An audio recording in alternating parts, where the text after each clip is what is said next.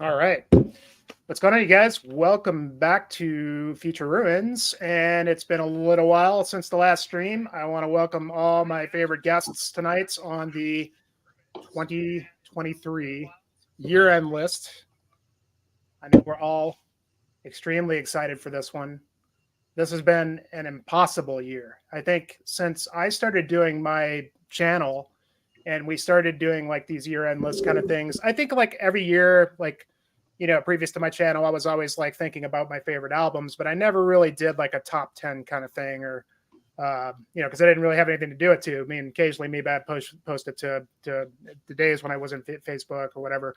But man, you know, since we started doing these, I definitely think that this has been the hardest year so far. I mean, this year, I don't know what it is, but it's just been, you know, every year that goes by, it's always a good year for metal and music in general. But man, I don't know, this year is just, it's impossible. And I still have a billion things that I have not even got around to listening to. I'm sure, as always, when we do our streams together with these guys, you know, we all have, you know, similar tastes, but also differing tastes. And it's always really nice because everybody brings something new to the table and, you know, gives us an array of different things that each of us can go back and check out that we may not have known or even heard of before. Now, we do have our little chat going on in Instagram, so we do kind of have ideas of what everybody's into and stuff. But yeah, man, I don't know, but I just want to just start this off by saying a cheers to you guys.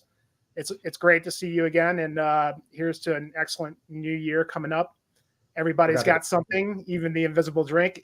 Ryan, you've got the invisible drink with the invisible vinyl rack in the backyard. So. Yeah, it's actually fully stacked. Got all my favorite records back here. Along with your invisible beer there, that's quite tastes so good. It's such a special, you know, like you know, hard to find, you know, beverage. Incredibly rare. You can't even see it. Yeah. Yeah, limited to 10, I think. Definitely 10. All right. So what we're going to do tonight, guys, is, you know, last year we did 20. I think we decided that, you know, we're just going to stick to 10 tonight. Everybody's got a lot of picks, obviously, for the year. As I said before, I mean, everybody's been deliberating in our Instagram chat. God, what are we going to pick? What are we going to pick? And everybody's been really deliberating over this and has put a lot of work, I think, into these picks. So I'm excited. I think I ended up putting a few of the picks on the thumbnail that I thought might be in here. Some of them I'm sure will be in here. But for anybody that saw the pick, that doesn't mean anything. This is all going to be a surprise to each of us. We do not know what we are picking. So that's part of the fun. So. All right. Well, I will go ahead and kick this off. As usual, we'll show physicals if we've got physicals. If not, we'll bring it up on the other screen. All right. So, and I got to just make sure I still remember how to work the camera and make sure that everything's looking really nice and flashy with everybody coming up when they're talking and whatnot. So I'll do my best there. Let's see. Don't blow it. I'm sure you're good, man. I know. And I've also got to make sure that I get everybody in order again this time, which I fuck up every single time. So I'm going to be extra special vigilant about that this time. So anyway, so we're going to get right into it, guys. Top 10. And then if we have some time at the end, we're all going to have some honorable mentions as well. My top 10, this one I've been sitting on for a little bit. I figured it would be in there at some point, and it's kind of a surprise for me. Well, I shouldn't say it's a surprise, but I don't know. I'm just kind of really blown away by where this band is going. And that's going to be the new Wayfarer with American Gothic. And so these guys, I mean, I've pretty much liked everything that they've done up until this point. I mean, what their whole sort of gimmick, and I don't even want to call it a gimmick, but the American West, the Americana West black metal, it just sounds like something that shouldn't work. But goddamn, it's like every time these guys release a record, it's even better, and they make the whole thing work even more. You know, I didn't think that last year's Vital Spirit you could top in terms of that style of stuff, but I liked the previous record, Romance from Violence, I think it was. I thought it was a really good record. I felt, though, that parts of it kind of dragged a little bit. This time around, I really feel like they've nailed it down and tightened everything up and just honed in the songwriting skills. I mean, it just sounds windswept Western 1800s, wild Western, it's kind of amazing really how they figured out how to, hone that in with the guitars. And there's a lot of variation on the record too. There's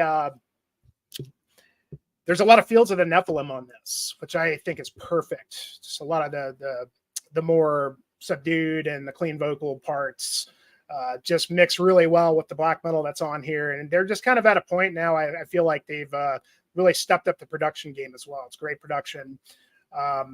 These guys being from my hometown, Denver, I did get to see them at Fire of the Mountains, a couple of years ago. And they're always awesome live. This one was kind of like lower. So my top 20, really, it was just everything was going in and out. I really could have put any of these in this list. And my list is not so much in order as that, really I just tried to do my best that the top 10 were just really the best records that I've heard this year. But Wayfarer's American Gothic, really, really fantastic. I feel like this is the best thing that they've done so far. I agree with that, Jimmy, and it's on my list. It's a little further up on my list, but I definitely agree with what you're saying about them stepping up their game. I think the thing that I noticed the most in comparison with the previous albums is it just seems like they've really figured out what they are, to the extent that the way they're doing it isn't so much like, well, here's a part that's more an Americana thing and here's a part that's more a black metal thing. It feels to me like it's very much like it's really integrated to the extent that the actual musical content of the songs is just so consistently strong. I dig this record a lot, and I've listened to it.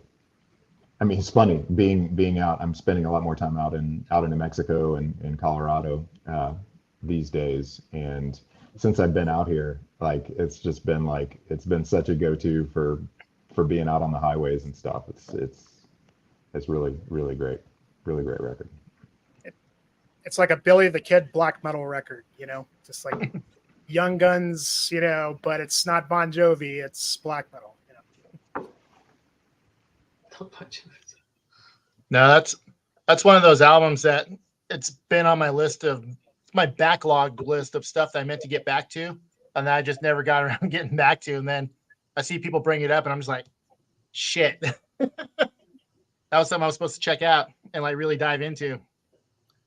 Well, and it got a lot of hype too, but it was well deserved. I think it just that backlog list. I got a couple more pieces that just showed up in the mail today, and I was like, oh yeah, these were going to be considerations, but oh well. List is set, man. I sent it off. Yep, some of them are going to have to lose. That's for sure. All right, Brian, let's go with you next. All right. So as I was saying earlier, before the stream, number 9 and 10 on my list were similar to yours, just bouncing back and forth. Really could have been any of my top 20 in these spots, but I finally settled on the new Blackbraid record for my number 10. A lot of people are familiar with Blackbraid, and they had a less than stellar moment in the limelight this year. They had some festival controversy, but musically, I think they have really made serious strides. Really, I think it's actually just the one dude who writes all the music. I'm not 100% sure, but he does have like a backing band now. But yeah, I think it's just one guy in upstate New York writing the music. But he's really refined his sound on this record. It's a bit long, even though it's one of my favorite records of the year. It's like 70 minutes long. Very few bands I care to listen to for 70 minutes straight. I've been very picky this year, incredibly picky this year, more than any other year that I can remember. And so this one kind of just eked into my top 10 just because I do think it doesn't even overstay its welcome. It just feels like it could have been 2 full albums. Like it's dense. There's a lot going on. The Bathory cover is an incredible way to end this record. Kind of an obvious choice for a song to cover, but I mean, he nailed it. It sounds amazing. I think Corthon probably would have been happy with it. Yeah, just a really incredible record. Feels very distinctly American, which is something I've been really digging lately. Sort of just the American black metal identity that's taking shape. I don't know what wave this would be considered, second, third wave American black metal, but it's yeah, it's definitely got its own unique identity, and that's something I'm really leaning into and connecting with lately. I think this is a great example of that. Longer tracks, memorable riffs, very, very melodic record. Very traditional, like heavy metal backbone in these songs. Yeah, I mean, just a great record, just a great traditional black metal record. Don't think I have anything else to say. It's a good one. I agree. And I'm impressed with how big of a step up musically it was from It really last is. year's album. Yeah. They released Which Blackbraid wasn't, I, it was like the middle first of one the wasn't year. even in my top 20, I don't think. And for It this one to was just it be was in the kind of top low 10. on my list. It was like number 25, 24, something like that on my expanded list. Yeah. And then I heard this one. I was just like, holy shit. But what it sounds like is as soon as he was done recording one, him and the dude that he works with in the studio, I just forgot his name. I'm friends with him on Facebook, but he's actually a drummer, but he programs the drums for the Blackbraid albums.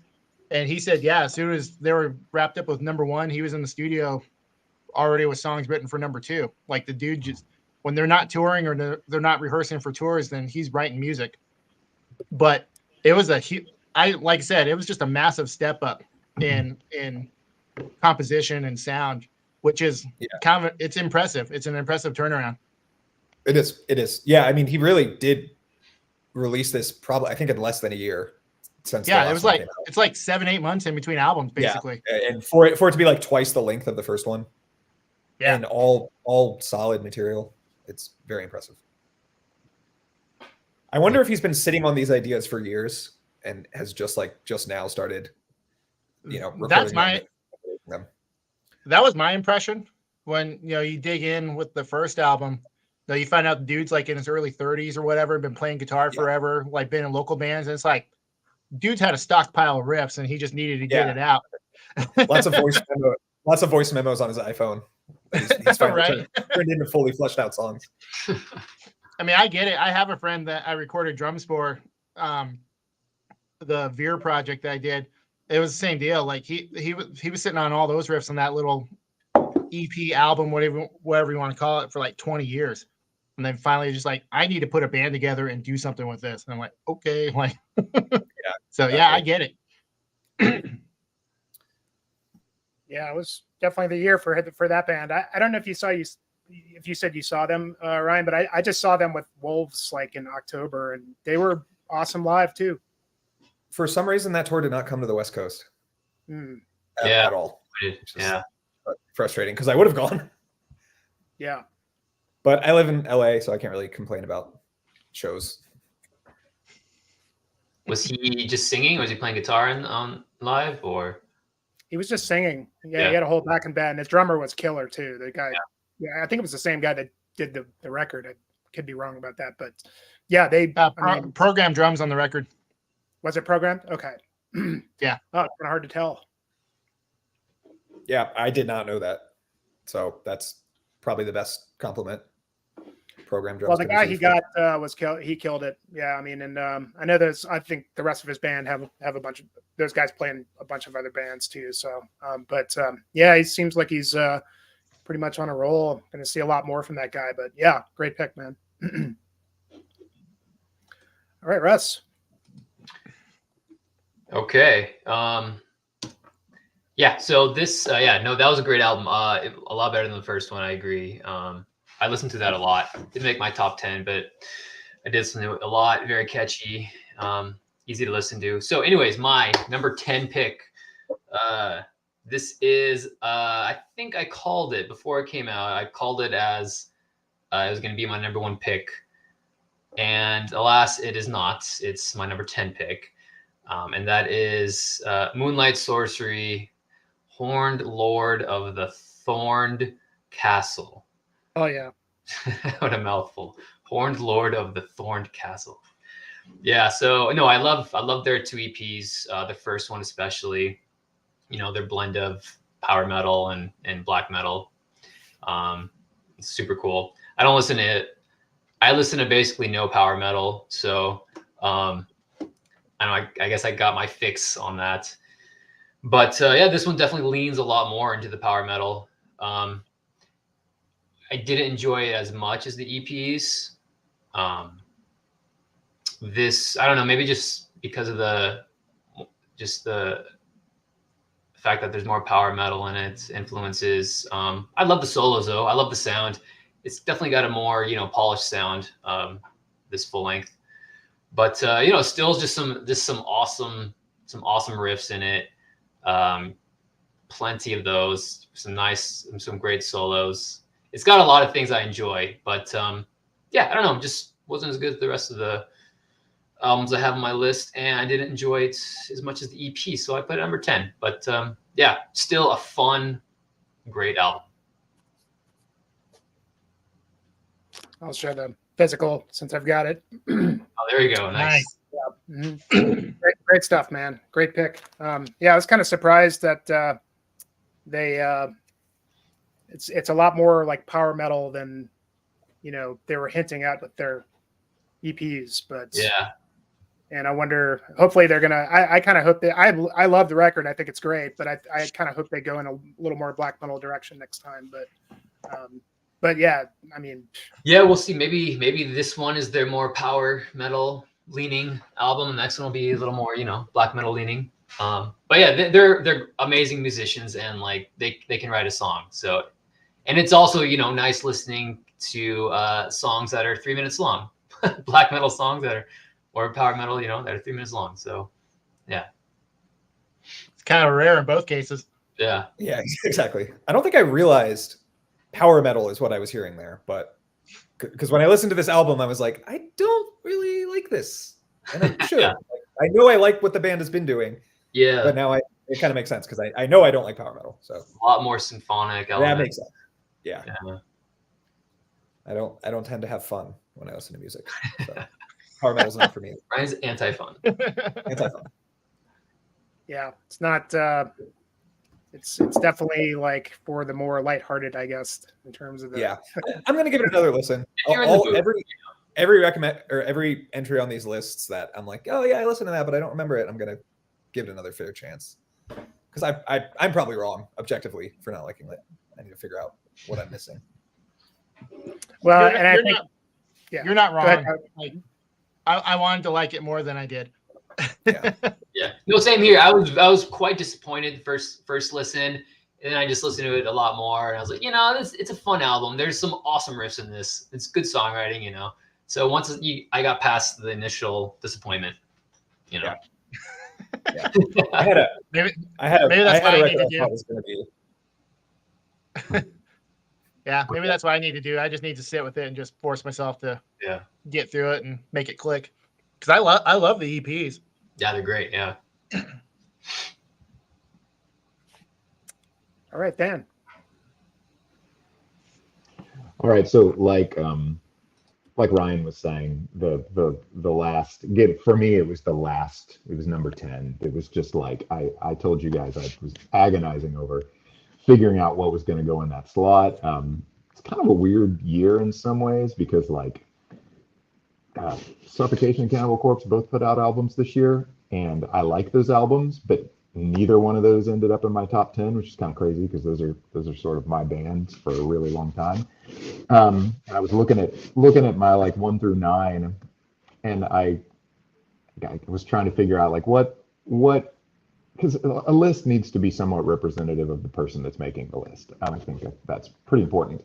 And something that was really, really missing from my first 9 was there wasn't really anything thrashy at all. And it's been I wouldn't say it's been a particularly strong year for thrash. And that's like, I'm kind of as much of a thrash guy as I am a death metal guy. And there just wasn't anything there. Like, Enforced put out a new album this year, and that's a band I really like, but it didn't really grab me like their last two. And I've been looking at this for a while, and out of nowhere, like the white knight that he is, Jimmy threw this record at me from a band called Xoth, and from Seattle. And I started listening to it, and I'm like, well, this is 100% me. And this only came out pretty recently, and so I haven't had a ton of time with it, but it was just so representative of the kind of stuff that I like. It's like very sci-fi. There's similarities with the Canadian band Vector that I'm really into, but this is a little bit more on the death metal side of things. It's definitely like death thrash, but it's very technical, very sci-fi. There's a lot of variety. One thing that I said that I observed pretty early on is the vocals are really interesting, and there are a few places where like the vocalist kind of sounds like King Fowley from Deceased, which like you don't hear that sort of kind of like horrified death metal vocal style very often, especially these days. There are just so many things about the record that I just found myself really liking. I listened to it again today. I'm like, man, this is super cool. There's some moments in there that strike me very much like kind of like Carcass Heartwork, sort of melodic death metal sort of stuff, with really thoughtful solos. And so I kind of punted on this one a little bit because I left this one until I left this one until the last 2 or 3 days. I was thinking about it, and I was like, yeah, I mean, I figured this is going to be one that I'm going to keep coming back to, even though it's pretty new. Yeah, I'm happy. I'm happy with my choice at this point. I don't think I will regret it, even though this band is completely new to me. This is their third record, but they're completely new to me. Yeah, my CD just came in for this 2 days ago. Nice. Or Xoth. Nice. Or Xoth, whatever it is. But Yeah, dude, I'm glad you dig it. I do, and I appreciate you for knowing me so well to throw that at me and be like, oh yeah, this is his bag, because it 100% is. And I look forward to listening to their previous records too. I just haven't had a chance to do it yet. I gotta get on that Seattle band. Yeah, man. Oh. Yeah, if you want to just get a taste of what they sound like, I would recommend the third track. It's called Sporecraft Zero. The track is fucking, it just, the guitars are, I mean, they're just insane. But it's like, it's very technical, but it's good technical, and it's good melodic kind of, just like Van said, a lot of different variety in the vocals, and he does sound like King Folly, which is so cool. It's a great record. Yeah, I wouldn't describe the technicality of it as coming off as like wankery. I appreciate the songwriting. All right, Tyler. All right. Well, I sent you a link, Jimmy, so you can pull it up, and I just put it in the private chat. So I wasn't going to do this. I wasn't going to get... Huh? Oh, sorry. So I wasn't going to do this. I wasn't going to get duped by a late December entry. Something that dropped on fucking Solstice. But then I listened to it like, I listened to it like 4 or 5 times in a row over the course of the evening. And I was like, no, it's got to be mentioned. And that's the new Alkals album. And I don't know what language that is that he's using for this project, but for those not in the know, it's another project by W of, I never pronounced the band name right, Wadrusi Wiatar. Russ knows how to pronounce it. Vendrian. Yeah, and then Stwars. And that's my favorite of his projects. And I liked the first 2 Alkals album. And then I'm finding to me, with I crammed. I listened to this a bunch of times over the course of a few days, and I find that he's pulling a Roman Sanko a bit, and this sounds a little more homogenized. The first 2 Alkals album were like very stripped down.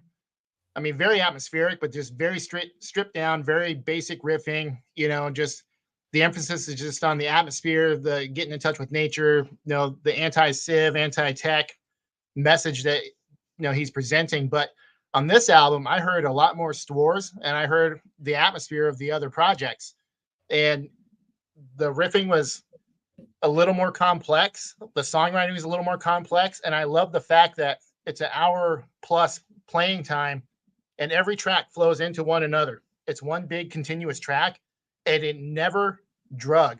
It never drug on. Even the last track, it's a 16-minute ambient track, but it still sounded great, and it flew by. And I was like, "Oh shit, it's done. Time to start it over again." And like I said, this is the only one. This is the only one that duped me and then got me right at the end of the year. But it had to be mentioned. I had to put it in my top 10 just because I am a big nerd for that guy and pretty much all his projects.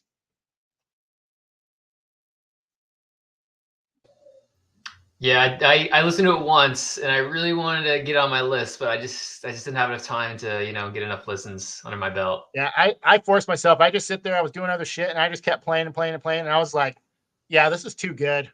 And as soon as I have some free money to do so, I am definitely jumping on ordering a copy of it, and the store split that just came out as well. Oh yeah, that one too. No, I think you nailed the description of the new album. Yeah, perfectly.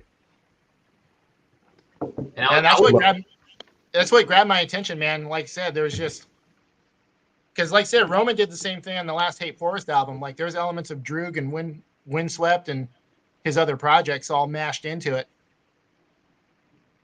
Love that cover. It's really cool. Yeah. Yeah, and I was trying to figure out the language. I was looking at it again. I mean, on the Bandcamp, there's lyrics in Polish, but song titles and the name are all who knows what. And my theory is because it's kind of like an anti-civilization, maybe like post-apocalyptic theme, or like maybe he made up like his own kind of language. Like this is what they would be, I don't know, speaking in this world he's created. That's a good theory. That's my theory. Yeah, who knows? But no, yeah, I like that. That makes sense because I was looking at it, I was like, it doesn't look like any other of the Slavic languages. It doesn't look like Dutch. Like I have no idea. Yeah, but it is weird that the lyrics are Polish, but then the titles are all whatever that is. Yeah, so who knows? Yeah.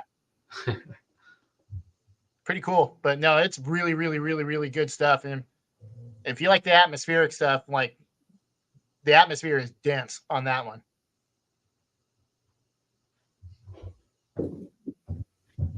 Cool. Yeah, that one crept up too late. I still need to properly listen to it, but I knew you guys were talking it up a good bit. Ockles. That's a cool name. All right. Move on to number 9. And this one for me just it came in, it came out, it came in, it came out, but I decided I have to include it because I love it so much. As much as, other ones could have taken its place, but and I have to credit Ryan for getting me into this band. And that is the new Ara Triad III Nyx. And this, I'll blow myself up.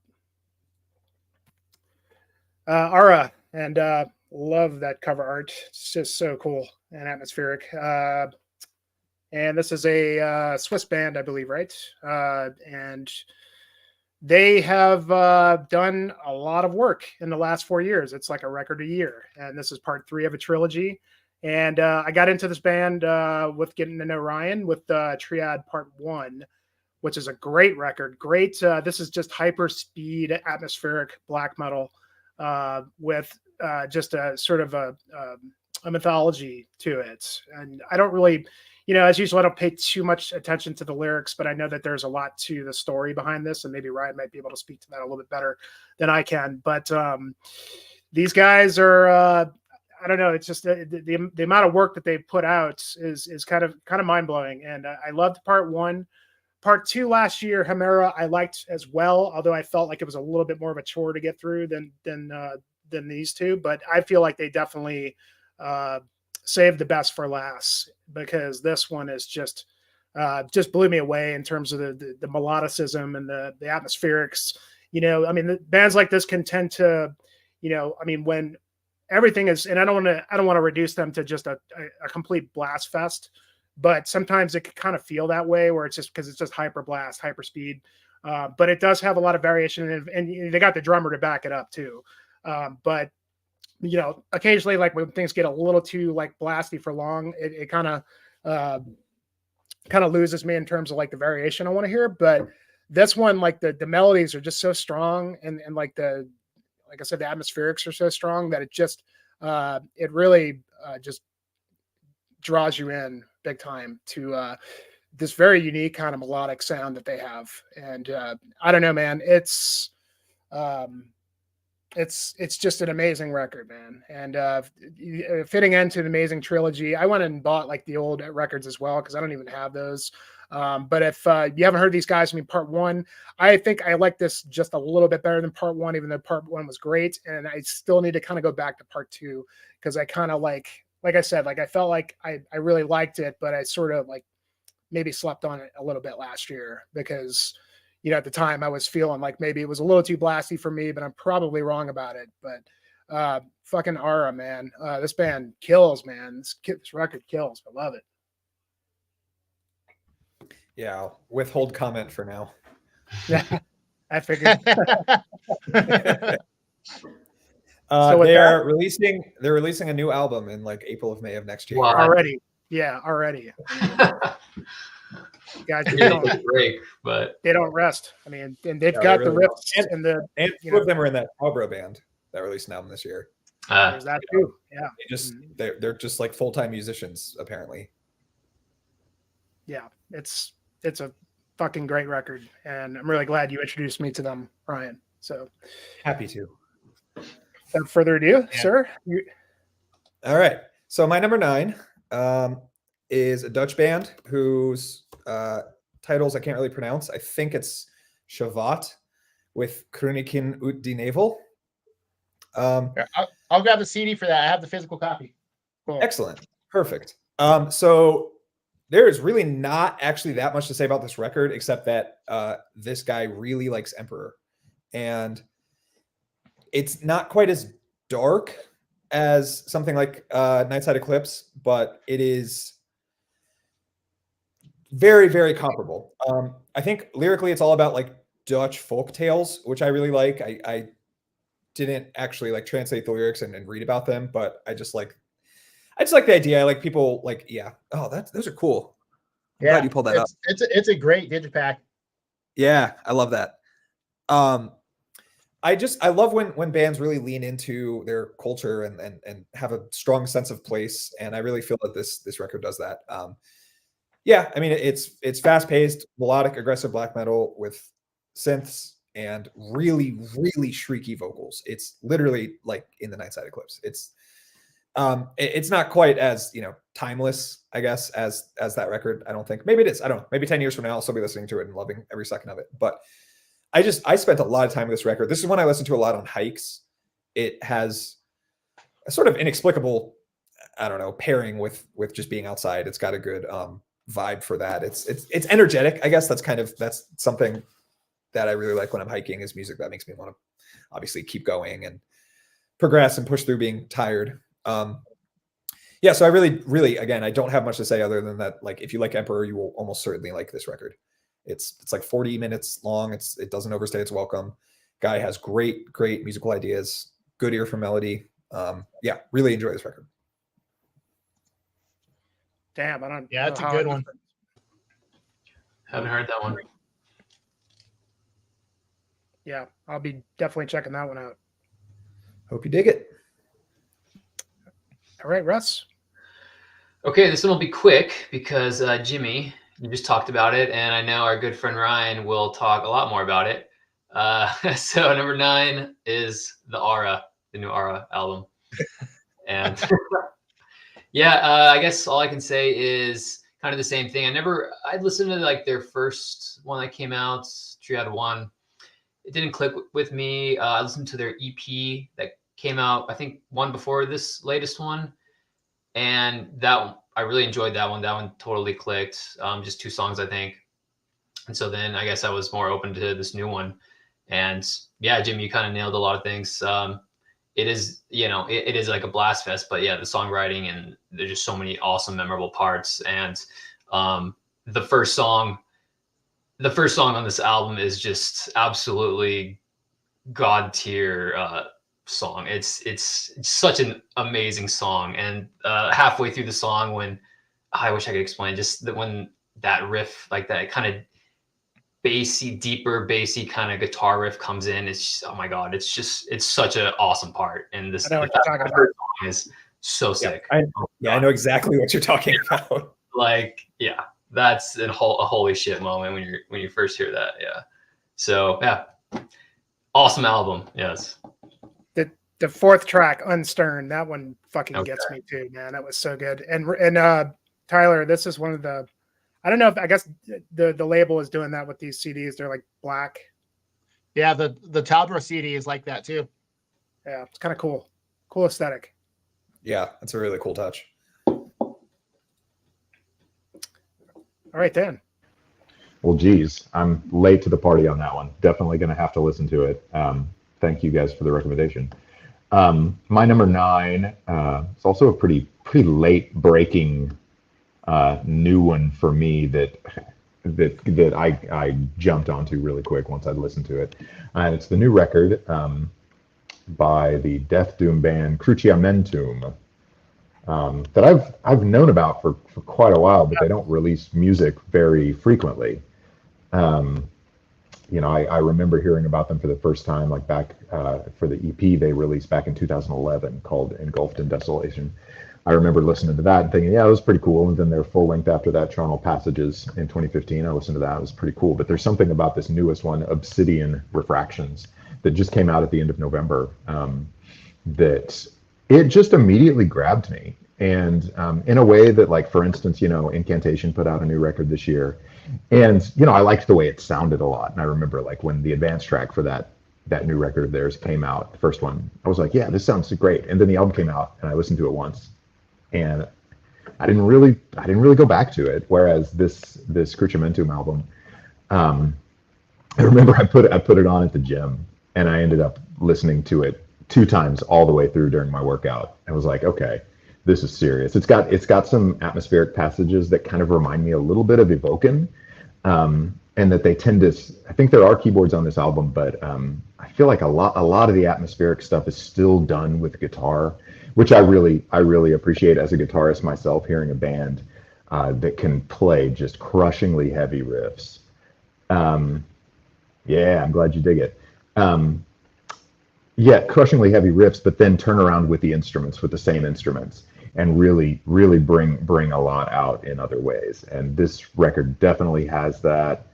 I'm sure I'll keep listening to it a lot because it's really compelling. It's really compelling. The musical material is super strong, and it'll make me want to go back to those other albums. One thing that I didn't even realize until I was looking at the track listing just before this is they did this thing that bands occasionally do, and I always dig it when it happens. The first track on this new album is titled it was the same title as the previous album, which didn't have a title track, which I don't know why that gets me. It's just like, it's like a nice little referential thing. We're like tying back to this previous album by like carrying on some of this subject matter. And when you have awesome titles like Charnel Passages, it's like you gotta make the most of that shit. So yeah, I dig it. You know, Death Doom with some atmosphere and just crushingly heavy riffs. Highly recommend it to anybody that's into that stuff that hasn't heard this yet. And there's the physical for you. Hell yeah. I might have to buy a vinyl. Yeah. I love their logo too. Their logo is killer. It's so killer. And that cover is great. It's Profound Lore, right? Yeah. Yeah, always solid. Yeah, I think Ryan, you might dig this one just because it's just so, I don't know, it's got a dark atmosphere to it, man. It's Love this band. Oh, okay, Yeah. cool. Charnel Passages is probably one of my favorite death metal records. Like, just incredible band. And I've gotten really into Death Doom this year. I'll have to talk to you outside of this, Stan, so I don't take up all our time, but I've gotten really into Death Doom this year. Yeah, it's a killer choice. Thank you. All right. All right. So my number 9, it's actually one that I got into pretty early on into the year, but it's the new Morning Forest album, and it's in French. I'm not going to try to butcher the pronunciation, or I will. Fuck it. Like Le Monde Venezon, something to that effect. It's more or less what you would expect from French black metal, but it's not of the hyper speed medieval baroque variety. It's more rooted in your second wave and more your traditional melodic black metal. One of the things I really liked about it, I got a cat that's in my way. One of the things I really liked about it is there's a lot of variety from song to song, and that in itself is a strength because every song keeps your interest. If there's a downside to this album, it's incredibly long. There's a shit ton of tracks. I think it's like I have it pulled up. Yeah, it's 11 tracks and it's 75 minutes long. So it can wear on the ears a little bit. But the thing I love, and one thing I think that they do on purpose in their songwriting, is some of the songs feel like they drag on forever. And just when you're about to lose your patience with it, then they just absolutely crush you with a mind-blowing, just ethereal, uplifting riff that just pulls you right back in and right back onto the journey. Yeah, it's a long listen, but I think it's worth sitting down and allowing yourself to get soaked into that atmosphere. But yeah, it's absolutely killer French black metal that is not of the hyperspeed, hyper melodic variety. I mean, it's plenty fast, don't get me wrong, but that's not what the main focus is. Yeah, the picture and the logo sells it for sure. That logo is really cool. It's funny because I have the Killer. previous album. I have the previous album, and I don't remember seeing that logo on it either. When I pulled up the page, I was like, "That's what their logo looks like." Holy shit, death metal band. Yeah, I'd be plastering that on every piece of merchandise. Fucking right. I want a patch of that. Yeah, it's always weird when bands have like a really killer logo, but they don't really use it much. Like the Evoken logo, if you ever see their unreadable logo, it's so cool looking, but they don't ever use it really. I mean, Yeah. But cool. All right, so do this. Yeah, this one, god damn, this one. This was a pretty divisive record in my list here. And but for me, this band, previously being a fan of the band, but this is where they really, I don't know, found a sound that was a lot more up my alley with the new Dødheimsgard Black Medium Current. And I dig Dødheimsgard. I mean, I think I'm not like the biggest fan, but I think that I love Kronetil Kranj. I think that's a classic Norwegian black metal record that's great. And going from there, they got a lot weirder and more experimental, avant-garde. Obviously, I'm sure everybody's aware of those records like 666 International and Supervillain Outcast and Umbra Omega, the last record, which I really dug a lot, even though that record is very long and can be another kind of chore to get through because it's just so fucking, you get halfway through it, it's just like, man, I got to take a breath. I can't,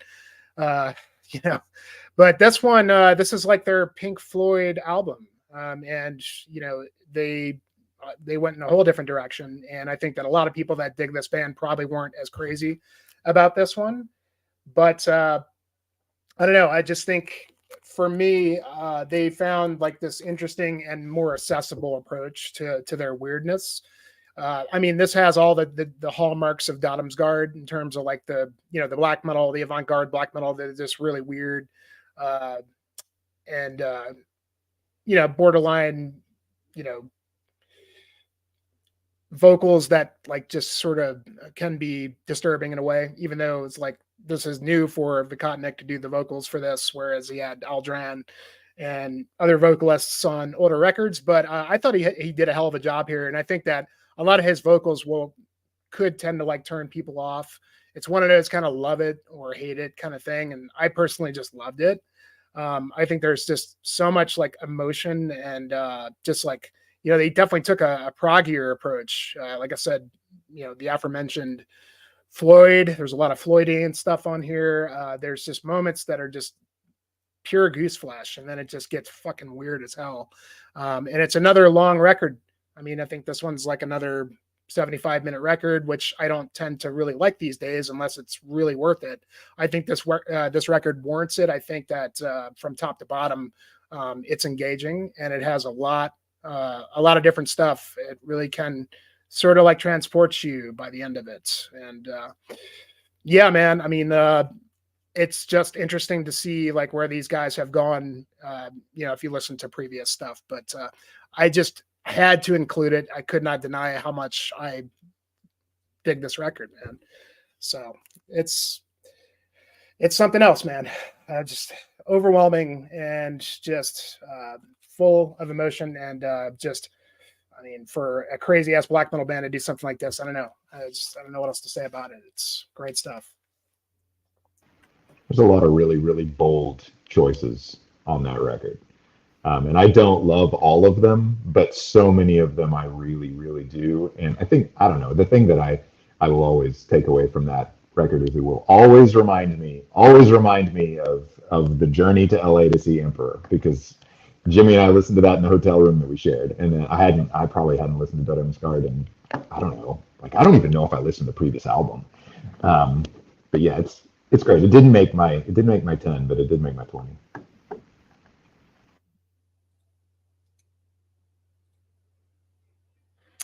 All right, Ryan. All right, so this is to change it up a little bit. My number 8 is Cinderwell with Cadence. This is a folk singer-songwriter record. I think she, or the media, uses the term transatlantic folk. So she grew up on the East Coast of the US, and she now lives in Western Ireland, and so incorporates both American folk music and Irish folk music into her music.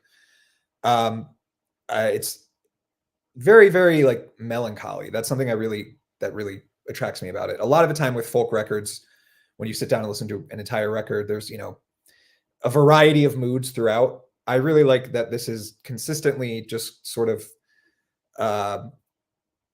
downtrodden and melancholic, and that's I don't know. I really like that in music, and I really like that in folk specifically.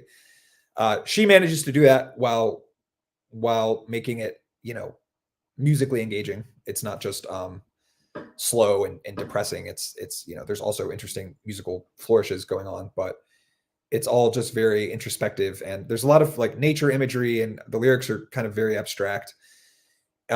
This is a project I've been aware of for a couple years now.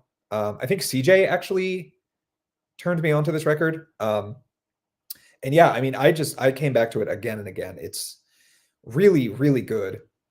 Really just a lot of really memorable stuff. And it's one of those records that the more you listen to it, the more different moments and different songs start to grab you and make you want to come back to the entire record. There's a song called A Scorched Lament, which I think is maybe my favorite on this record. There's a moment about halfway through the song where there's this just like really like subtle but clearly like Irish melody. You know, it's a melody that's clearly from like the Irish folk tradition, and it's just used to such great effect. And it's not like Irish folk in the sense that it's they're playing tin whistles and like she's beating you over the head with the cultural legacy of it. It's more really like seamlessly integrated into just acoustic guitar folk music. I think this person is immensely talented, and I think all of the songs on this record are worth listening to, and it's a real joy to sit down and listen to it front to back. I also listened to this on the way to Grand Teton earlier this year, and just kind of something about the scenery while listening to this, it just really cemented how much I've been enjoying this record. Great pick, Ryan. Thank you. It's, I figured you. Yeah, it's in figured you my top 10 folk albums for sure. It's very high. It's an amazing album. Yeah. Quite different than the last one, but so it took me a few years to, get the vibe of the new one, but yeah. Yeah, I can't verbalize it really, but whatever she's doing differently on this one worked a lot better for me. It's all good. Not more, I don't know, optimistic, kind of more. I think she added drums on it. Yeah, there's percussion on this one, which is it nice. Definitely sounds a lot different, but yeah, amazing album. Yeah, 100%. That sounds awesome, Ryan. Definitely gonna check that one out. Yeah. I've never heard of it. All right, Russ. All right, so this, I heard the first song and I thought it was just going to be kind of an Obsequiae clone, but it was so much more. The new Wield and Woe for the good of the realm. It's a fun album, a great medieval themed melodic black metal. I just listen to this a ton. It's really easy to listen to. It's addicting. It just has like an epic sound. For how fun, for how melodic and easy it is to listen, it's still, very brutal. The vocals are very harsh. Yeah, I mean, it's a medieval themed melodic black metal album. I mean, it's right up my alley. So dude, it's amazing. Yeah.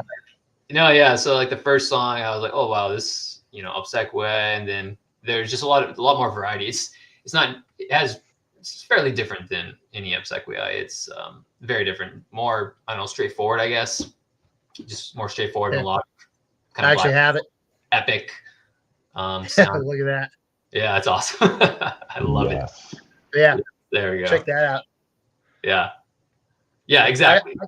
I got lucky, man. I jumped on this. That sold out so fast. Yeah. Well, it was what was it? Fiat Productions out of New York. Yeah. Like they had it was like some ludicrous short run on this. It was like 50 copies or 100 copies or some exactly. shit. And I jumped on it because I actually have the first album of theirs, and this one is like, I mean, it's not a small step up. It's like a completely different band. Okay. As far as just the level of musicianship, how much it ramped up. But yeah, this ended up in my top 20 for the year. Nice. Or top 30 or something like that. It's in my list, my year-end list. Yeah, I haven't listened to that first one. Just one guy, right? I think he has like a full band for touring now, but it's just one guy, yeah. No, it's a 4-piece that did the recording on this. Okay. According to the credits, anyway. Yeah. Maybe that's the step up in quality there. Probably, but yeah, this knocked me in my socks, and I saw that they were gonna put it on CD, and I was like, this is one of the few albums where I kind of camped out, and I was like, made sure I jumped on it. Okay. As soon as I could. Yeah, I should have seen that cover and been like, yeah, I need this, but I hesitated. But yeah, it sold out quick. I think it sold out that same day. Oh yeah, yeah. But like I said, it was just some absurdly small run. Yeah. I wonder if the label just didn't expect it to sell well or something, because that's just the Fiat. Everything I've seen on their label is all like they do primarily cassettes, and it's like 25 cassette runs. Oh shit! It's just that's not enough. Well, hardcore collector shit, man. Yeah, I don't like that culture. I think that's dumb. But I don't like it either. Yeah. But this is one of those exceptions I made. I was like, I need to have this CD. Yeah. So this is a great record. This was an honorable mention for me. I guess if I cared enough to do like a top 30, this would probably be in it. Yeah, you can just throw it on whenever. It doesn't really take a lot, of your time and listening to it. yeah, it's just super addicting, fun, very melodic. Yeah. Yeah. They're No, from that's an awesome pick. They're from Boise, Idaho as well, which is interesting.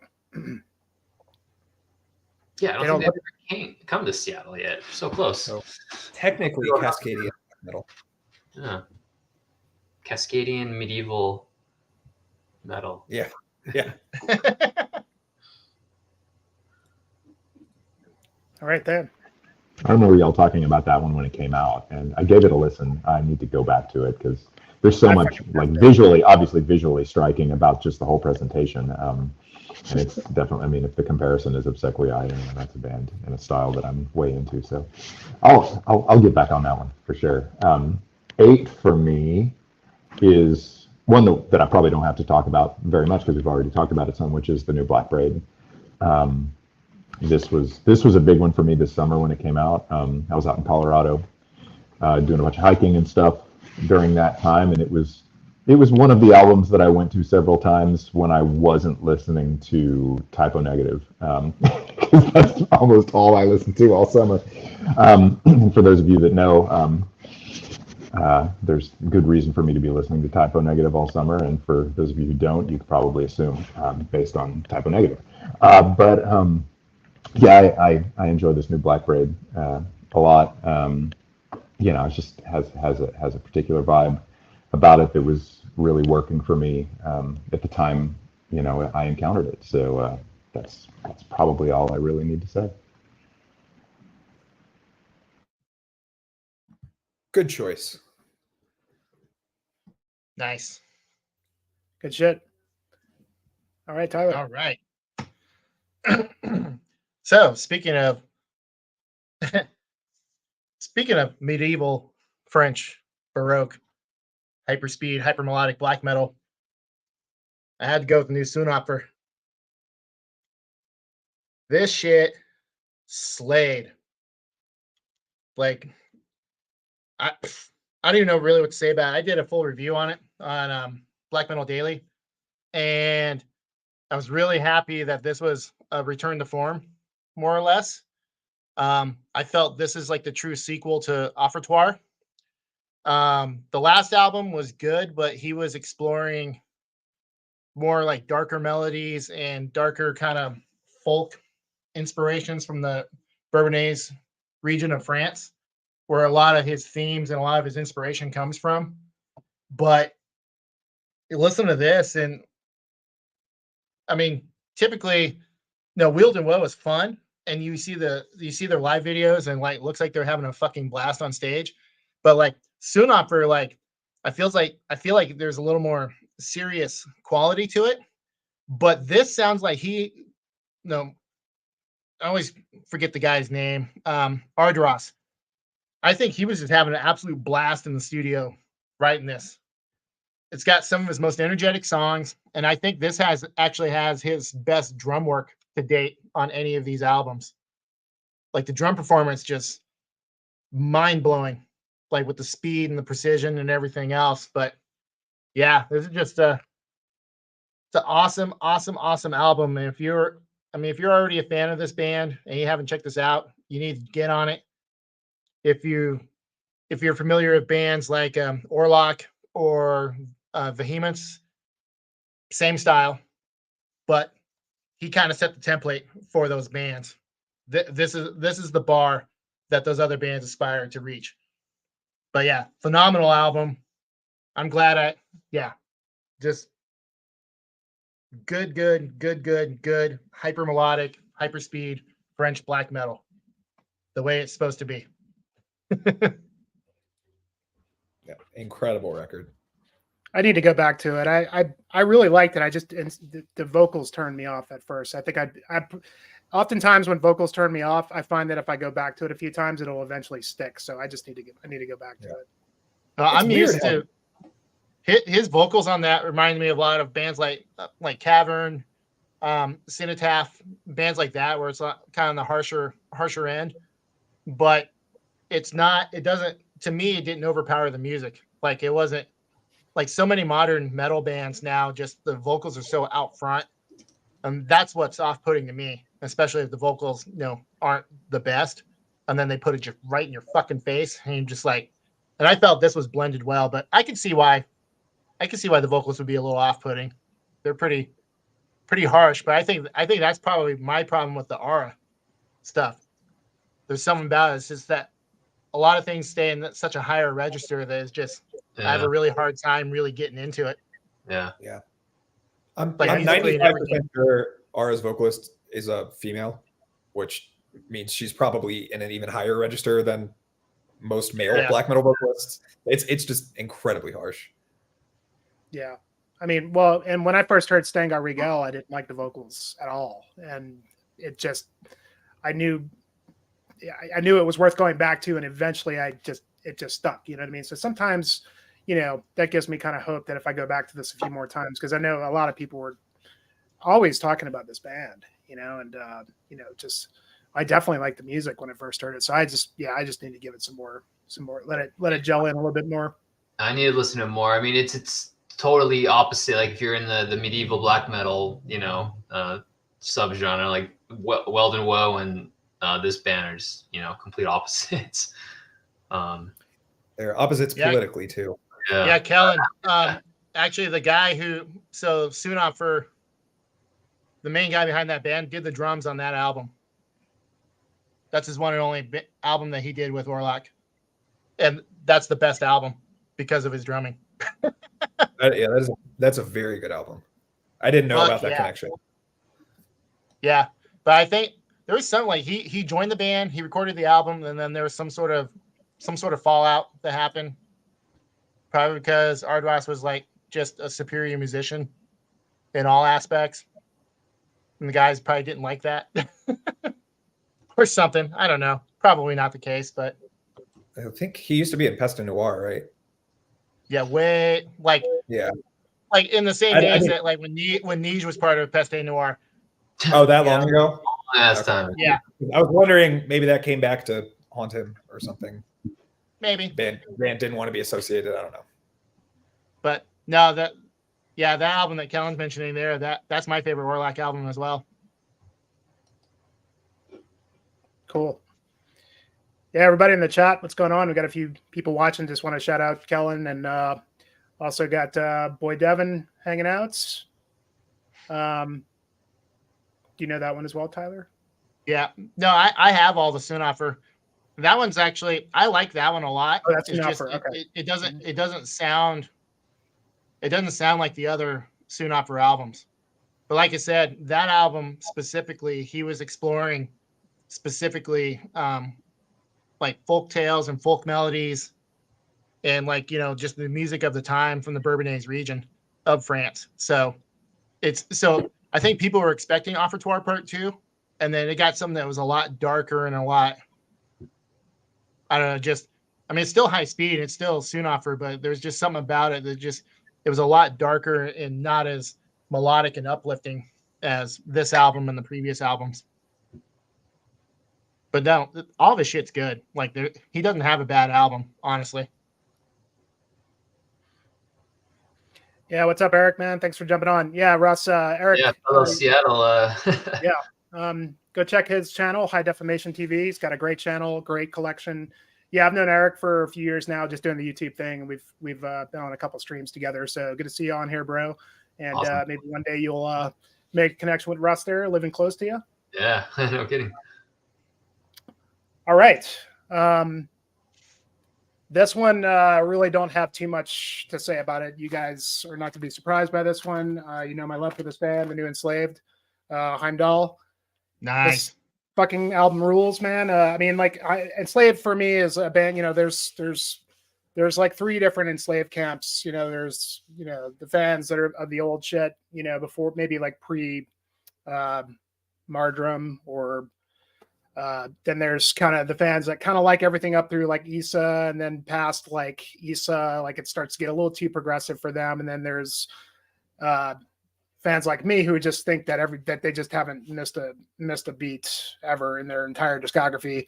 I don't know why. I always felt like this band was a prog band even from the beginning. I mean, if you listen not to say that they're just full prog band. I mean, they've always had that side to them. I feel like that, you go back and listen to Viking Vivaldi. I mean, Yeah. there's progressive stuff on there. I mean, Frost, arguably that's the black metal record, to me. I mean, Bloodheim that's the punk rock black metal record, but maybe those like kind of deviated, but everything outside of that, I've always felt that there's been a progressive, kind of, side to Ivar's writing. And, if you haven't enjoyed Later Day Enslaved, like the later albums from, say Vertebrae up till now, go give this one a chance, because I feel like they kind of brought back the weirdness a little bit from their earlier days. I mean, it's definitely sounds like modern Enslaved, but I really feel like they've nailed their lineup at this point, because they've had different eras of lineups, and they've got a newer keyboardist and a newer drummer. The keyboardist has been in the band since In Times, I think, when forgot his name, but the guy that was with them for a while was great. This guy's great, and the drummer has been a big plus to them. And he had big shoes to fill, but the guy does a lot of vocals as well. So now they've got 3 guys doing vocals, and I don't know, man. It's just it's got a little bit of everything that they've done. I feel like it's got a little bit of the black metal weirdness from the old days, some of the progressive stuff, some of the really out there stuff. And it was definitely a grower for me, and it just really got to the point for me to realize that, man, goddamn, they just and if you guys could have just seen their Fire in the Mountains set, it was just magical. I mean, just unbelievable. And they did a lot of old stuff. They did like 2 songs from Hordane's Land on that set. And I don't know, man. I just feel like this band has always kept true to themselves and always have been very honest in their evolution as a progressive band, even though black metal or whatever you want to call it. But Heimdal, great. I love it, and I just can't say enough about it for sure. I'm going to jump in because not only is this in my top 10, it is also my number 7. And Jimmy and I did not consult lists before this, I promise. But yeah. I mean, the longer kind of they go along and everything, it's hard for me not to just think that, I mean, Enslaved is one of the greatest metal bands of all time. Like, I just think they're fucking killer. The progression, whether you want to call them progressive or not, you can't deny just the presence of a really, really phenomenal progression in style, songwriting, approach throughout their entire career. And I agree that this current lineup is just, I mean, it's like supergroup territory, man, in terms of what each individual is bringing to the table. Thing about the drummer and his vocals, like, and the keyboardist and his vocals, like, there's just such a variety of sound. But what I would say is that, when you have a band like that where you have all of these people that bring so much to the table individually, there's a high risk for that going haywire. And what the thing about this album that has blown me away, and it's pretty early in the year, came in at the beginning of March. I listened to it I listened to the advanced tracks before the album came out, which goes all the way back to probably the end of last year at this point.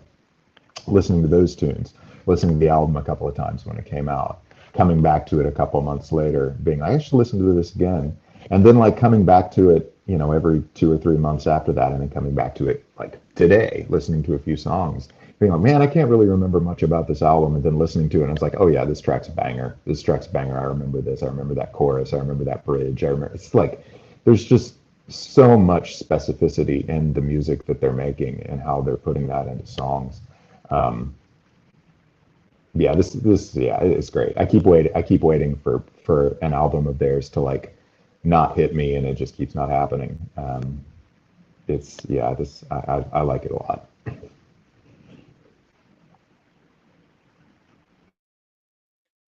All right, Ryan. Cool. All right. So not only have I never had this band on a list before, this band didn't exist until this year.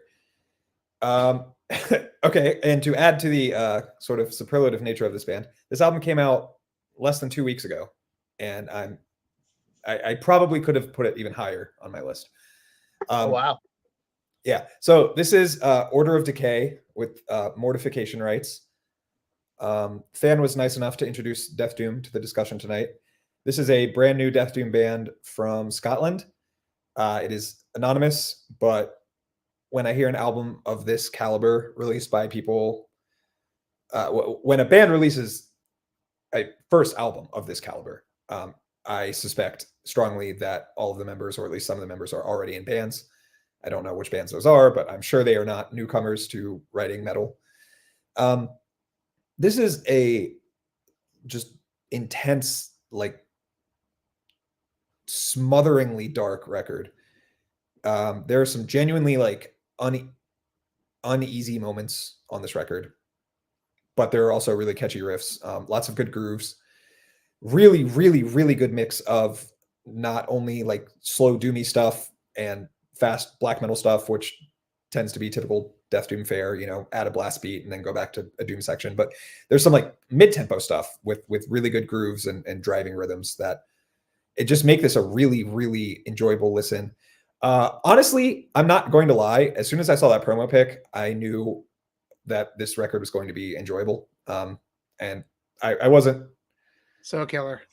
Yeah, I mean, it's great, and aesthetics are really important to me. I didn't realize how much I was going to like, because I looked them up before I pressed play on the record, but man, this record scratches an itch for me. It's incredible, and you know, I've kind of had a troubled relationship with black metal this year. Black metal is my bread and butter, but I've reached a point, and I'm kind of just spoiled and maybe a little jaded, which is bad. I don't think that's a good thing to be, but I've reached a point where within maybe 30 seconds of listening to a new black metal record, I can tell whether or not I'm going to like it.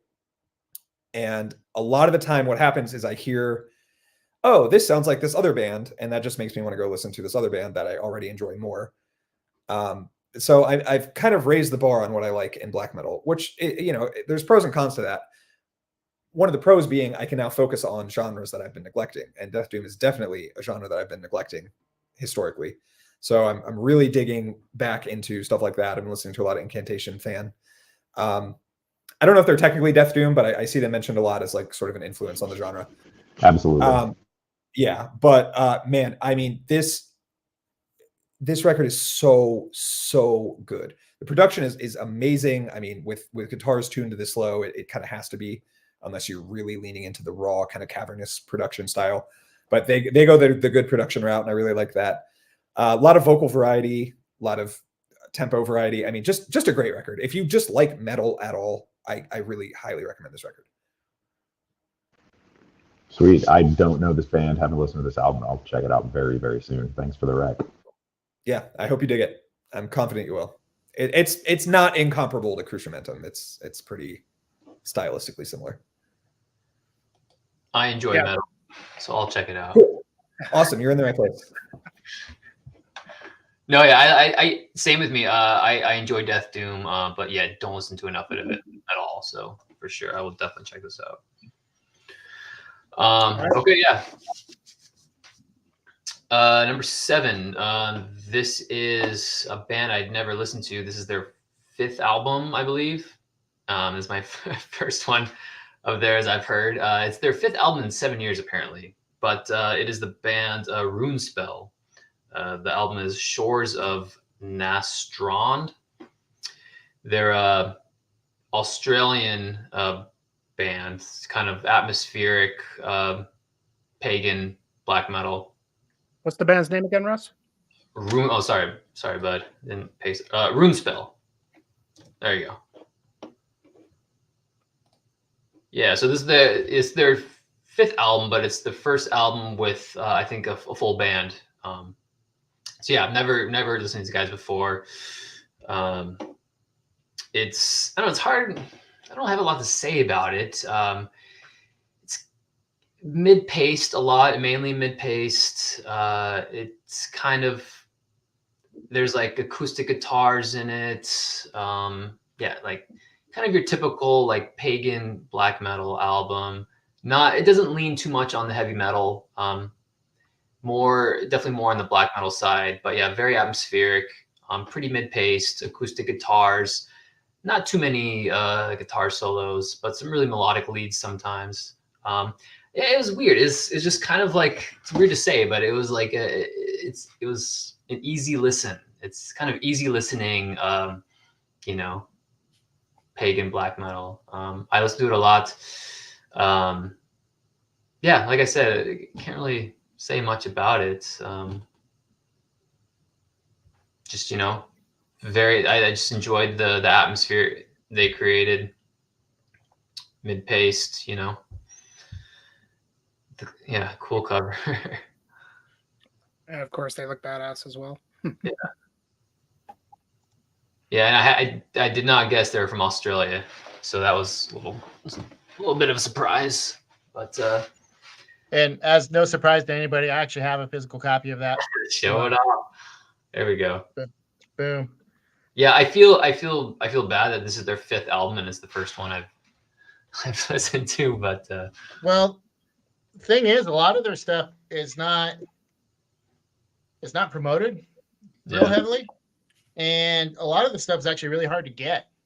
Like this album has had the biggest distribution of theirs so far, and this is the first album that he recorded with the full band.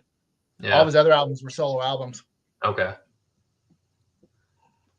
Yeah, it's hard But when no, stuff's on Iron Bonehead. Like they don't. It's nowhere else. It's only like on their Bandcamp page, and that's the only place you can listen to it. But yeah, great album.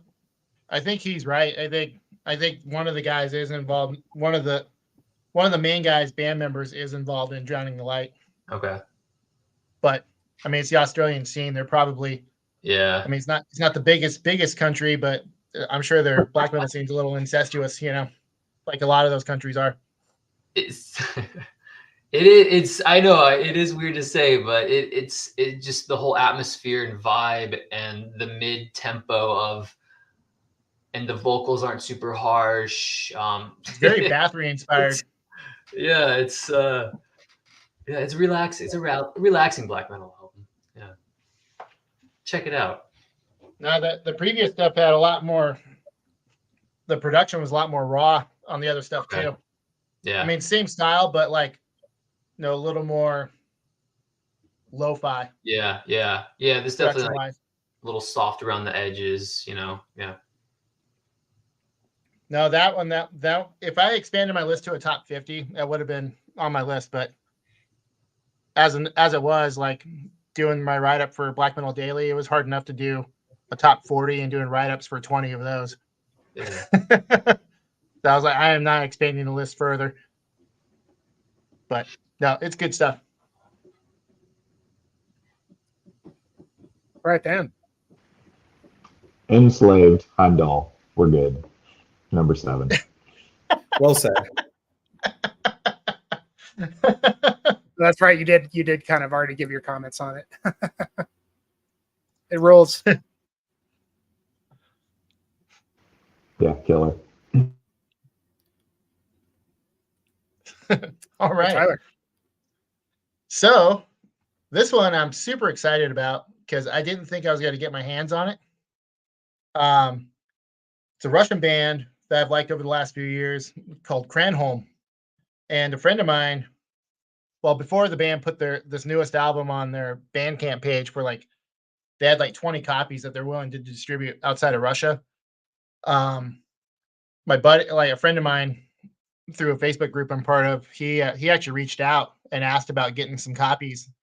The dude sent him a couple and then he sent me one. So, but yeah, the newest Cran album, it's in Russian. I'm not going to try to pronounce the name, but obviously, but the title translates to Cadence Tragedy. And from what little research I can do, the word Cadence kind of loosely means end. So I'm guessing the even looser translation would be end of tragedy. But so the previous albums by this band were very kind of, you know, your standard fare. The first album was like very standard fare, like melodic Russian black metal. And then their middle 2 albums, including one from a couple years ago, A Cold Wind in the Night, I believe it was called. It was way more atmospheric. It was more reminiscent of like Druk or Vispalok, bands of that nature where at its core, it's a real melodic black metal bass, but they have a lot of these real densely atmospheric moments.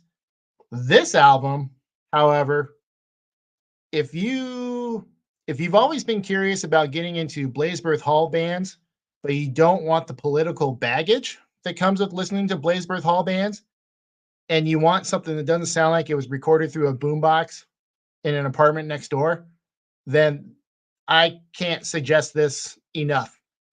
It's that minimalistic, droning, pounding, cold, classic, like early Russian black metal, like the Blazebirth Hall bands, like Forest and the like. Like I said, from what I can tell, anyway, this band doesn't share that kind of political baggage that those other bands do. But yeah, I was shocked when I first heard this. I was like, this sounds like Forest or Brannicald, but like with good production, and it's awesome.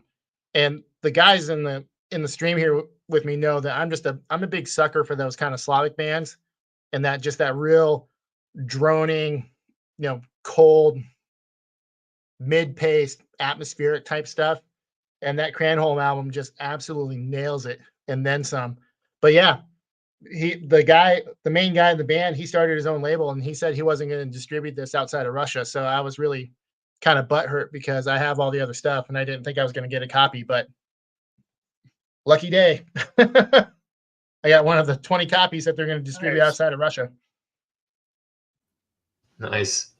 Yeah, I listened to this once and I enjoyed it. Just hadn't got back to it. You just started sending us all these, I feel like you're sending us all these great Russian black metal bands, and they're all some really great albums. Just didn't have time to get on them.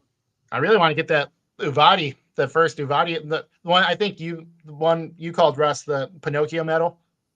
Yeah, yeah, that album's awesome. That almost made my list. I love that album. Yeah, I actually submitted a digital. So I have 2 lists that I submitted to Black Metal Daily, and one of them was just either they're strictly digital albums or ones with very limited merch, or that you just couldn't get your hands on, so you were just kind of limited to digital. And both the Uvadi albums I put on that. But the first album is available as a CD, but it's through More Hate Productions in Russia, and you have to start an email chain for them to decide how much they're going to charge for shipping to the United States. So I have not tried going down that path. Way too much work. Because I don't want to know how much they're probably going to charge for shipping.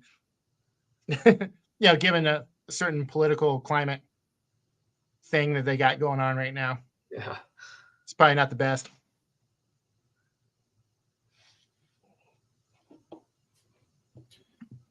All right, sweet. This next one, just another. God, this whole list is things weaving in and out, and there were certain things I picked on this list that I just felt like I had to highlight. And this one, even though there's certain albums in my lower, that's before the top 10 that might be better than this one, but I don't know. I just have to show this one because it's a damn good record and really up my alley. Is the new Fathomage with Autumn's Dawn, Winter's Darkness. Amazing album. This album, I mean, this is Australian band, I think. And interestingly, they have I've never heard of the band. I think Tyler, you were the one that cued me into this band, and it's heavy summoning kind of vibe to it, but a little bit more black metal than summoning. I mean, it's not just like that Erdal record. It's not just the keyboards don't smother everything, even though I'm occasionally okay with that with summoning because I love summoning. But this has a little bit more of a balance to it in terms of the black metal and the fantastical kind of synth elements to it. And this is also it's a long record. It's a long listen, but goddamn, every song is good. I don't think there's really anything on here that, I mean, maybe he could have condensed it a tiny bit. There's other bands that I could discuss right now this year that really needed some self-editing that I'm not going to mention. But these guys, and I've been telling all my buddies here that like I'm so tired of like 80-minute records where like it's the same shit over and over again. But this, and I do have a couple of issues with this. I feel like the vocals are a little just kind of there, like they're not as pronounced, or just you know, a little bit more dynamic or exciting than I've like. You get later into the record and there's like some clean, like, you know, vocal monk-like chants, which like really add to you know, the variety here. But you know, just the straight black metal vocals are just kind of they just don't really have too much emphasis to them. It's just kind of a straight flat kind of feeling thing. But like the music is so strong on this that it's just hard to deny how good it is. And yeah, any of you summoning fans out there, if you've not heard Fathomage's new record, it's really worth your time. Caladan Brood, things like that. I mean, it's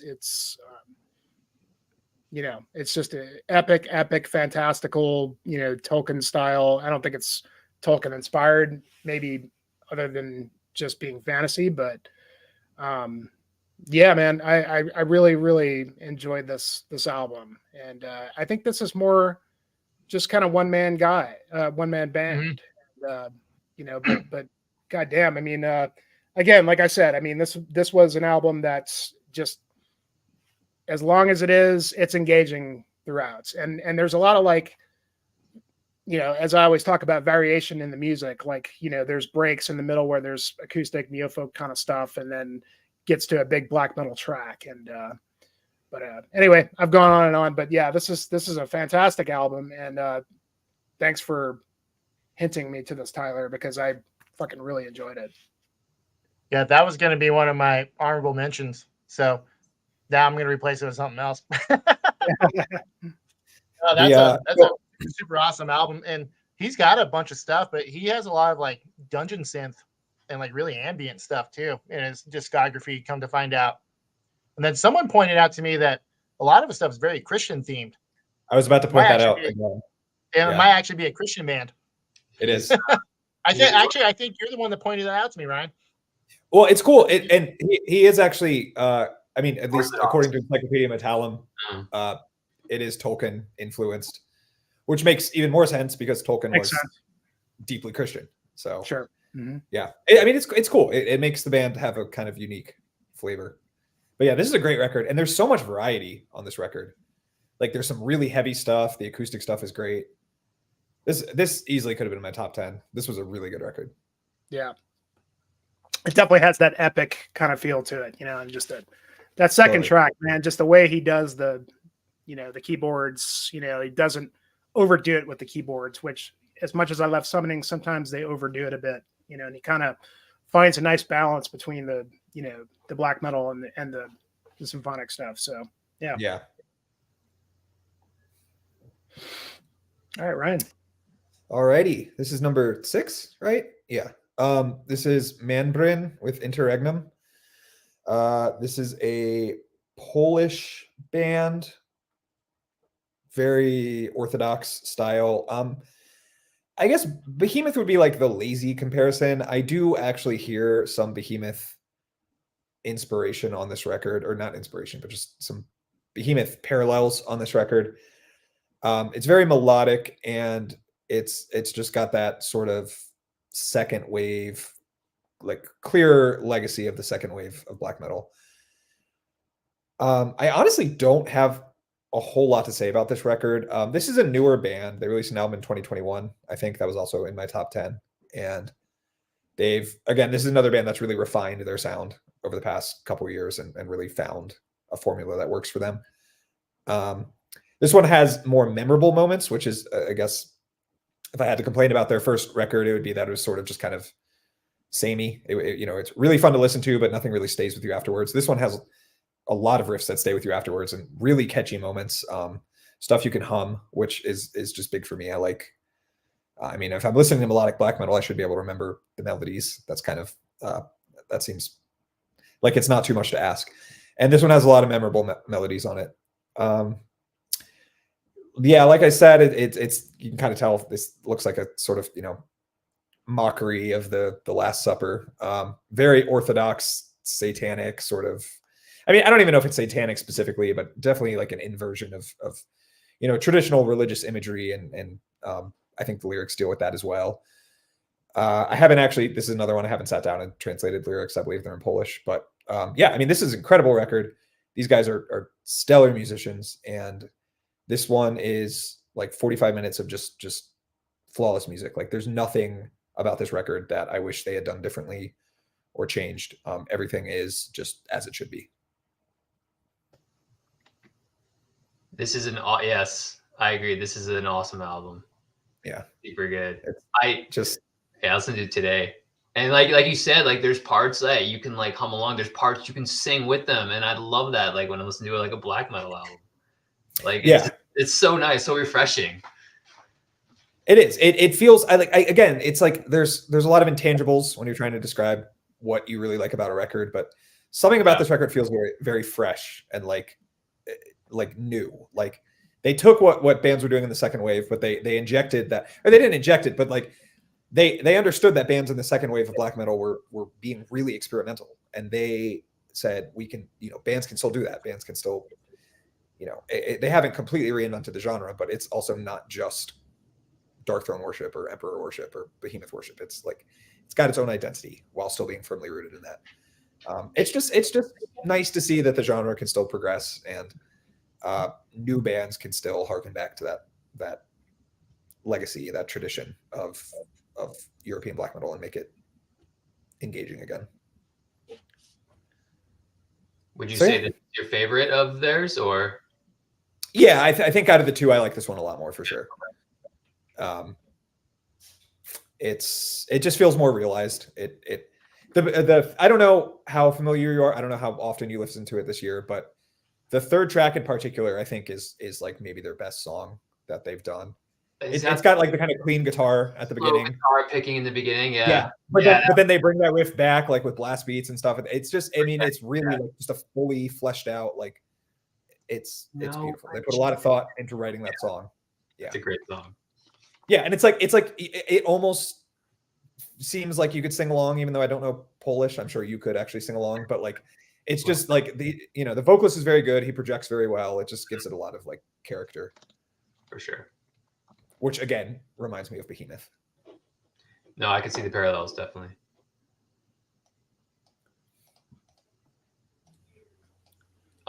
Yeah, let's do this.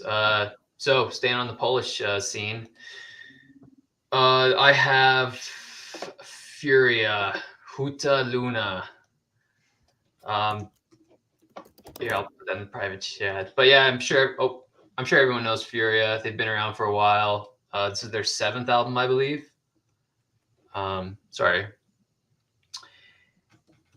Yeah, and their last 2 albums were quite. I mean, their last album was like 2 songs and just completely, I don't even know, just avant-garde. Like there was some music in it, but it was like a lot of ambient and like really weird shit. And then the previous one was actually very good. I forget the name of it. Something Lute, I think. But yeah, that was an awesome album. But again, kind of like avant-garde black metal. But this one so I was kind of expecting that, and then I hit play on this one, and it was just completely different. It was just like a big, like we're going back to basics. This is just like nonstop blast beats in your face. It's like 35 minutes long. Okay, there's like a 20-minute. The last song's like 20 minutes of like ambient and stuff, but it's like 35 minutes of just nonstop blast beats. Very triumphant sounding black metal. It's very melodic at times, very triumphant. No song is over like 4 minutes long. And another weird thing is there's not a lot of vocals to this. Every song maybe has like maybe like a few spoken words, or there's a lot of gang vocals, which is always fun in a black metal album. So it definitely has kind of like a punk feel to some of the songs. But yeah, not a lot of vocals, just a lot of, guitars and almost like a hardcore delivery at times of vocals. But yeah, just like a 35 minutes of just non-stop triumphant blast fest. Just an awesome, fun album, fast. It's really, I guess it struck me how different it was in the last two. Just like 180 degrees. It's completely different. Oh yeah, the song Nron has this funny. There's like a little Western kind of guitar in the middle of it, and you're like, what the fuck? But yeah, this is an awesome album. If you need a pick me up, yeah, throw this on. Furia, Puta Luna. I would say that band photo looked like they're a fucking hardcore band. That's what it's. Yeah, I know, right? It sounds like they were in a room and they just played the whole album all the way through and just dripping sweat by the end of it. It's just, yeah, this is such a cool album. Yeah, I've heard a lot of good things about that. I never got around to checking it out, so I guess I need to now. Yeah.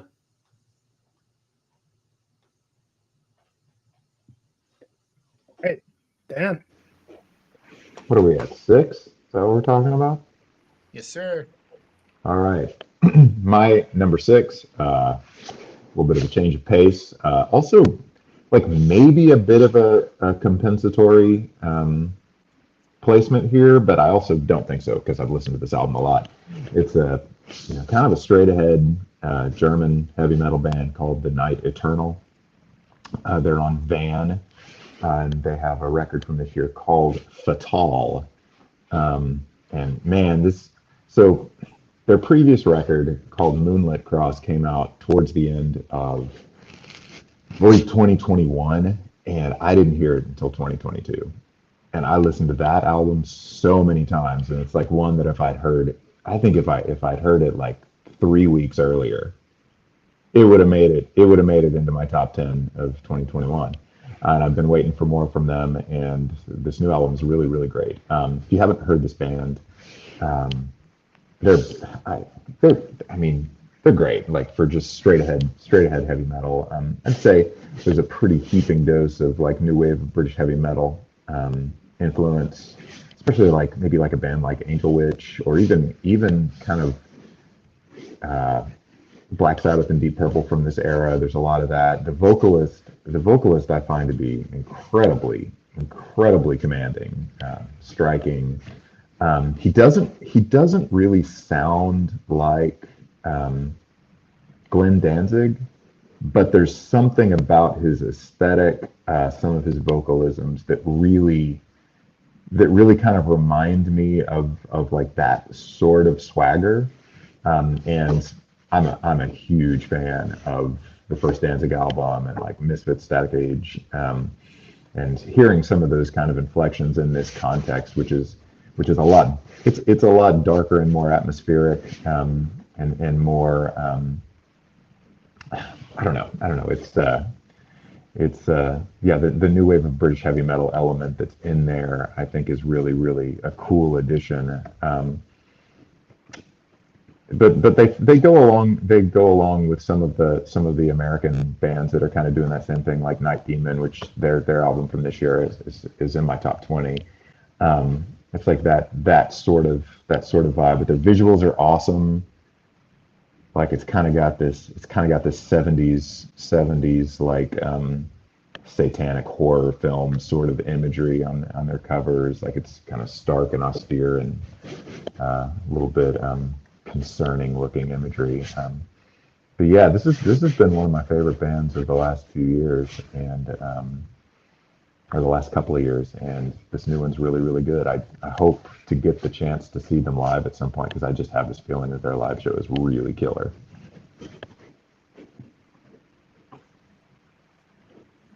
Nice.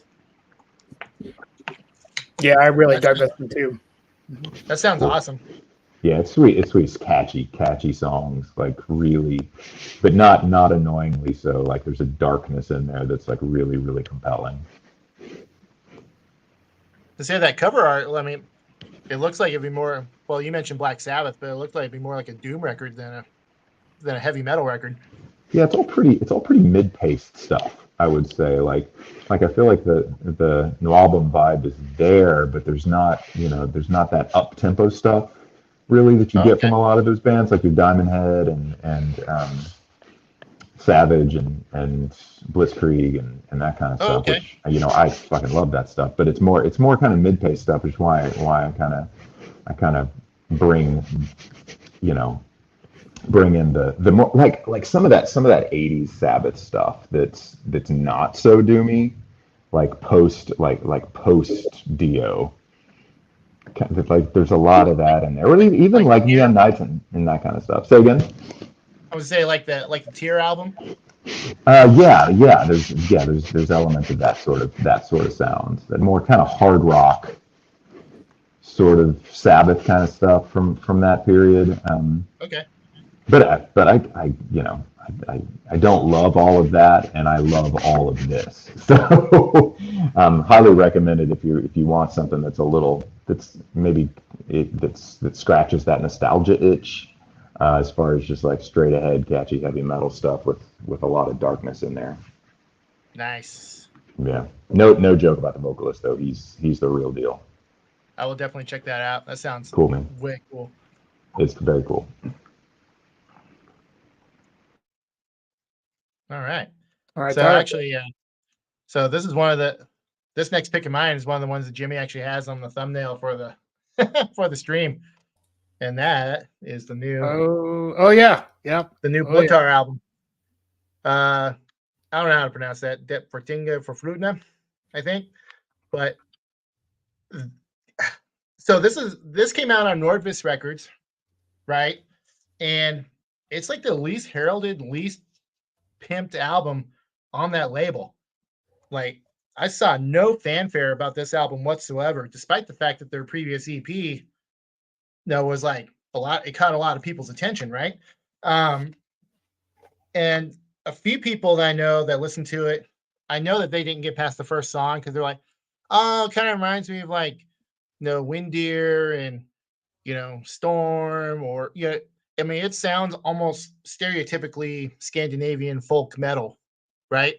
But what they miss out on is the fact that it gets off into some absolutely high-speed, raging, melodic black metal moments. I don't think Dreadful Minutes. I don't think Rick is in here, but I described it to him as like it's like Windeer run through a dark funeral filter. Like there's moments that get to that kind of intensity, but it's that kind of melodicism on top of that. It's like I've been blown away. Like when I first heard the first couple tracks from this and the full stream, I was like, why is nobody else talking about this fucking album? I mean, if you're a fan of like high speed, melodic, Swedish black metal, but you also like the old melodies of like, the Windeer or the Core Scorpy or, any of those bands that were kind of offshoots and, kind of similar style. Vreed would be like early Vreed would be another comparison as far as the melodies go. But yeah, I mean, it's just absolutely phenomenal album and nobody was talking about it. And it both made me sad and it was very surprising given the label backing that it's on.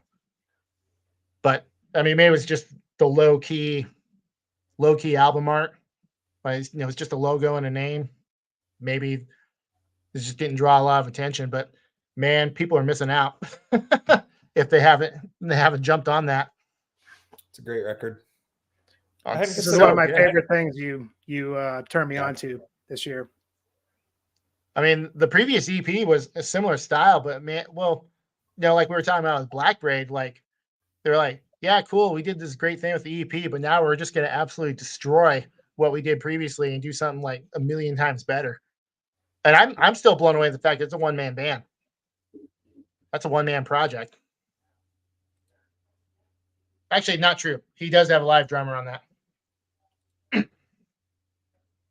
as far as I recall.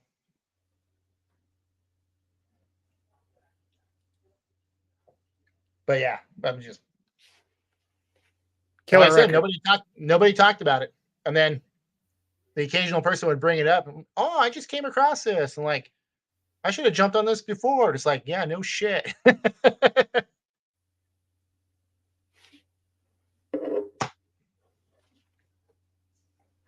All right.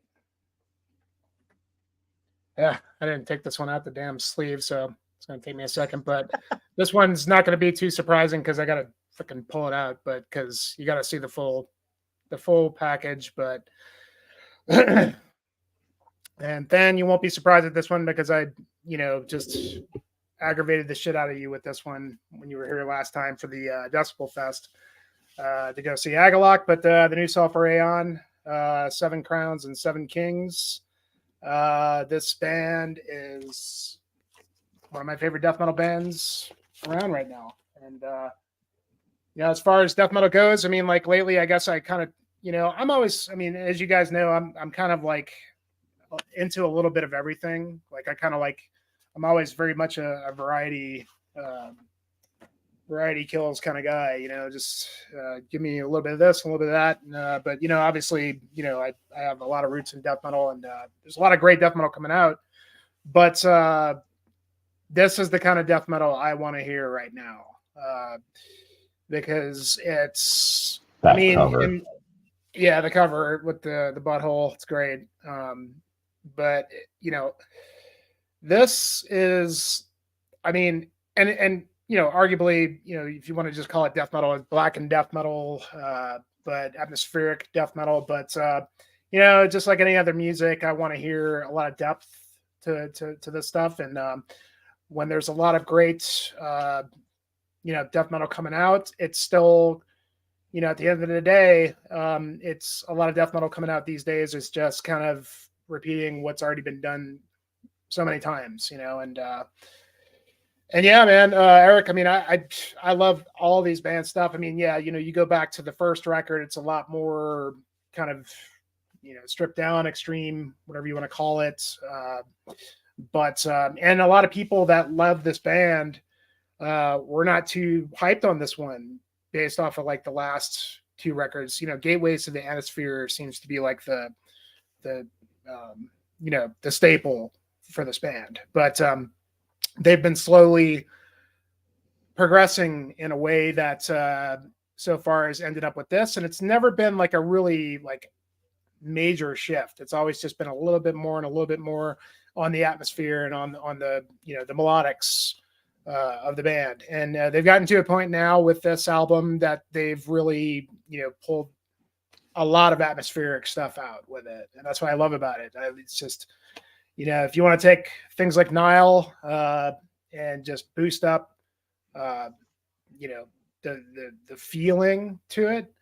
I don't know.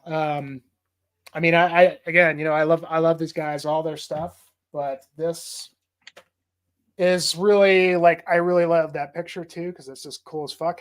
But where they're going is for me what I want out of this band. And fucking, I mean, the track Usurper of the Earth and Sea is like, the guitars are just, they're just, there's a point to where you get with maybe it's not so much like shredding or just, what you would expect out of death metal, but it's just when you make shit sing, like, I mean, just to where you almost feel like it's not even a guitar, like you don't even know what the instrument is. It just goes there. And I'm also convinced that somehow they resurrected the ghost of Warl Dane to sing on the title track on here, because I swear to fucking God, that's Warl Dane singing there. And obviously it's not, but man, the guy can, can bring the clean vocals when it's appropriate. And that's the cool thing about it, is that it's not, it doesn't feel contrived. It just works with the song. So definitely a divisive record for those that love it, love the band and think that but to me, this is the future of death metal. And this is exactly what I want to hear right now out of death metal. Fan-fucking-tastic record. I love it. Love that band. Love everything they do. And they just keep wowing me every time. I will withhold my comments until much later in the stream. Much later. Yeah, I wasn't disappointed by this one, but based on how much I liked Scythe of Cosmic Chaos, I expected that if they release an album, it would be a shoe-in for my top 10, and this one just didn't quite grab me in the same way. I really like it. I don't know. I don't even want to say something was missing. I just don't think it clicked with me in the same way that some of their earlier stuff has. But I also didn't dislike it. I would never say that. Yeah, and like I said, I don't think you were alone there, Ryan. I think a lot of people kind of felt that way. It was like, and the Scythe of Cosmic Chaos is like, I mean, fucking amazing. Yeah. I mean, all their stuff is fucking amazing, but Gateways to the Endosphere, I still think is the crown jewel of the band, you know. But this, but I get it, you know. I'm glad you said that other people had that reaction, because I kind of thought I was just like being prissy or something, but I guess no, I feel you, Ryan. Like, I don't know when it first came out. When that first dropped, I mean, I'm one of those petty types. Like, as soon as like something has just a massive hype train behind it, I am suddenly not interested in it, and then I'm less interested when I was like, I liked what I heard, but it really wasn't for me. And then I have people tell me like, well, you're fucking wrong. Like, you're wrong for thinking that. And I'm like, you know what? Now I like the album even less because it's got fans like you. But admittedly, it's probably one of those things where, like, 2 years from now, I'm going to go back and listen to it, and I'm going to like just have my fucking mind blown, and I'm going to love it. But right now, it's like sports. Like Ryan and I, we talked about football. It's like a lot of fan bases. Like, I want to like certain teams, but the fan base just makes it hard. That's how I feel about that album right now. Good analogy. Get that for sure.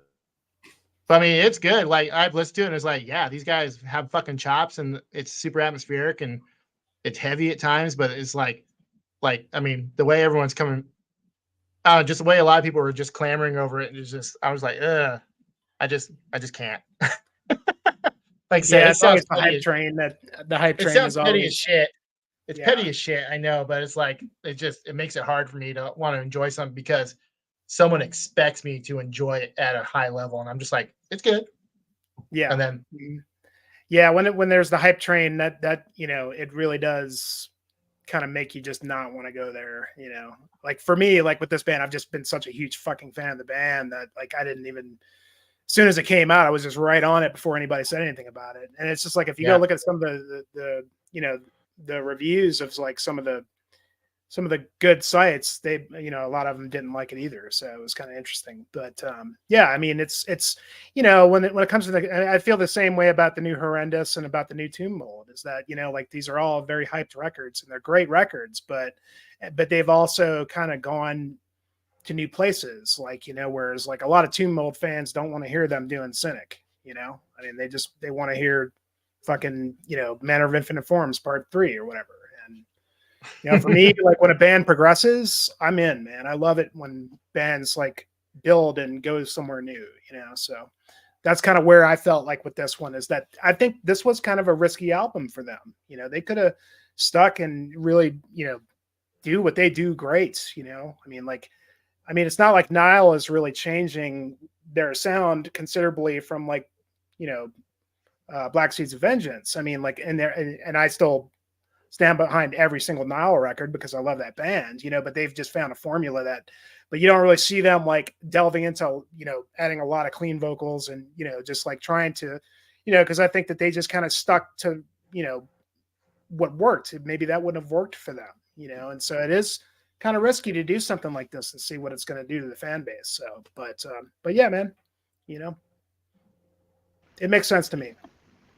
It's really interesting that you throw that Horrendous album into that same sort of mix of really, really hyped albums, because like that's a band that I really like, and I like this new album of theirs, but it's not one that I came back to over and over, and like it was Decibel's #1 album of the year. Like, I have other very, very close friends saying it's like probably their #1 album of the year, and it's like, well, it's still kind of an individual thing when it comes down to it.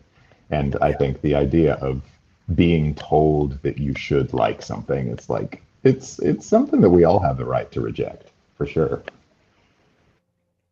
I mean, and I get it. like back in my early days, like when I was really, I mean, obviously I still have the black metal bug because that's all I fucking listen to. But I was really into it. I was trying to get people turned on to shit. But you know, that was stuff I would pull like when I was in like my early 20s. So like, you got to listen to this. If you don't listen to this, you're fucking wrong. Like, you know, but you know, when there's dudes like my age, like in their 40s saying like, what, you don't like it? You don't have any fucking taste. And it's like, go fuck yourself, dude. Take the album with you. Yeah, I mean, you like what you like, and you know, yeah, you don't ever down anybody else for having their own opinion about something, because we got too many fucking records to plow through to, you know, like bitch about something because you suck because you don't like this or that. It's just stupid, you know. absolutely, man. It's like counterproductive. Very. All right, Ryan. All right, so a bit of a callback here. My 5th favorite record of the year is Wayfarer with American Gothic. I have not been a Wayfarer fan at all. I haven't disliked them, but I wrote them off. Like I just didn't care really about anything I had heard before. Romance with Violence is good. Like that was the first one that really made my ears perk up, and I was like, okay, like I get it. I see what they're going for here. But this record just fucking got its claws into me. I mean, Jimmy, you hit the nail on the head. They really finally melded the styles perfectly, where it doesn't feel like there's different, you know, like this is the Americana part. Okay, this is the metal part. Like they've really mixed it all together, so it's finally like one cohesive whole. And that, I mean, that I can't think of really any other band that's doing it to this extent, like that it sounds this fully integrated. Even Vital Spirit, like I love that record. Like I probably even like that record more than this one, but it's the folk Americana stuff is not as integrated at all, and that's mostly metal. This one really has like a very heavy Denver sound influence. Specifically, I think the band's open about this, but like 16 horsepower, it's literally like a metal record with 16 horsepower songs mixed in, which is amazing and so uniquely American and of the West. And again, as I said earlier with the Blackbraid record, that's something I've been really clicking with this year in particular. And yeah, I mean, this record has been the soundtrack to just a lot of fun stuff I've been doing this year. A lot of good memories attached to it. And yeah, Reaper on the Oil Fields is one of the slide guitar riff at the beginning. I mean, just immaculate, like incredible musicianship. I really, really love what this band is doing. I'm very glad I get it. Typically when I don't understand a band, I try to just zip my lips and not, you know, people don't need to know that I don't like a band. Like it doesn't matter. It's not important. But this has been one that there's just kind of been a question mark above my head when people are gushing about what they've been doing in the past. But I finally get it, and I'm really happy about that. And I'm really eager to go back and listen to their earlier records now that I can sort of appreciate what they're doing. Yeah, one of the things I really love is that, you know, we all love like a lot of non-American bands, you know what I mean? Like, you know, we're all transfixed by, you know, Eastern European bands, and, you know, just, and that's a big part of being, for me, like being a metalhead, is loving all the global aspect to it, and, you know, learning about bands from places that you don't even really know anything about. But Definitely. Wayfarer can kind of be one of our bands in a way, you know what I mean? Like they kind of represent our history in a certain way, and that's pretty cool. Yeah.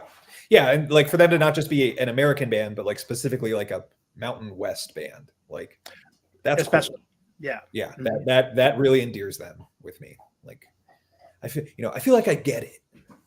I get it in a way that some people don't. Yeah. I mean, just incredible record, great musicians, really creative, just like genuinely creative. It took a lot of guts, I think, I mean, the band's not new by any stretch of the imagination, but I think it took a lot of guts to like pair these types of these genres together and see like we can achieve that. We can do it in a way that it's not jarring or, you know, forced. Yeah.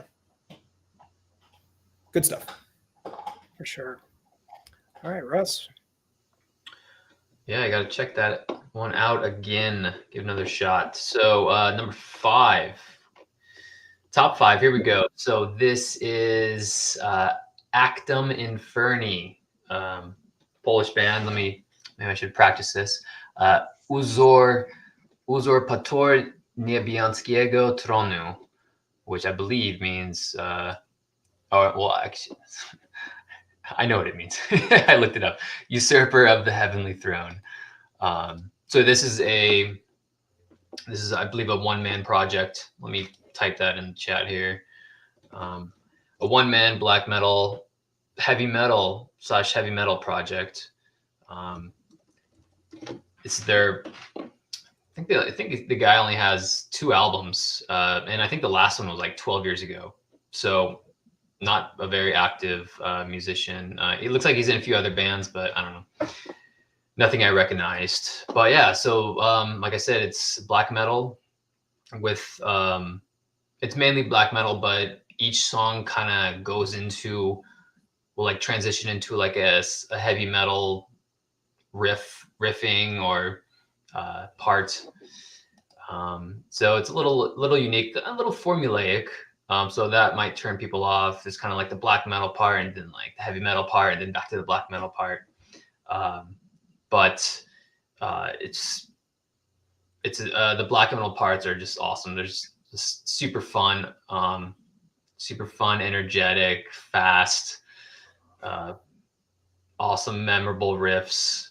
I'm always putting together like my favorite riffs of the year on Instagram, and like this album I had to narrow down to just one, but it had so many just cool little parts, cool riffing in this.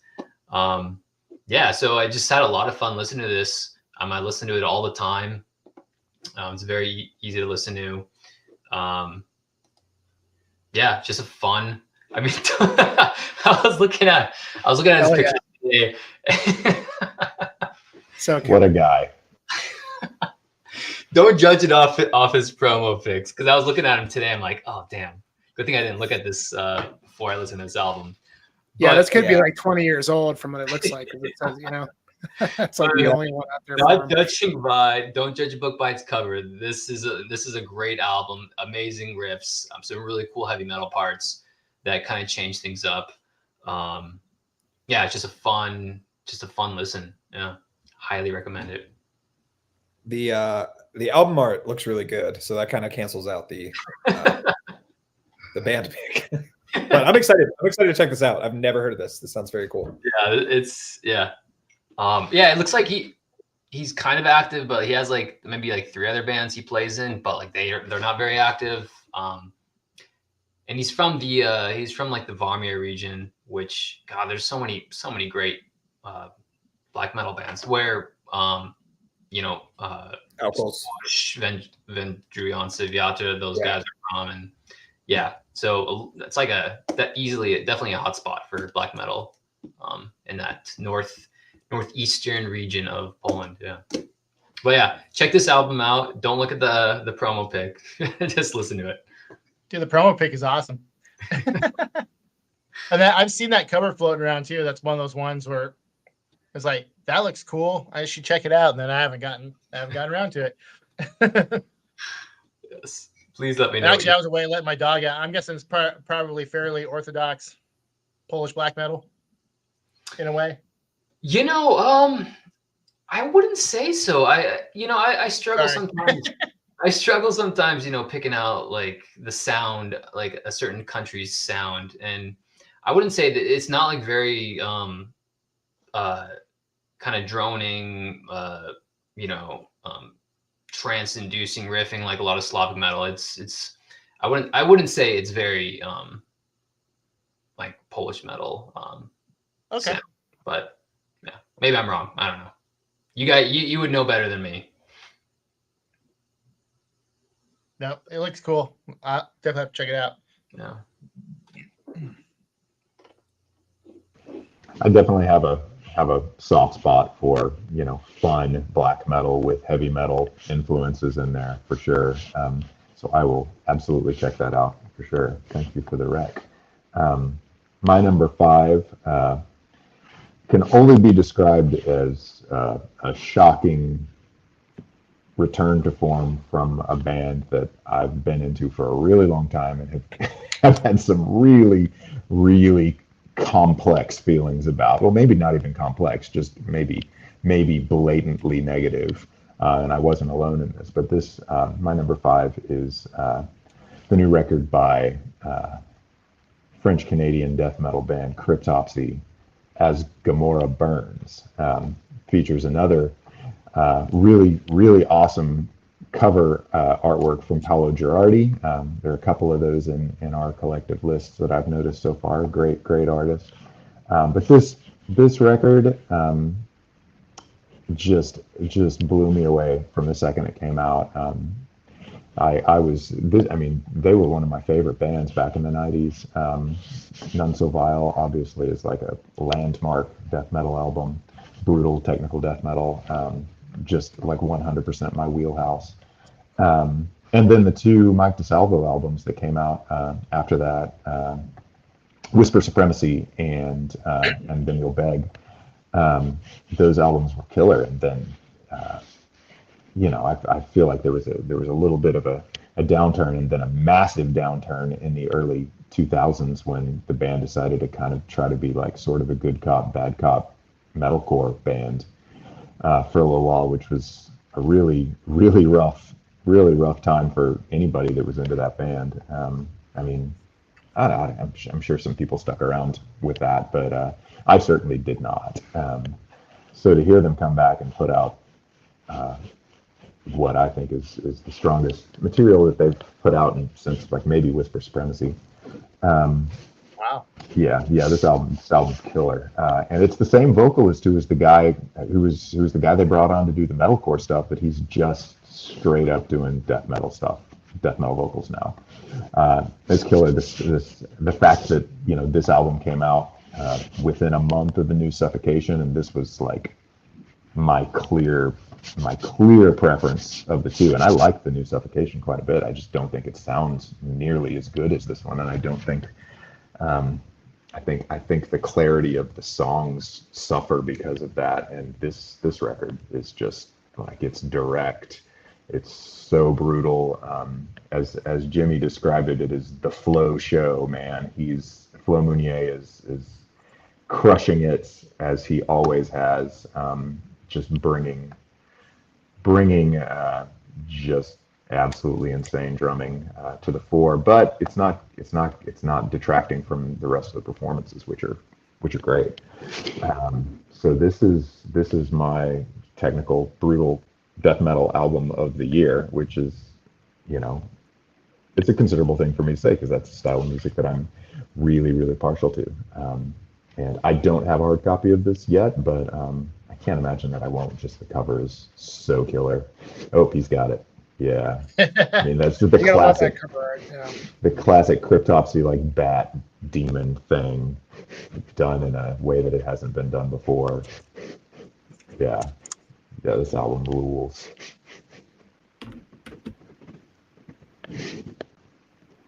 Beautiful return to form for the band.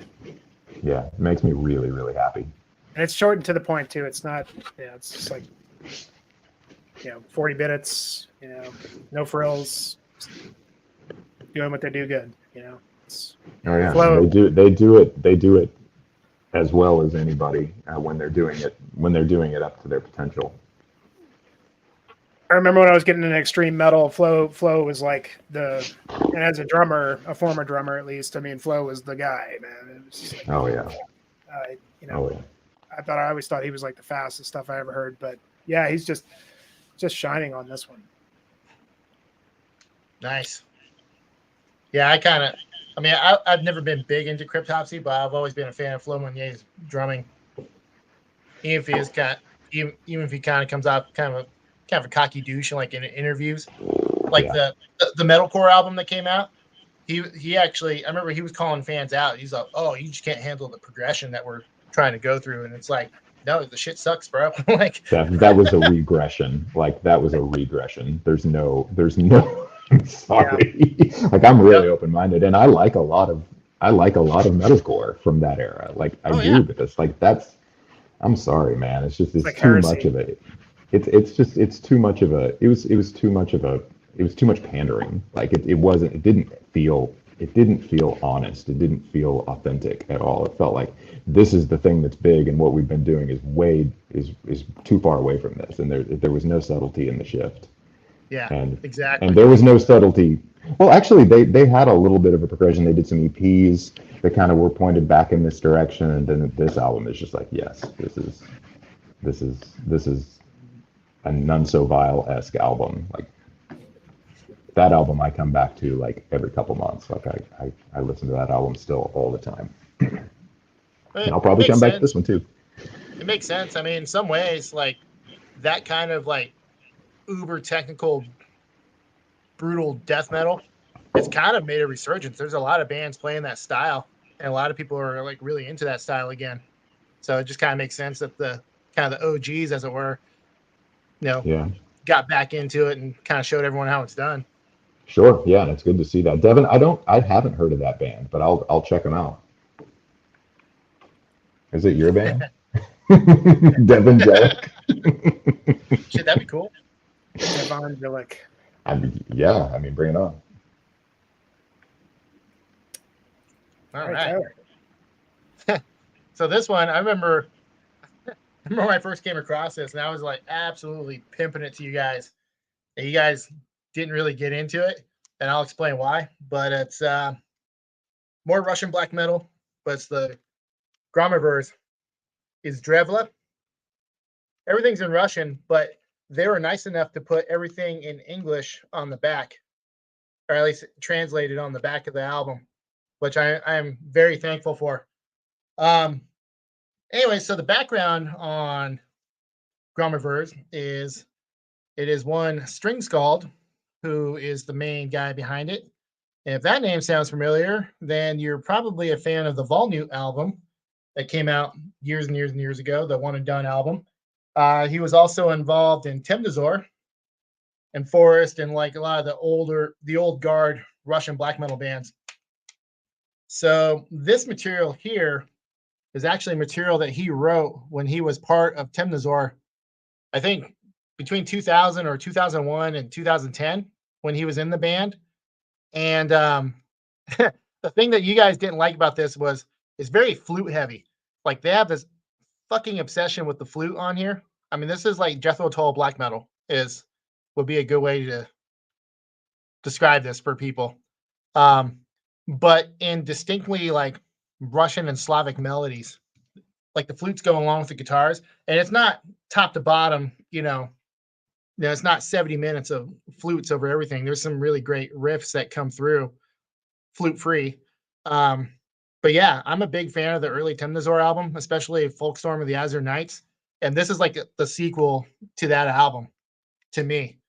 The songwriting chops are absolutely top tier in my mind.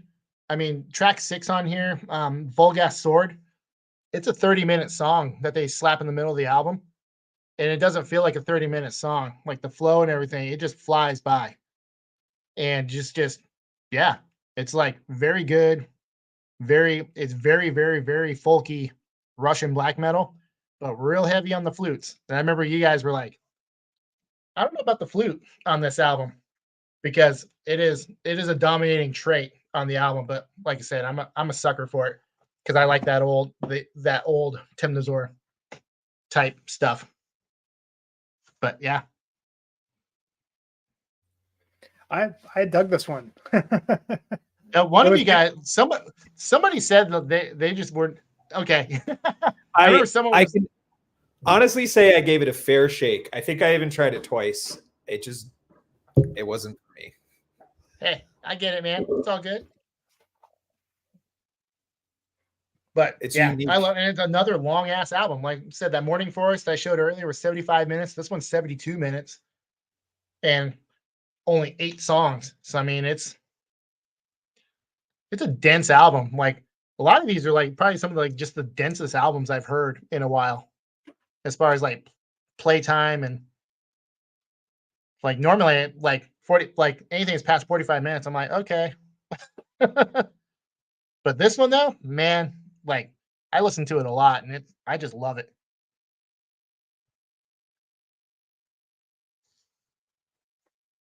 And then I will say, my next few picks, like you guys, are absolutely not going to be surprised at all. Well, I was going to say, like my next four were locked in no matter what. I mean, Yeah. like everything up until now has been kind of like negotiable, but I mean, this is where it just nothing got changed. And for me, this album fucking rocked my socks off, dude. I mean, stupid way to say it, but you know, black metal shouldn't be rocking your socks off. But man, this fucking new Ruim, Blasphemer's new record is, Yes.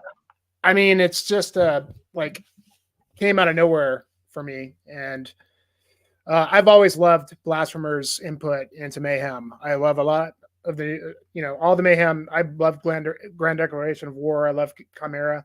Orab KO took me some time, but I've warmed up to it. I just think that he was like, to me, he was like what Chewy is to Voivod now. Like, I feel like he breathed new life into Mayhem. And unfortunately, actually, it's not really unfortunate. I think Mayhem is doing good work since he left the band. I enjoyed Daemon and Esoteric Warfare, I think it is, which that one, not as much, but still good stuff. And I think I just saw the band recently on the Cannibal tour with it was Cannibal, Gorguts, Mayhem, and Blood Incantation. And Mayhem was, I mean, really one of the best sets of the night. But you know, now that Blasphemer's not in the band anymore, he just comes out with this, and this really sounds like, I mean, a lot of what he did for Mayhem. I mean, it could have been a Mayhem record almost, but it does have a vibe to it that feels a bit different from you know, Mayhem is supposed to be scary and kind of shocking, and this to me, like it's like Blasphemer was able to strip out all that having to be, you know, have to have that sort of vibe and just create some killer, just black metal that just has so much depth to it and so much just amazing songwriting. And we all know this guy's a riff master. I mean, he just writes amazing stuff. But I don't know. I think he does pretty much everything save for like the drums, but the vocals are great. It's just, man, I don't even know how to really describe it, man. But if you like Blasphemer, I mean, it's just an amazing record. And it was kind of a weird choice to throw in the Fall of Seraphs in there, but in the context of the record, it sounds really good. And he's got Proscriptor from Absu doing the vocals on it, which is kind of cool. And yeah, man, I don't know. This record, it really just stuck with me throughout the year, and I love it. I think it's awesome. It's a really cool record. I need to listen to it more. It is a very cool record. Highly support that choice. All right, Ryan. All right. So number 4 for me is the new Ska Nadiha record, Virulent Providence. This is an Irish black and death metal band. It's a solo project. And it, again, this is one of those bands that I've liked for a long time, but I haven't loved until this year. Thematically, I think the entire corpus, the entire discography deals with the legacy of the Great Hunger in Ireland, the potato famine, as it's kind of colloquially known. He deals on this record in particular. It's again, the lyrics are a little vague, but you know, it's clear. You know, he's dealing with themes of like generational trauma and you know, exodus and death, but also the fact that this was at least exacerbated, if not outright caused, by British policies at the time. So you could almost claim that this is sort of a political metal record. I mean, it's a very clear sort of agenda. I don't really use that in a loaded term. He's clearly portraying a specific message with his lyrics. As far as the music goes, it's very, very like detuned, heavy, but melodic and sort of you know, melancholic again. It's depressing. It's very bleak music. It's the record is 2 20-minute songs. That's Yeah. Really intense. Like that's a hard proposition. I was kind of turned off by that initially. Yeah, there you go. Maybe just this was in your top 40, right? Yeah. It's up there for you. Okay.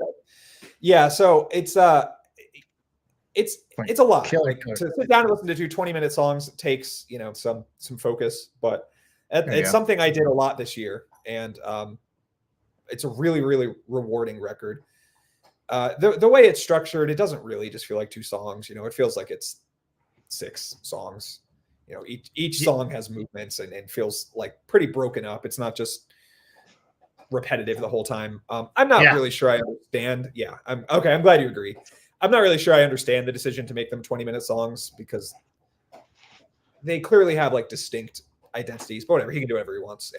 And taken as a whole, the record is just amazing.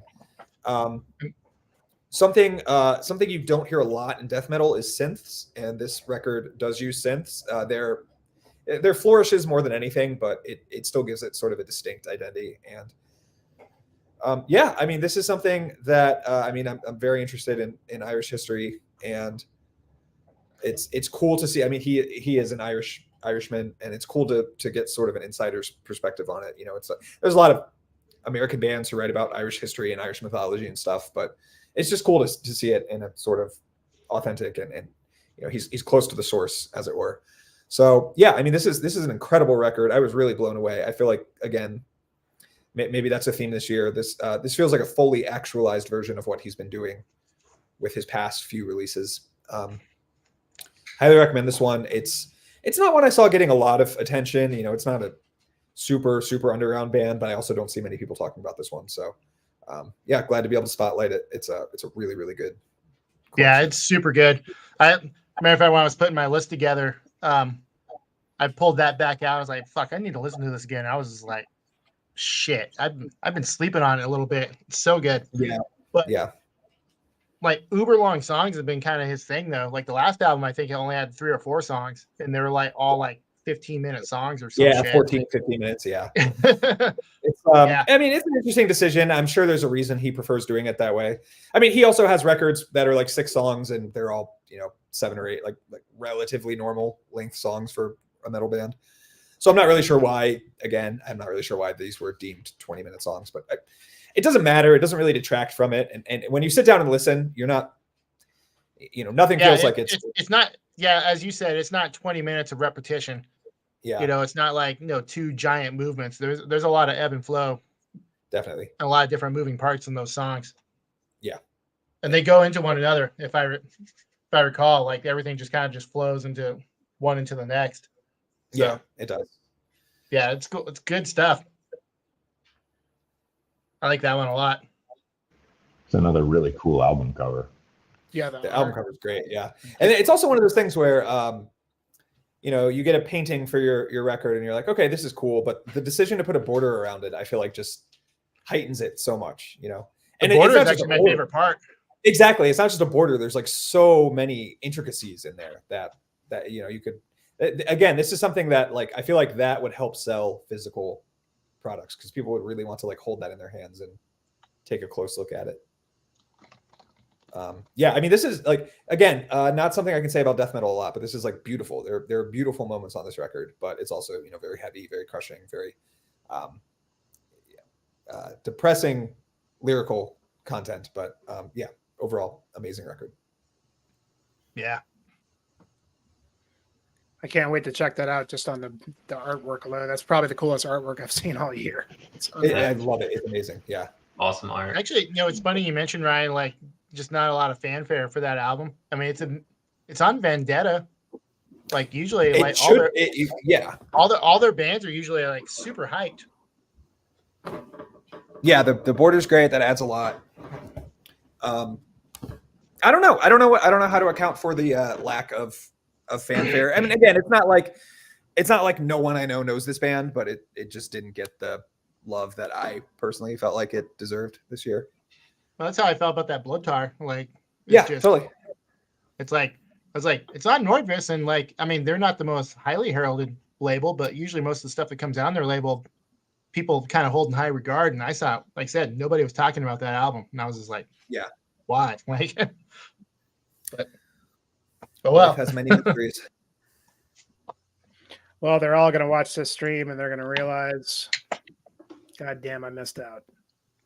yep. That's what we're here for. That's why I bring you guys on here. Because I learn about the cool shit from you guys. Happy to help. But Hell also, yeah. but also likewise, yeah. All right, Russ, All right, number 4. getting down to it. Yeah, we're getting down to it. Jeez, I think this one came out early in the year. Listen to it all year long. It's sorry, Jimmy, I always forget to put this in the chat. It's all good. Unfelled Pall of Endless Perdition. It's again, I've been listening to a lot of really melodic kind of black metal this year.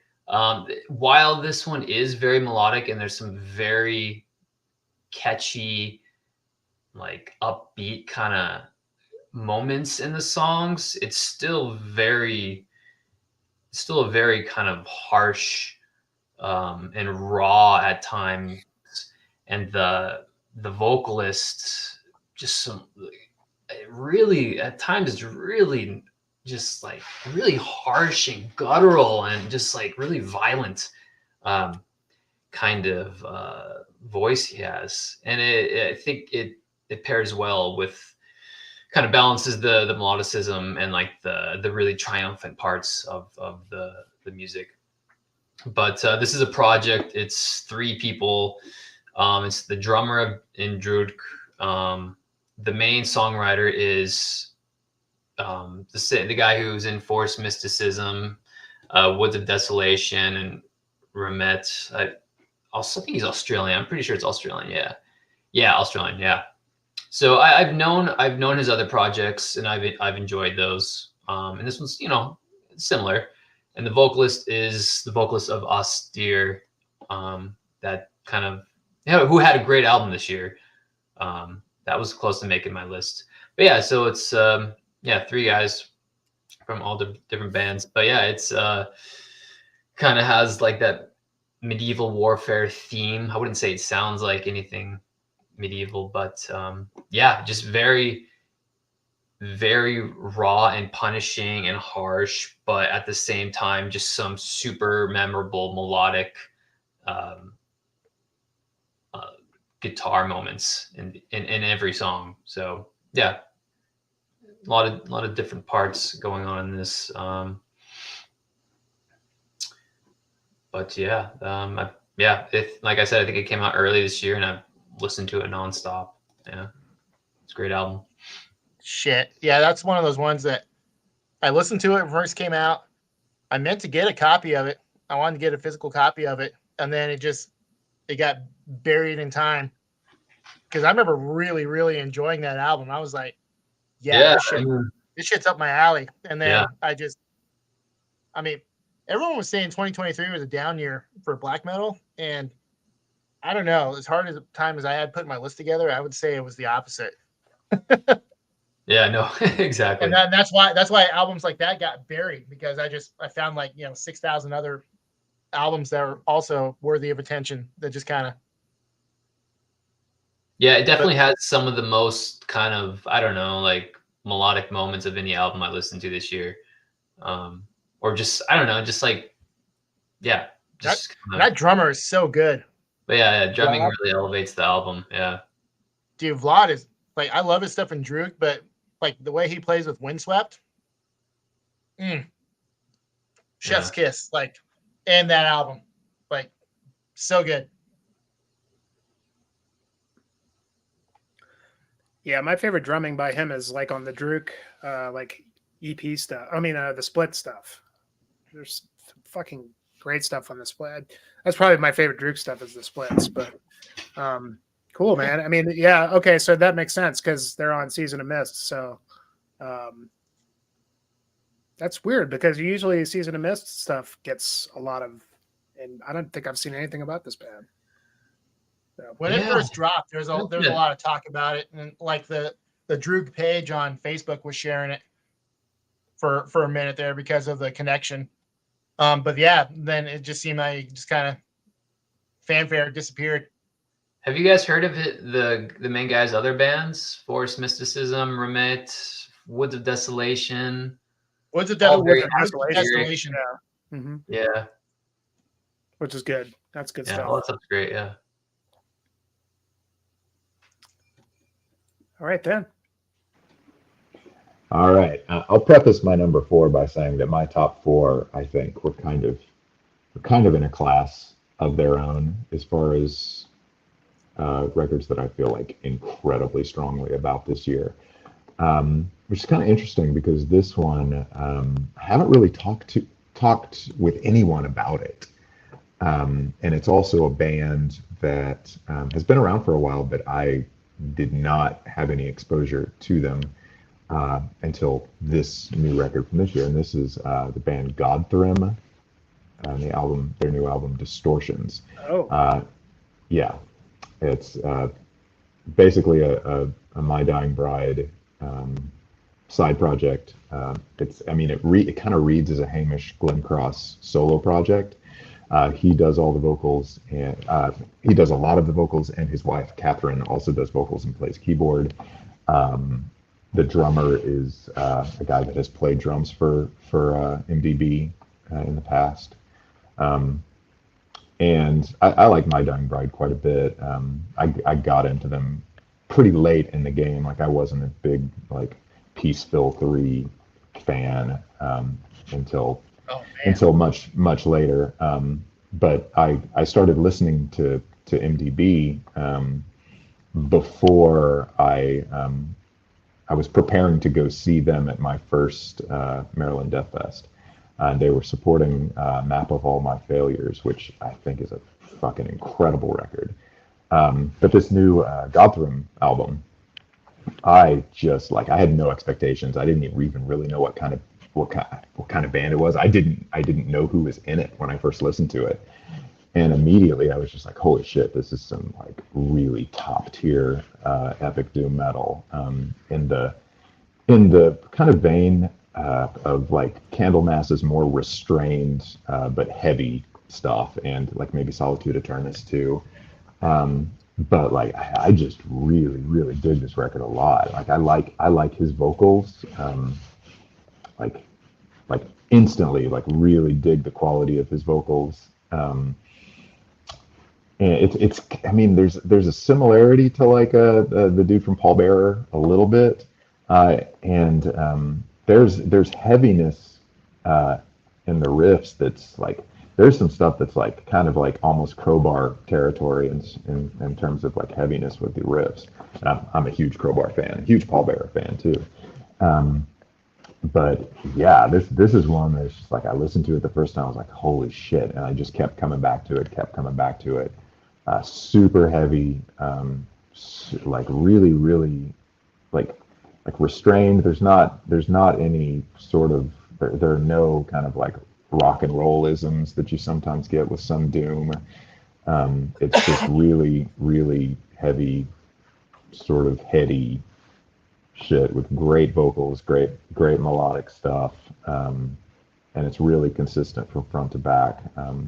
So if you're a doom person and you haven't listened to this yet, it's really good.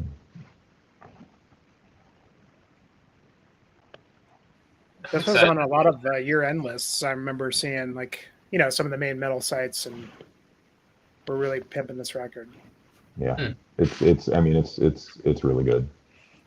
I think if there's hype, which this hasn't been a year for me to be like really up in all the shit as far as like what people are saying. Like I've sort of gone to spent less time with fewer sources this year than for many years in the past. I just haven't had the capacity for it. But if it's been hyped, I think it's absolutely deserving of the hype. Another Profound Lore release as well, which tends to be a mark of quality.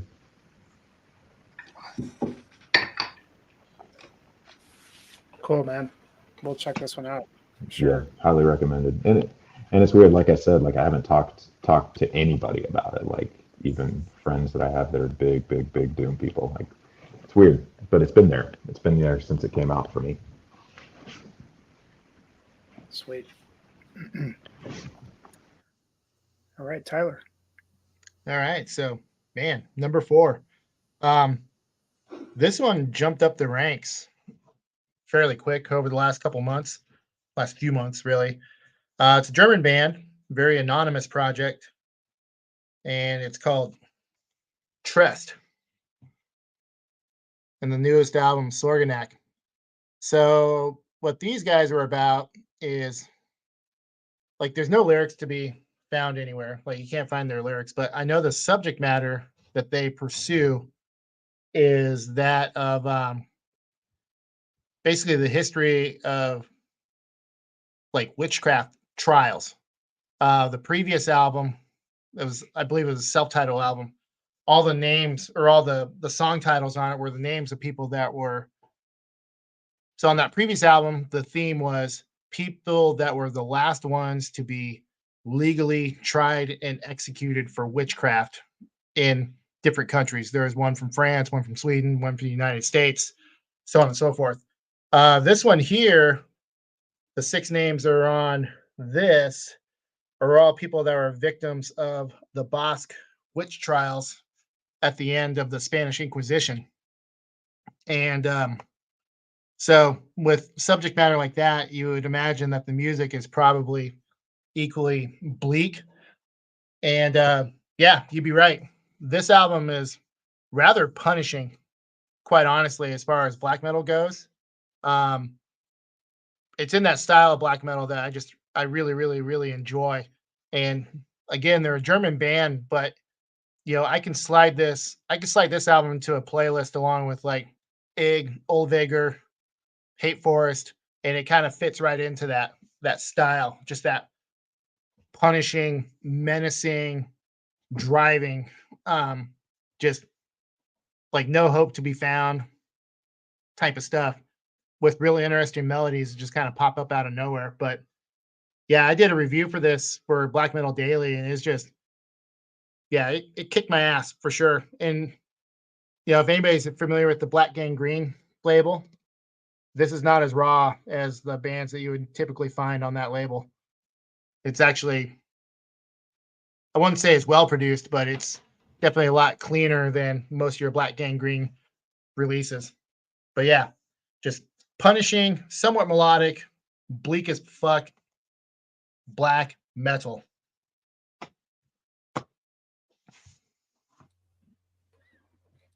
Hell yes. Even the cover art looks really bleak. Yeah, I mean, it's just everything about this project is just, well, it's just bleak. Like the subject matter is bleak. Really when it comes down to it. Love the historical angle. Sounds very compelling. I mean, this is what the previous album cover looked like. I mean, same deal. It's just haunting and just, dude. Yeah. That's all. And there again, like I said, the song titles on this, it's just, and they actually break it down to the different witches on this one. They say first witch, second witch, so on and so forth. But yeah, like I said, it's definitely unique. It's not a subject matter that gets.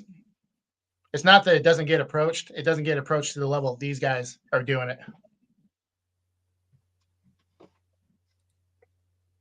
Sweet.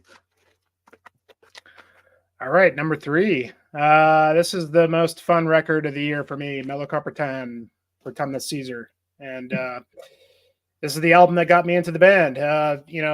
Having gotten into Stenga Regel, which is really kind of, my gateway for this. I had heard the previous record by this band, and I guess at the time, like I just... I didn't give it the attention it deserved, I think. And now that I've gone back to it, now that I've gotten into this, I really dig all this band stuff. But this is, goddamn, this is so much fun. Slovakian band. This is basically just, you know, a lot of, I'm not even really like, I would say like an epic heavy metal guy, but as always, like I like variety and I love, you know, classic stuff like Priest or Scorpions or Maiden. All that stuff is here, mixed with like Dark Throne and like progressive passages. And it's just, you know, mixes up this batch of influences that is producing something absolutely unique. And goddamn, it's if it's not fun. And it's just I think this is the kind of record that, you know, really doesn't matter like where you stand with any kind of metal kind of stuff. If you like any kind of metal, I think you could dig this record. And I don't know, man, it's amazing to me how God, there's like the way I described it is like there's the Priest song, there's the Maiden song, there's the Scorpion song, and the Scorpion song fucking rules because it's just totally a Scorpions riff, but it and then it just goes all over the place, just with you know, really grim black metal vocals that are almost kind of like funny at times, you know. And like I said before, that like it kind of took me a little while to get into his vocal style because I think he does the vocals on the Stango Rigel record, but quite different from that band. And you know, I think this is his like sort of flagship band. Yeah, Devin, I'll have to look it up, but there was a US label that were carrying all you know, the entire catalog. I bought everything just because I was just so blown away by this album. It's just, I don't know, man. It's so much fun and just killer stuff. And this easily could have been number one for me, but the next two I just can't renege on. But man, Mellow Carpetan, what a fucking band, man, and what an amazing just so many moments on this that just kind of make me laugh. It's not like, it's borderline like absurd, but it just fucking works so well. And it's just you know, I don't think they're trying to be funny, but at the same time it's just so like blatantly killer that it's funny. Like, how are you going to mix Scorpions with Dark Throne? I don't know. This album does it. So fucking fantastic, man. Love this album. And man, still just like delving into the previous records. And this guy, man, I just like, he's producing amazing stuff, and I cannot wait for the next Stango Rigel record. But wow. Amazing stuff, guys. Love it. And you know, it's cool too, is they you know, they've got the lyrics in both English and, you know, Slovakian, I guess. And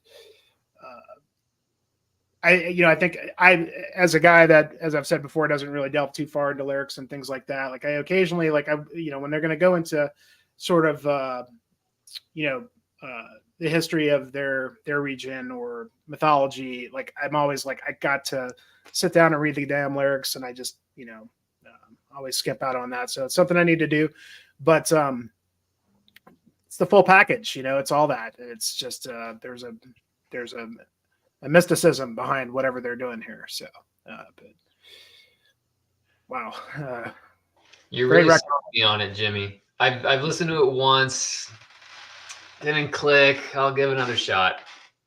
Because yeah, like Stango Rigel was my number one album last year. So I mean, I have totally different than Stango Rigel. That's it is totally, yeah. And it's, you know, songwriting and everything. So yeah, and it's, you know, it's, I mean, even though there's those black metal elements to it, it's not black metal at all. You know, it's just, for sure. There's like a skeleton of black metal there that kind of draws from the early Dark Throne, and that's kind of it from what I feel from it. But you know, it's otherwise it would just be epic heavy metal, which, you know, that's your thing or not. Yeah, it's probably what's holding me back a little bit. But yeah, I'm sure it's great. Good record. It's like first wave black metal.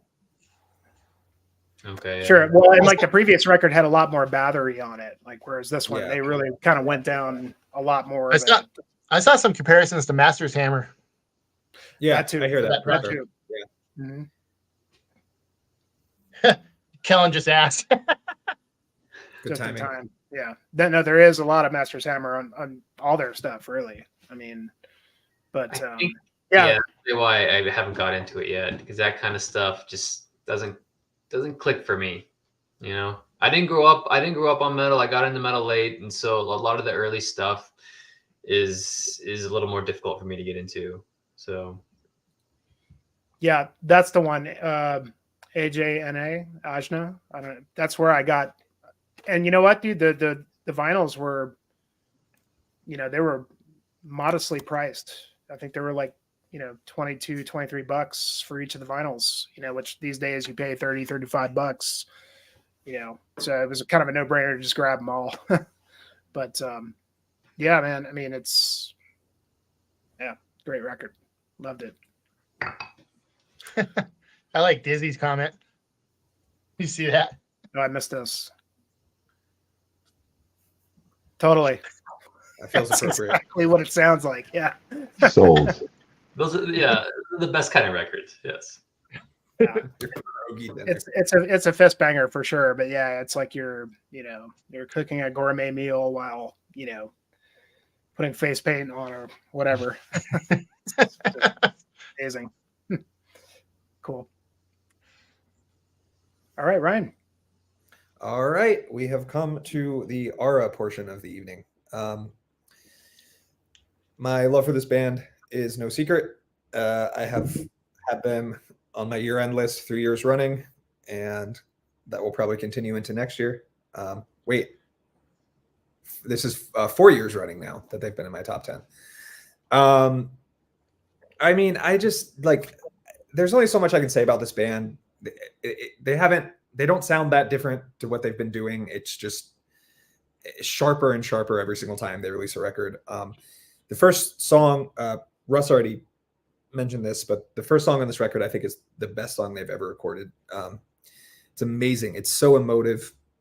You still got those like neoclassical elements, but like it's really heavy and just blisteringly fast. There's just something about this band. Like there's just a magic to this band that really, really clicks with me. It really does it for me. I think they're very unique.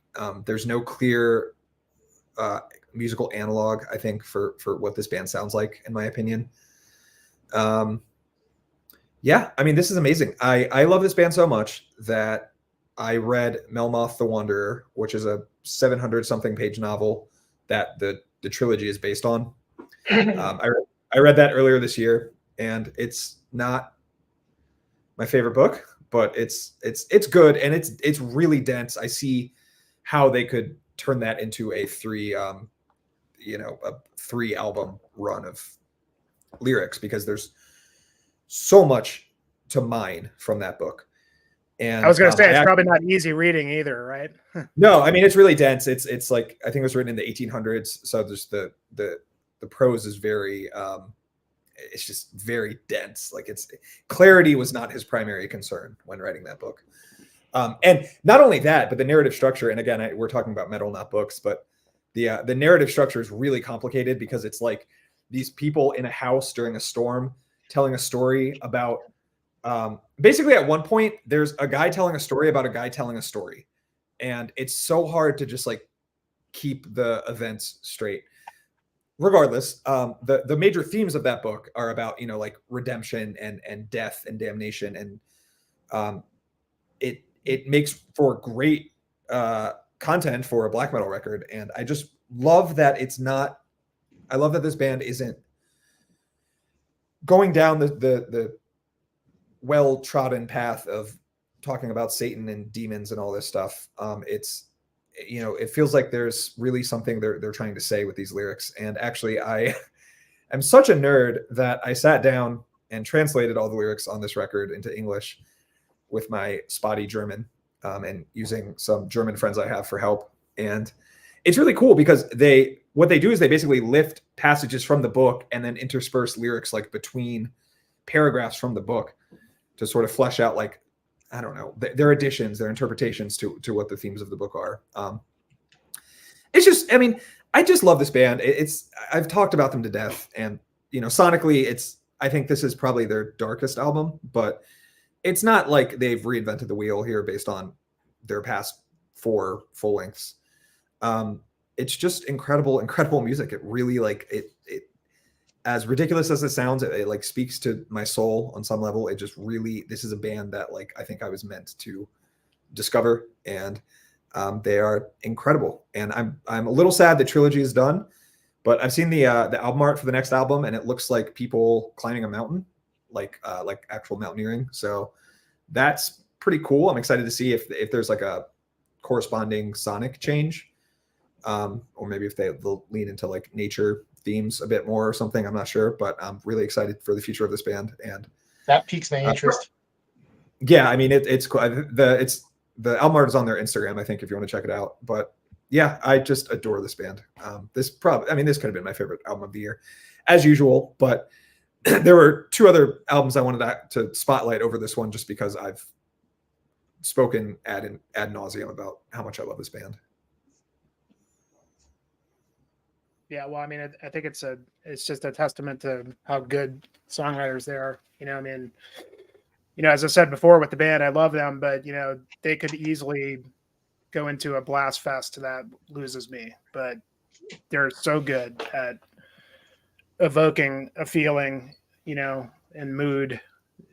It's just, you can kind of close your eyes and sort of see that lamplight on the cover. Yeah, 100%. Yeah, and that's how I really felt about their 2019 record, Ergo Ini, something like that. I can't quite remember what it's called. Mm-hmm. But the cover is this guy walking through this like medieval town at night. Oh yeah, that cover is cool. Yeah. But it like that's what the album sounds like. I can't explain it. It's just got this like Baroque feel, and it just really, I mean, the using a painting for a metal album cover is not really like revolutionary, but like they really just evoke like what the covers depict somehow. Or maybe I'm just like giving them too much credit because I love them, but I don't know. I like I said, I'm a little sad that Trilogy's over. I also agree with you, Jimmy, just going back to what you said. I think the second part of the trilogy was probably the weakest album. But it is what it is. They can do no wrong in my book. Yeah, I'm excited to see the next chapter. Obviously they're going to be in the Alps this time, so yeah. Oh, they I would love that. That would be ideal. That's what it looks like. Does anybody know this one? Scolopendra? Never Not heard of it, Eric. But we'll certainly be checking it out. It looks like an Italian band, death metal. Yeah, I haven't heard anybody talk about that. I've never heard of it. Thank Eric. So we'll put that on the list for sure. All right, Russ. All right, so number 3. Jimmy, you already talked about it. And it was initially a little higher up on my list. And then I listened to it today, and like, man, this record is so fucking good. So I moved it up to my number 3 spot. That is the Fathomage, Autumn's Dawn, Winter's Darkness. So yeah, you already nailed a lot about this album. Just epic, atmospheric, black metal in the vein of a lot of summoning, Kaladin Brood influences. I guess I would say kind of take kind of Kaladin Brood maybe and take out their like heavy metal influences they have and just put in more like black metal, atmospheric black metal, and that would be Fathomage. Just every song is like you're saying, every song is long. I mean, like 10 minutes long. It's a long album, but the songwriting is just it's so great. You're never like looking, wow, this song's still going. It's like every song is just it's just perfectly written. It doesn't seem long. And another thing to add is the acoustic passages, interludes. In this, a lot of the, like a lot of bands sometimes just have a short interlude, acoustic interlude. And if another album, I'm sure a few of us will talk about. We have to, it's my next pick, but the same acoustic interludes which are like very, very fantastic songs in their own right. They're not just little atmospheric pieces. They're actually like really great, well-written acoustic pieces. So this album has some of those, in between the long ass metal songs. But yeah, just an awesome album. Just incredible riffs on this. I think today I was listening to the third song, the outro of the third song. It's this quiet passage, and then just everything hits at the end, and these just heavy riffs come in, and just the outro riff on the third song. It's just it's so good. Yeah, just an awesome atmospheric album. It's long, but excellent songwriting, and yeah. And I guess I have to say, give the guy some credit. If I would have known he was like a Christian guy, I probably wouldn't have listened to it. But I'm glad I did listen to this. And I read an interview with him. Seems like a great, cool, down to earth guy. But yeah, just an awesome album. Well, and that's the thing. I mean, like if you listen to this, I don't get anything out of it that makes me think, it was like made by a Christian guy, not at all. He said it's a nature worship album. Has nothing to do with his. I think he said he's an Orthodox. I don't know if Eastern Orthodox Christianity, but which I guess if you're gonna pick one, that's the most metal Christianity, Orthodox. I would definitely go with Thomas Kincaid. I prefer that. Yeah, I know, that was great. Yeah. Right. That's Painter of light. It is. Yeah. It is. I mean, Bob Ross, eat your heart out, man. But fuck yeah, man. Great record. Yeah. Yeah. Like I said, I listened to it today, and it was going to be higher up on my list, and then I just remembered it being just a bit atmospheric and blah blah blah, and then I just listened to it today, and I just remembered how just great the songwriting is, how really metal it actually is. Well, he looks pretty metal. I don't know. Yeah, he looks pretty metal. Yeah, a bit. It's really interesting to me that I've never seen a band use that painting of Multnomah Falls as album art before. Yeah, it's just such an obvious choice. I've never even seen that painting before this album. Is that a Bierstead painting? Huh? Is it an Albert Bierstead painting? It's got to be a Bierstead. Looks like I'm looking now. It is. I mean, it's beautiful, and it's fitting. I saw that, and I was like, I don't think that's a place in Australia, but I could be wrong. I didn't realize that until you brought you. I think you brought it up. Yeah. Yeah. Well, I mean, because the angle you see most often is with the bridge. Yeah, before the bridge and the roads were there. Yeah. Right. Exactly. Yeah. Which it's like a time capsule, which is pretty cool. Actually, I didn't make the connection that was falls. Yeah. No. I saw him. That's awesome. This year, which is pretty cool. That's definitely what drew me in, was that album art. I was like, yeah. No, for sure. Looks like something I need to listen to. And I was like, I'm glad I listened to it. So good. It's just a little long for me. I really like it. Obviously not as much as you guys did, but it's just a little long. It is long. It is long. For sure. No, It could definitely long, benefit from a little bit of editing, but yeah. I mean, it is strong enough. I feel, But you can't. Are you talking about the song? So you can't take out the awesome acoustic interludes. You gotta leave those. No, I would never. I mean, honestly, like one or two of the songs could have been removed, and I think it'd be perfect. Yeah. I think this is like my 18th or 19th record of the year. Like I love it. It's just not quite. Yeah. As sure. tight as I would want. Yeah. He needs to dial in the vocals a little bit more too, in my opinion. But I agree, actually. I agree. Yeah. But yeah, it's hard though, because once you find a style you kind of just want to. I don't know. I record vocals last.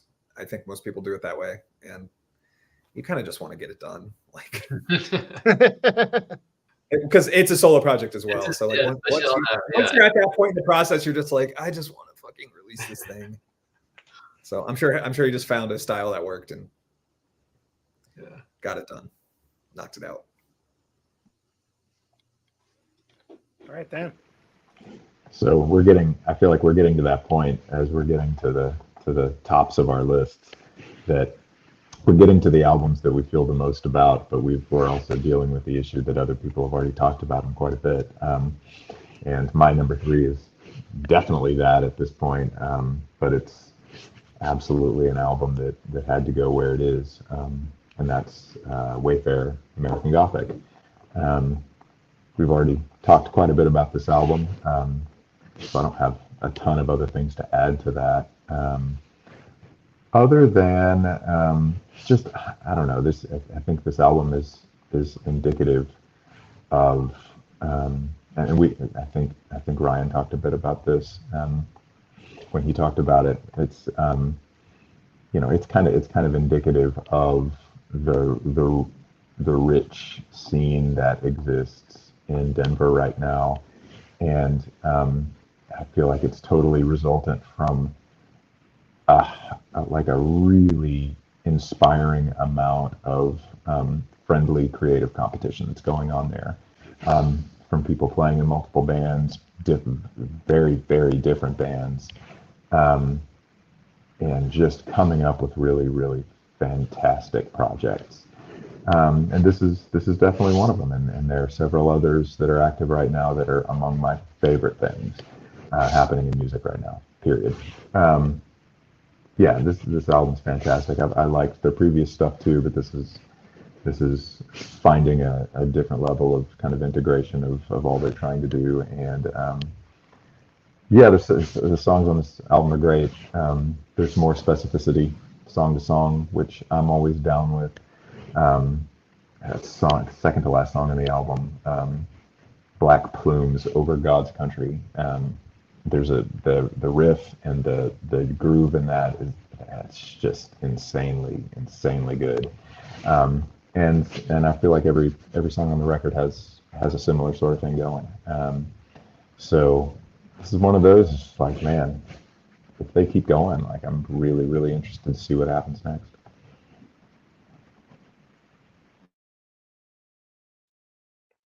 Yeah, that one's pretty much a no-brainer at this point.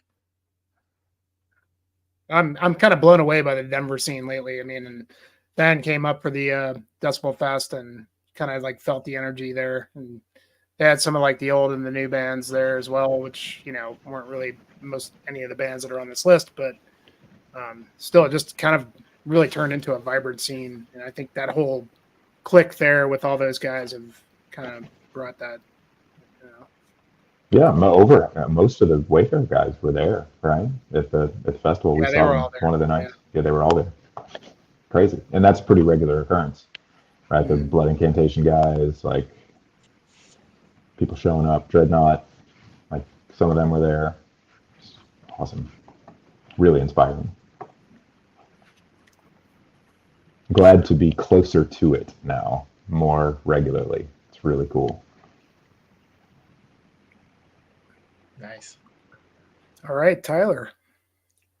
All right. So yeah, my number 3. Once again, we're getting down to those albums where these are albums I just pimped incessantly to any and all that would listen. This one I proclaimed upon its release that it would probably end up in my top 3 to 5, and it held true. And that's the Winter Knot Antheas. And right. yeah, I mean, if anyone's familiar with the band Dalthus, it's the main guy of that project, Grimwald. It sounds a lot like Dalthus, but like instead of singing about mines in a mountain, it's very old world paganism. One of the things I appreciate about this project is like he actually doesn't call it pagan black metal, but if you're going to lump it into a subgenre of black metal, it'd be pagan black metal. But it's not surface level cookie cutter stuff. Like he does a lot of research. Everything's sung in like Old High German. Like he did a lot of research into that language. It's one of the oldest versions of the German language. So, and then I think a lot of the stories, it's not just just regular paganism type stuff. It's like folk tales from from the region where he is at in Germany. Very, very varied musically. It'll go to your atypical like sing-songy, folky pagan metal stuff, to absolutely just ass-tearing, high-speed melodic black metal, to like the outro on this album has the most like unexpected like shamanistic chanting and just wailing at the end. That just, first time I heard it, I actually jumped out of my seat, because it takes a couple minutes for it to start. And when he starts belting it out, and you're just like, oh shit, like what is going on here? But I don't know, man. It's just, I really enjoyed this album a lot. There's a kind of an uptick in aggression compared to the previous album, the Ryua. But I think that's due to overall shorter songs. Like Ryua is like a really long album with really long songs. But yeah, it's just, I know a big sticking point for this album was the vocals, because he tends to stay in the more harsh, like shrieky style of vocalization for a lot of the stuff. But I mean, he goes all over the place. Like, his vocal range is actually pretty damn amazing. I mean, he's got even some heavy metal wails in this that are pretty awesome too. But I don't know. The songs are catchy. It's not your atypical folky pagan black metal stuff. It feels very original, and there's just a lot of love behind this project.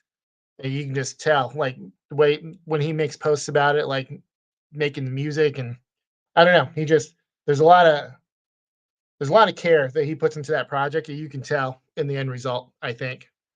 But yeah, like Dalthus is probably the most notable band that he's in, and if you're familiar with that stuff at all, you'll probably like Winter Knot, I would say.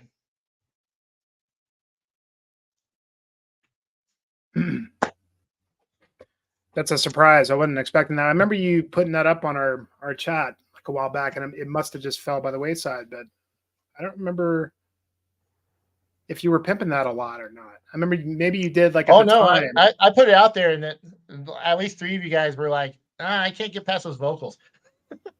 Yeah, I'm seeing I listened to the first 2 songs and then just didn't finish it. I don't know You why. should probably go 'cause finish it. Sounds like I should like it. I'm gonna finish it now for sure. I'm curious what was going through my head. I'm excited to revisit it and see. Yeah, I mean, like I said, it's not atypical. Like, there's really nothing atypical about it. So, like, I think people, on the outside, they see like that kind of cover art, like, looks like, shaman paintings, and that, you have your logo, and the image of the deer, and it looks like a solar cycle and all that kind of stuff. So I think a lot of people would have a certain expectation of what the sound would be like, and it's not that sound. It's very different, very unique. But I'm a big homer for this band, and actually, I've actually gotten to be pretty good friends with him online. So we like trade messages all the time. I mean, I even got his like collection of like little drinking cups for his different bands, for this, Dalthus, and Isgalder. So I make sure I send him pictures when I'm out hiking. If I take one of those little cups with me, he posts it on his page and stuff. I mean, yeah. So I mean, I guess in a way I have a personal connection to that band, just because like the interaction that I do have with them.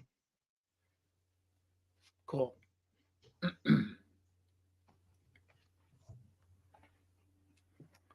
All right. Really getting down to it now.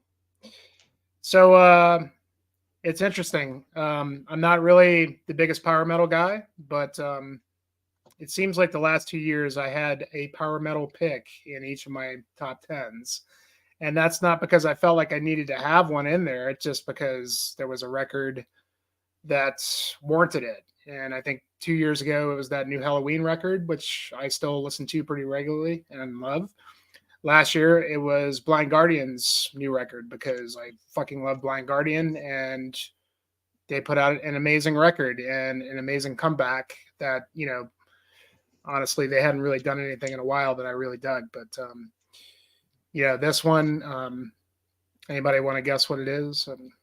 I don't know if I alluded to it ever in the chat, and Dan will probably know once I show it because I played it for him when he was I here. know what you're talking about. Yeah, so and a couple of you guys probably don't really know for the most part, because most of you guys are not really, power metal guys either, but you might be aware of an album that came out in 2001, I think, by a band called Lost Horizon.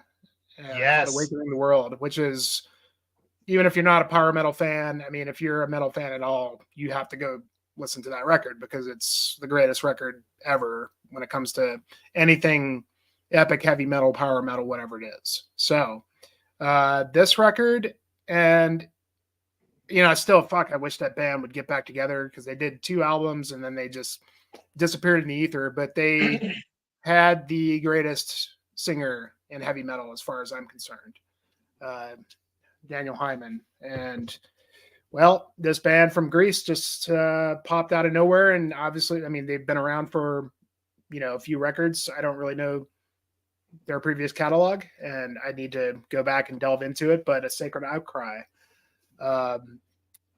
they recruited Daniel Hyman to do the vocals, and I mean, this is basically the next best thing that I've ever heard to Lost Horizon. And Daniel Hyman sounds as good as he did 20 years ago. I mean, he's almost better than ever. And this is power metal, but it's not cheesy power metal. It's a little bit more,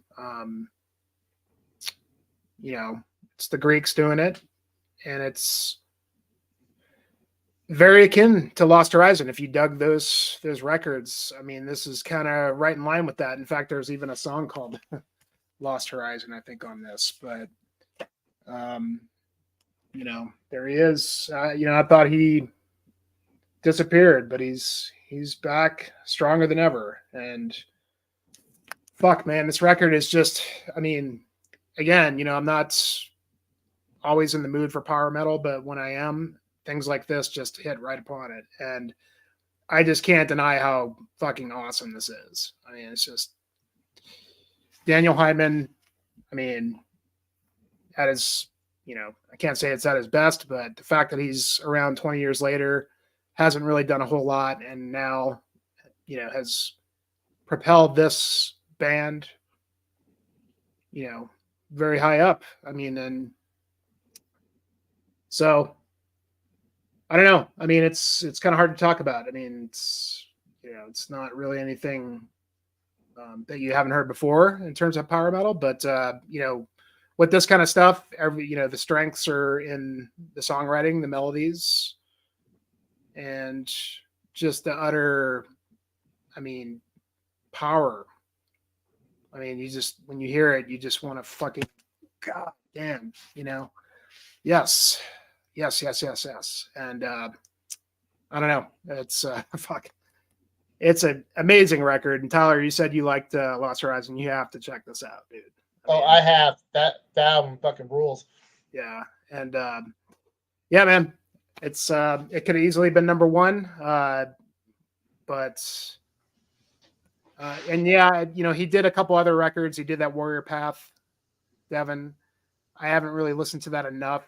I just remember listening to it and liking it and thinking it was cool. There was another one he did too, a third band that, but I just felt like those two didn't come close to how good this was, and maybe it's because it just sounds like Lost Horizon. I don't know, but yeah, man, it's the epicest ever could be, so yeah, great stuff, guys. Yeah. Sacred Outcry. Love it. I enjoyed it. I need to listen to it more on my own. I love the album cover. It's pretty nice. I'll give it a shot, Jimmy. Yeah, I mean, if anything, Russ, you'll appreciate it. I would say you'll at least appreciate it.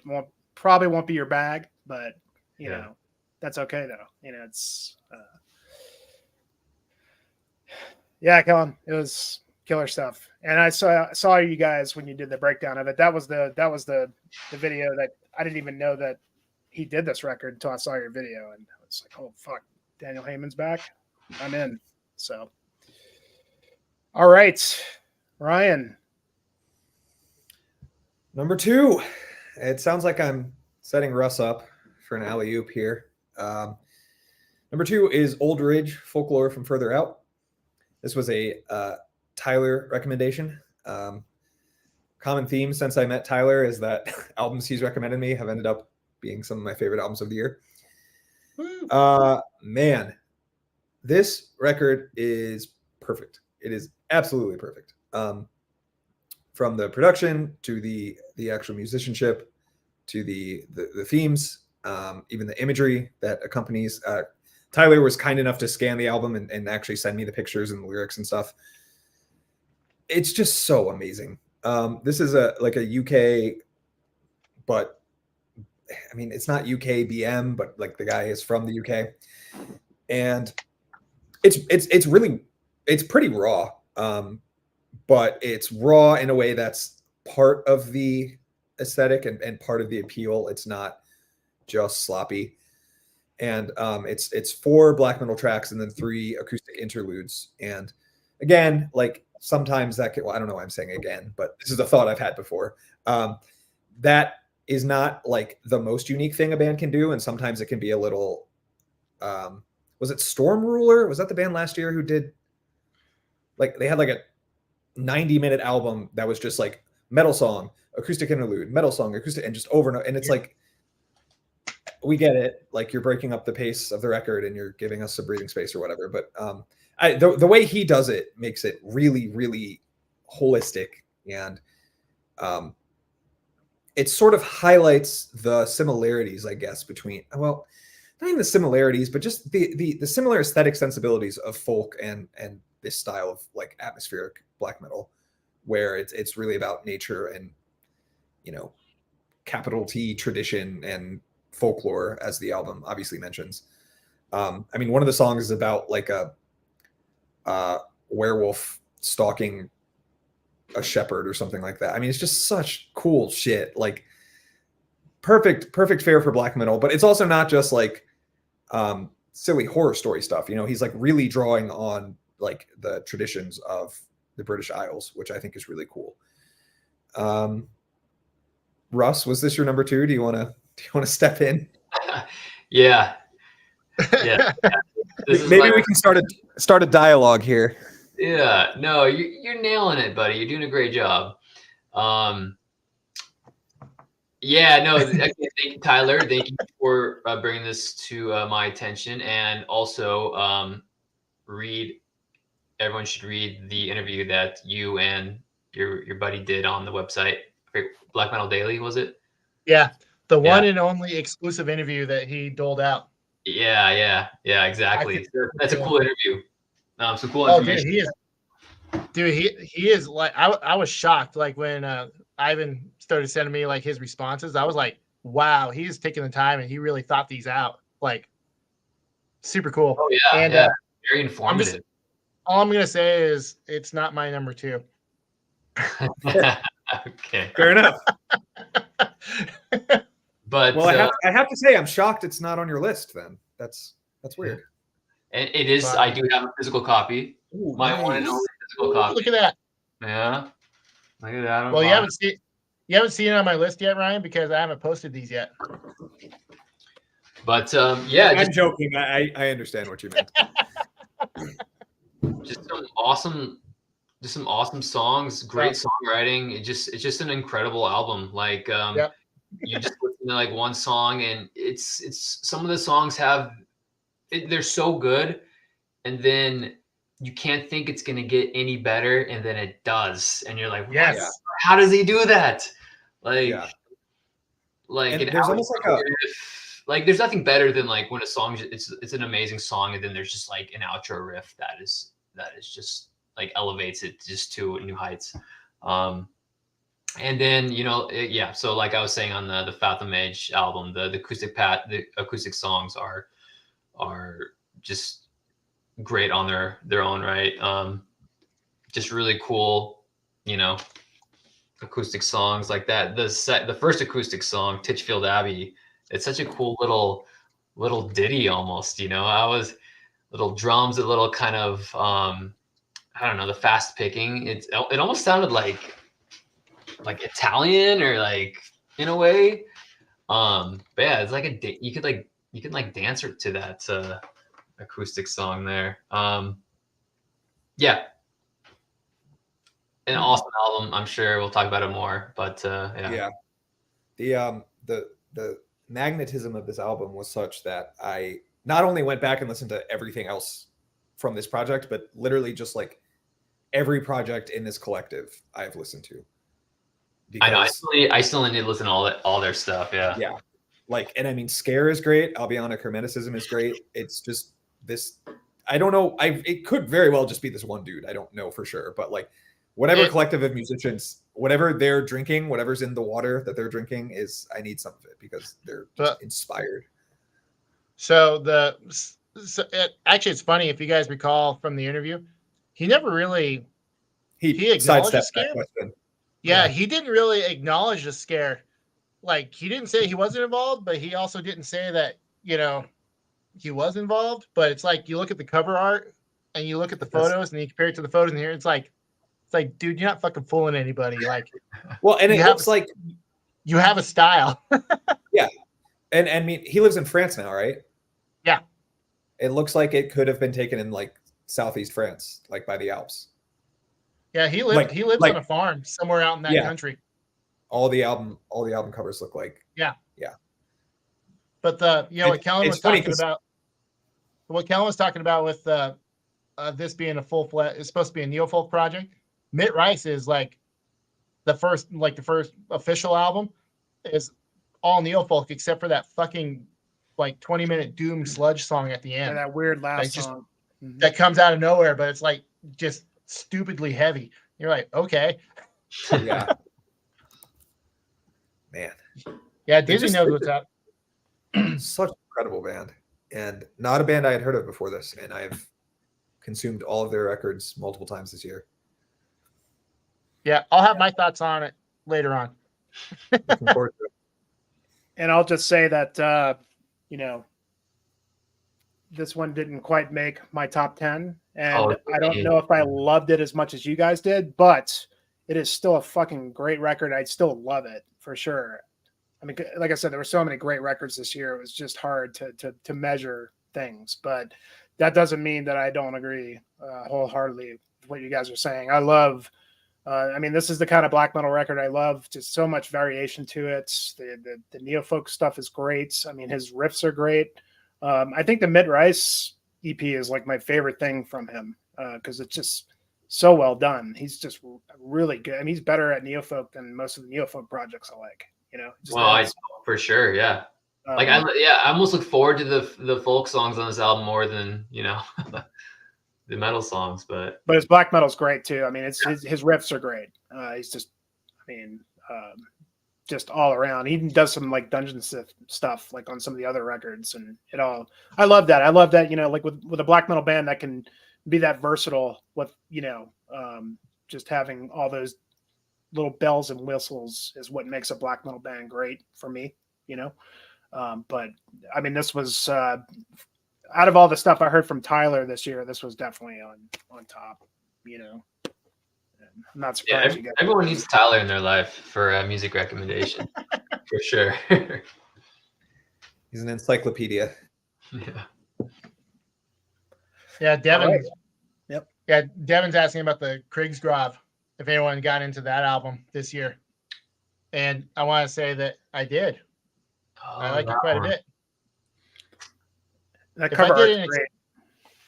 If I had done an expanded list, like I listed out 40 and I was like, I'm not doing a 50, 60, 70 album list, but top 50, this would have been on there.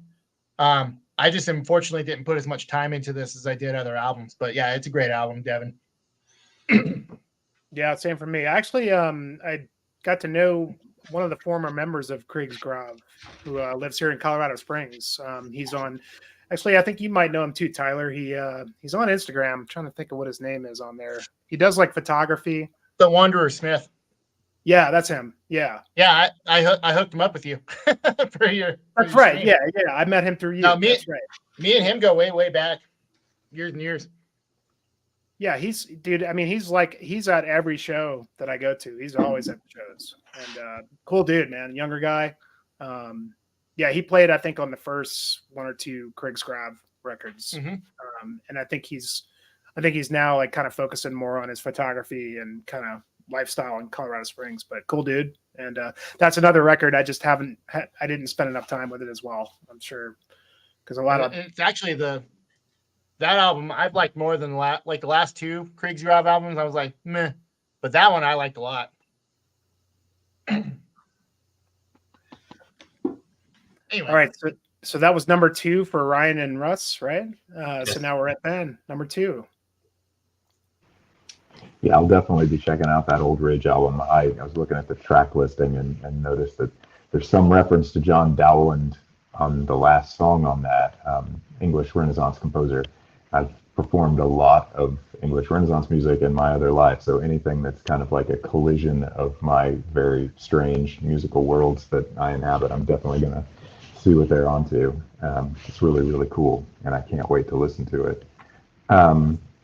My number 2 has been talked about a lot, and it's tough because my 1 and 2 they could swap, but I'm keeping it the way it is. My number 2 is the Sulphur Aeon, 7 Crowns, 7 Seals, which is apparently a controversial album. I missed a lot of that, but I get it at the same time. This is a band that I've known about for a long time, and I've listened to a little bit, but I wouldn't say that I was any sort of a fan of theirs before this album came out. They were just like, they're that cool band that has the really crazy Lovecraftian album covers and music that I haven't quite grasped yet.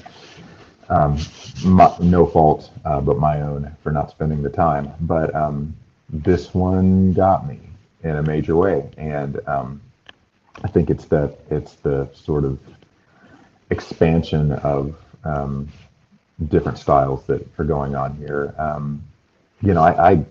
hear it as, I don't know how to describe it. I mean, it's like it's certainly there's a lot of death metal in there, but like I hear a hell of a lot of black metal in there too. It's just the style of guitar playing. It's not super riffy in a way that I think of death metal as being. I think it's got a lot of black metal chording and blast beats and that kind of thing in there too.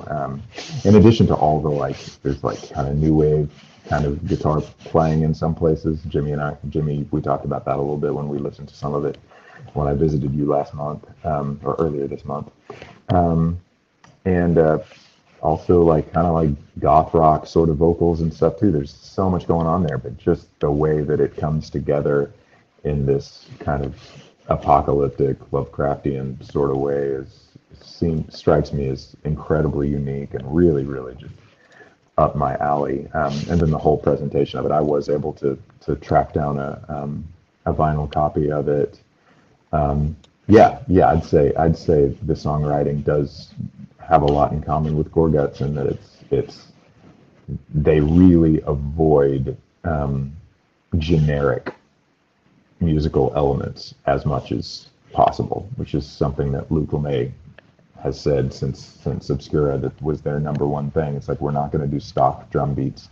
We're not going to do kind of stock riff formulas. And I hear a lot of that kind of thing going on with this record too. And I like it. It's one that I've just been going back to. I kind of have to be in a particular state of mind where I can really focus on it. It's not like a jamming in the background kind of record at all, which I think is important. But I think my number 1 will show that a balance of those two things is also really important to me. But we'll get there when we get there.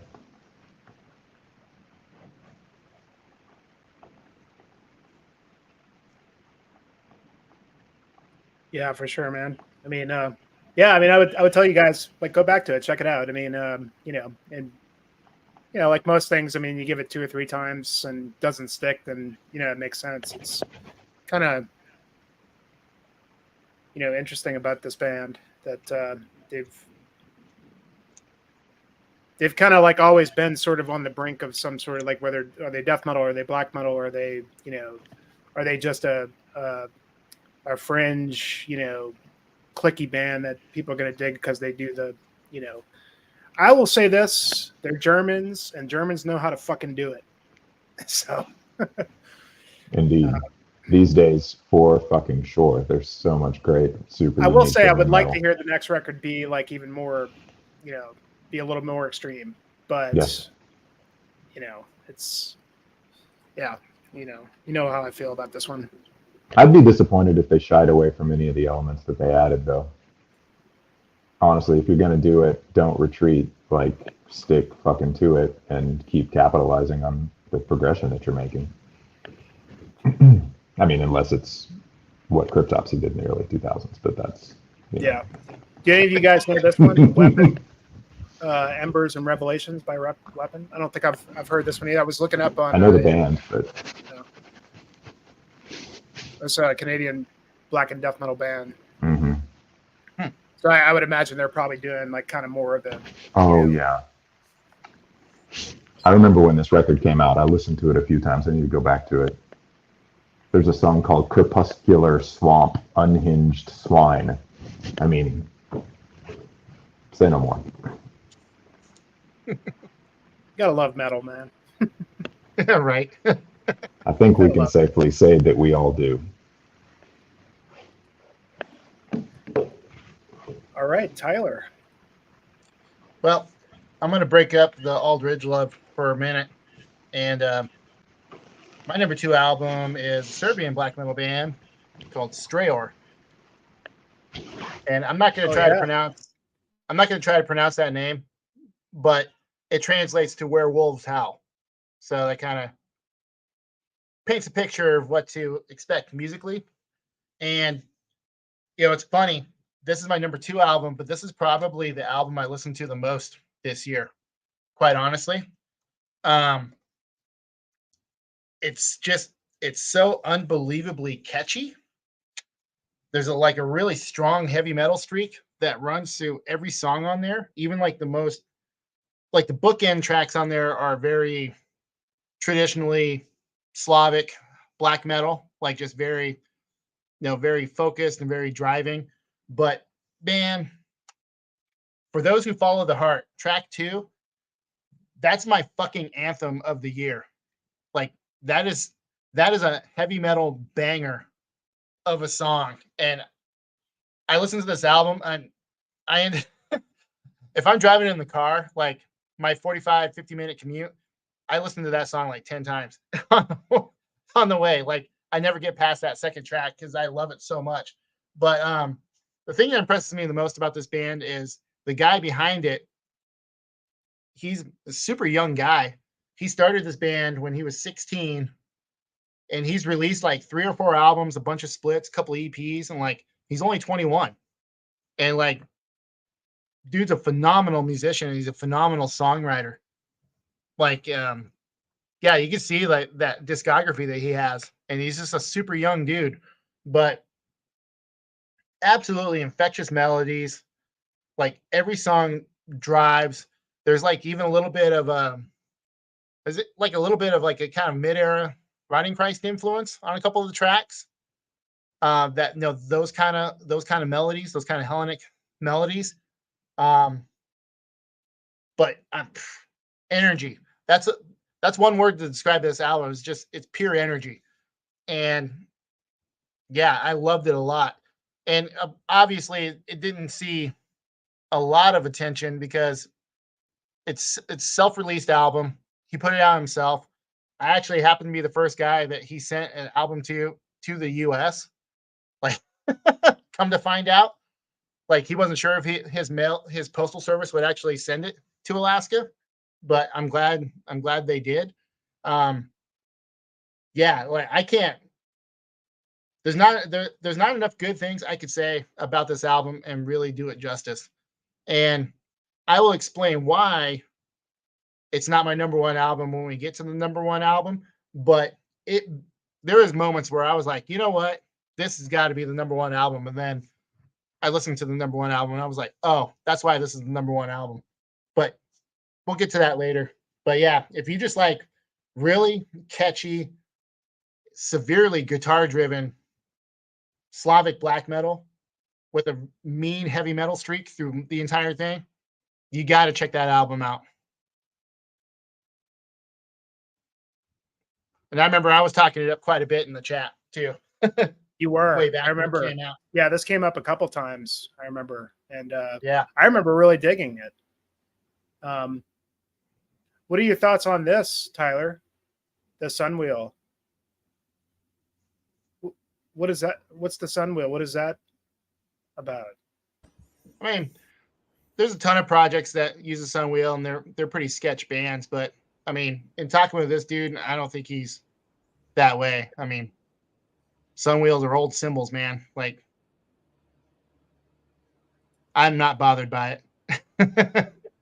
What makes the Sunwheel sketch, Eric? I wonder. Like, I don't The know Sunwheel- anything. I mean, So It's the swastika, like- swastika is what the Sunwheel is. The swastika is based off of a Sunwheel. The original symbol of the swastika was the sun. oh, okay. Was the symbol of the sun. So yeah, a lot of these bands will use that, but yeah, it's not. I don't think he's that way, but I don't know. I'm not going to ask him, but I know reading interviews with him, it's nothing that's ever come up. Like he's never given off sketch vibes in interviews. I mean, he's a 21-year-old kid. If he's going to give off sketch vibes, now would be the time when he's a young man and, you know, still doing dumb shit. But no, that shit doesn't bother me, obviously. I mean, I fully admit I got plenty of bands in my collection that would be deemed as sketch. And it doesn't bother me in the least.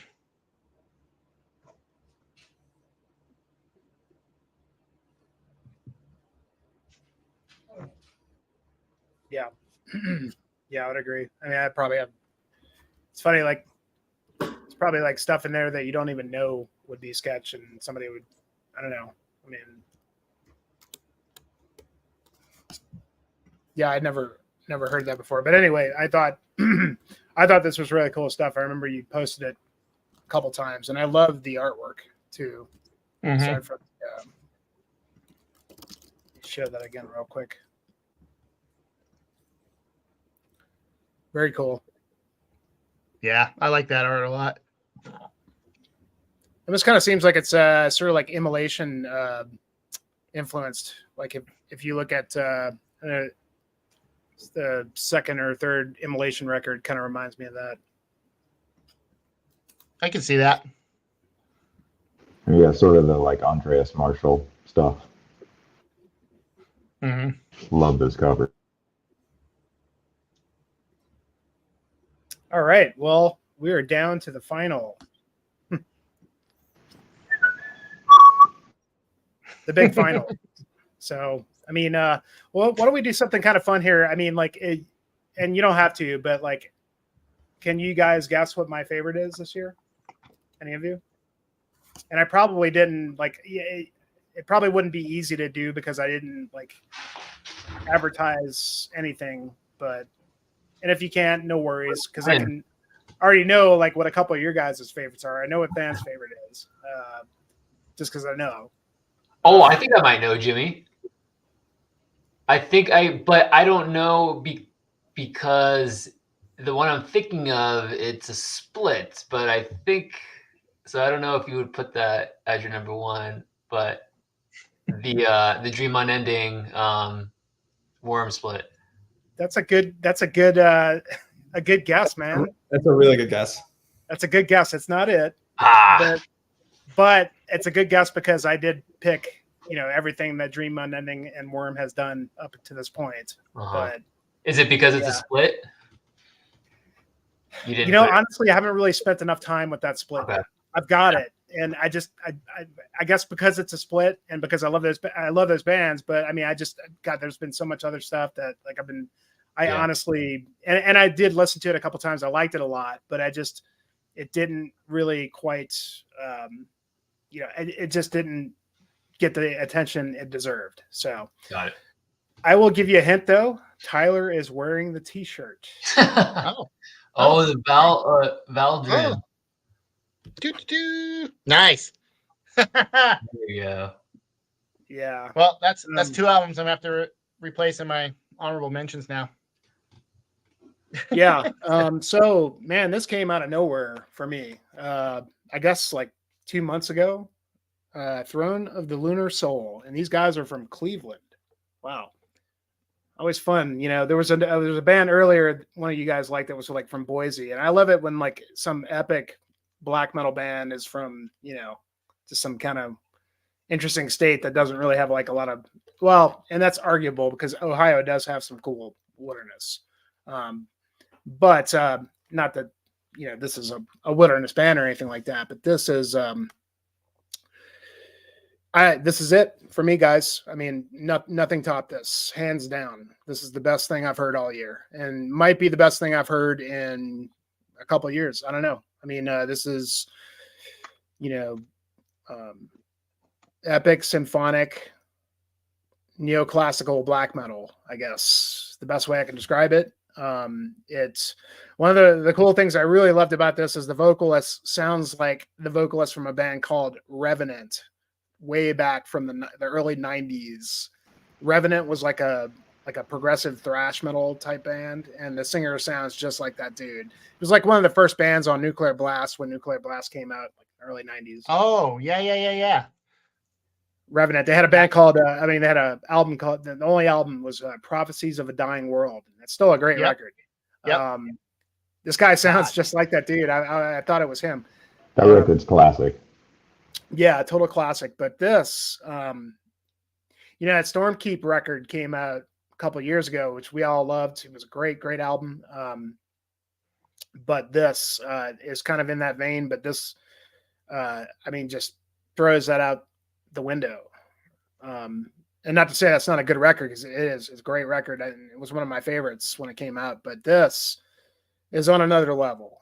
It's a long album too. It's, you know, another 75-minute, and I feel bad because I chose like 3 or 4 records in my favorites this year that were long players when I was complaining to you guys, and I'm sick of long albums, you know. But this, I don't know, it just swept me away, and everything from top to bottom. I mean, there's not a moment on here that I feel is out of place, and they've got it all. They've got everything. They've got the perfect balance of, you know, the black metal, the melodic black metal with the neoclassical kind of stuff. I mean, it's like the guitars are wizardry.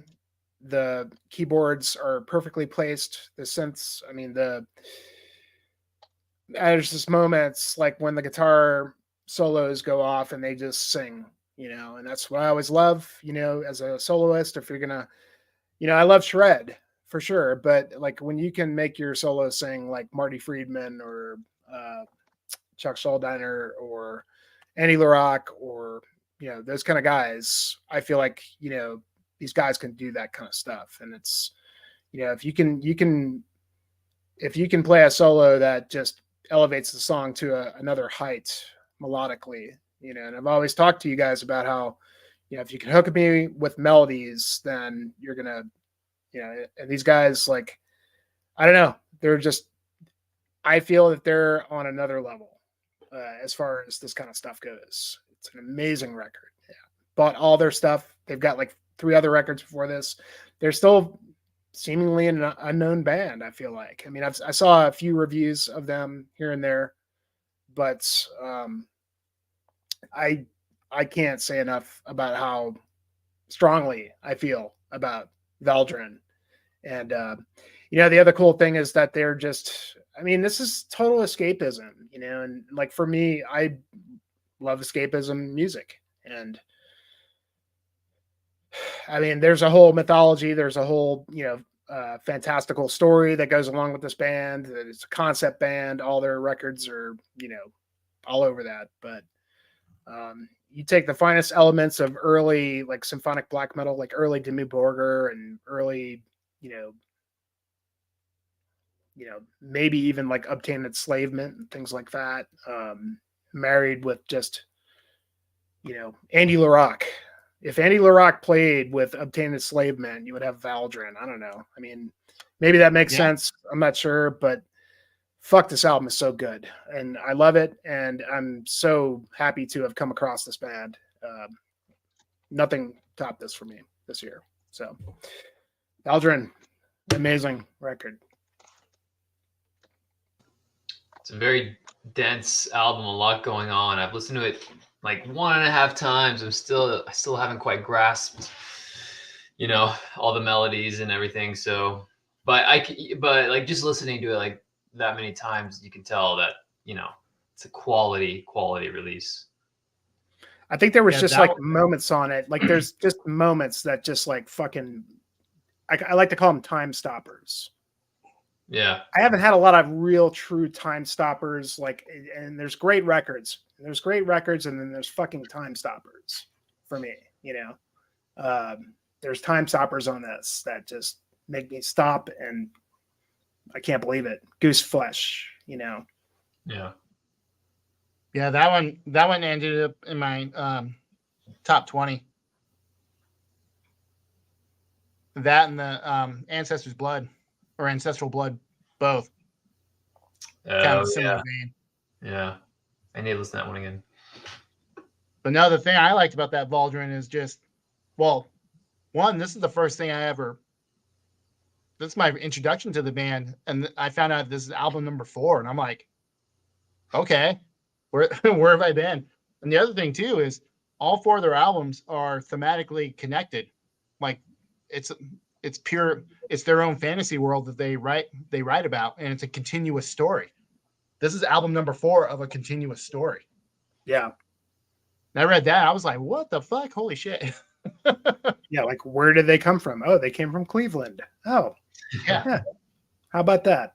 Well, the fucked up thing is I got friends in Cleveland. I got you guys know Dominic from Vintergrove, like him, like a couple other guys to talk to. No one's ever talked about this band. No one's ever brought them up. And I'm like, fucking holding out. I learned about them from, I don't know if you guys ever look at yourlastrites.net, but I really dig those guys. And then their year-end lists are always really awesome. But they did a review of this record that piqued my interest. And then, I started to listen to it. And then Eric was saying Marty from Heavy Metallurgy did a review as well, and he did a great review, and I think he captured kind of my own sentiment about the record, kind of made me pay attention to it a little bit more. But Eric, I don't know if it's going to really be up your alley, but you should definitely check it out because you might be surprised by it. But I mean, yeah, man, it's fuck. Actually, the other thing, my other thought on this and the Ancestral Blood both is. That is what I hope the Moonlight Sorcery album would have sounded like. Good point. I can see that. So, leaning way more heavy on the black metal, and then have like that heavy metal flourish rather than the other way around. Yeah. But yeah, killer album. And I had to get the shirt. I saw that long sleeve design. I was like, fuck, I gotta have that. I should have got one too. I wish I'd gotten the vinyl as well. I just ended up getting the CD before I was sure about it. I'll probably end up buying the vinyl at some point because I love it so much. But yeah, you know how it goes. Hell yeah. All right, Ryan, and I think I know what your pick is. But... Oh, okay. Why don't you guess then? Because last year I floored you, and I think I have a similarly. I mean, it's not even like a weird choice for number 1, but I don't think anyone. I don't know. Maybe I'm getting ahead of myself. What do you think it is? Well, I think let's see. You floored me last year, and it was Watain. Where's that? It was Watain. Well, okay, yeah, okay, yeah, okay. That's right. That's right. I mean, it doesn't matter if you're wrong. I'm really curious. This is a fun game. I know. I wish I could have guessed yours. In retrospect, I maybe should have known that. Okay, so I fucked up here. I thought it was Aldridge, but no, that was number 2. That was number 2. Okay, so that's where I fucked up. I thought it was Aldridge. Okay, it was close. So and I'm going to make a really stupid prediction here because I don't think this is what it is. And if it isn't this, then it isn't anybody's on this list because it was on the thumbnail. Is it Lamp of Murmur? No. Okay. That is a really good guess. I didn't think it was, but Yeah. I thought That it album could fucking be. ruled too. I like that one a lot. That is a good one. Okay. All right. I'll just cut to the chase. It's the for it. new Marduk record. Wow. Wow. I kind of had a feeling, but I was too afraid to say it. Oh, I wish you had. I would yeah, not I remember you have talking about. 2 years I running. knew you with, dug it, but I knew you dug this, but I didn't think this would be number one. I'm slowly realizing that Swedish black metal is just like very dear to my heart. Marduk is, they ebb and flow. Their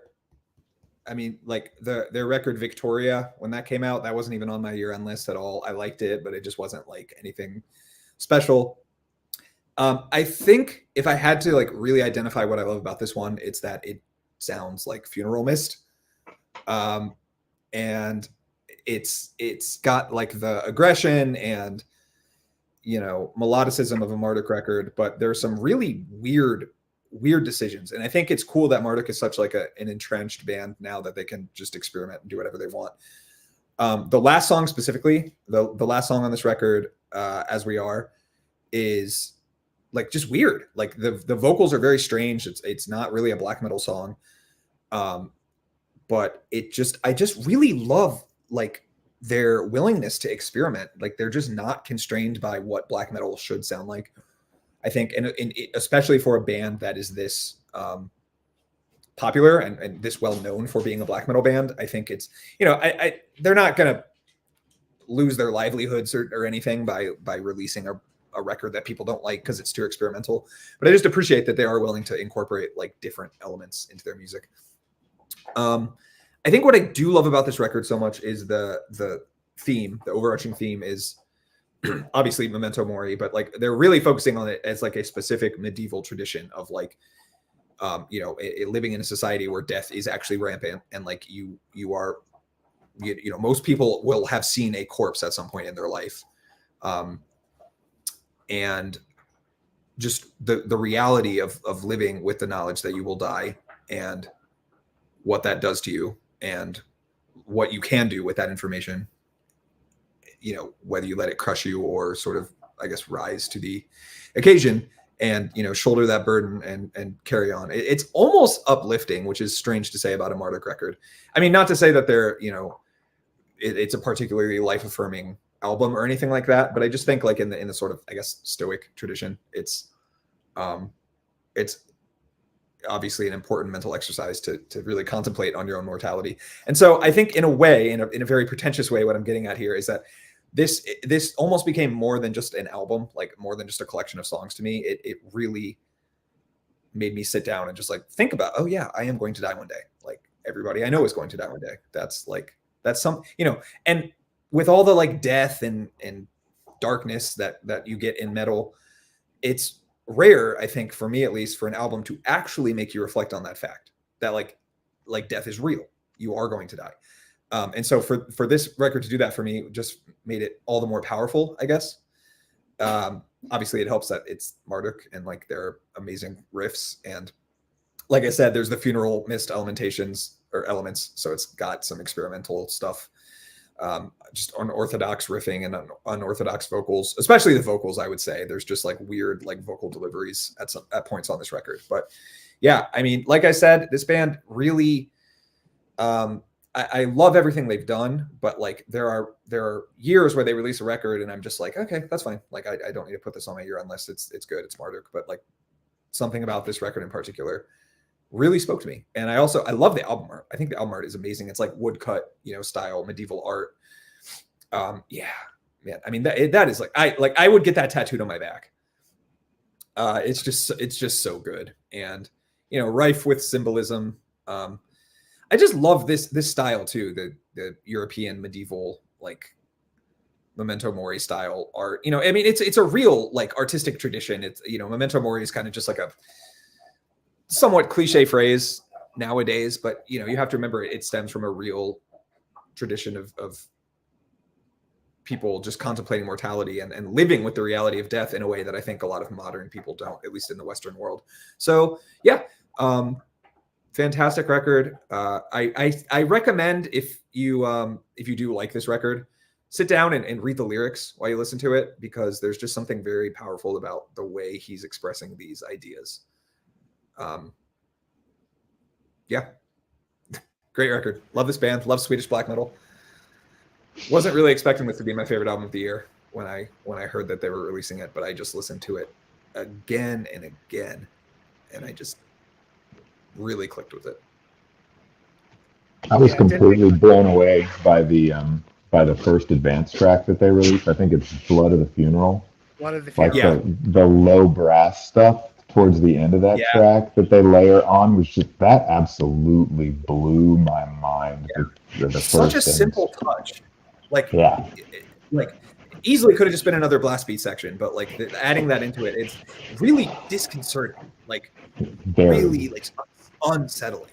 Yeah, I need to listen to the whole record more. I've only listened to it maybe twice. I really should listen to it more. Let me check. There's another track in particular I think I want to talk about.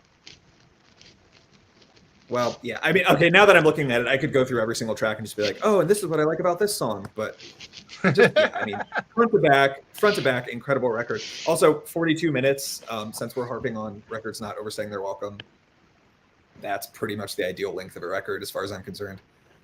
10 tracks, 42 minutes. Just let's get it done. Yep. I need to give that album another fair shake.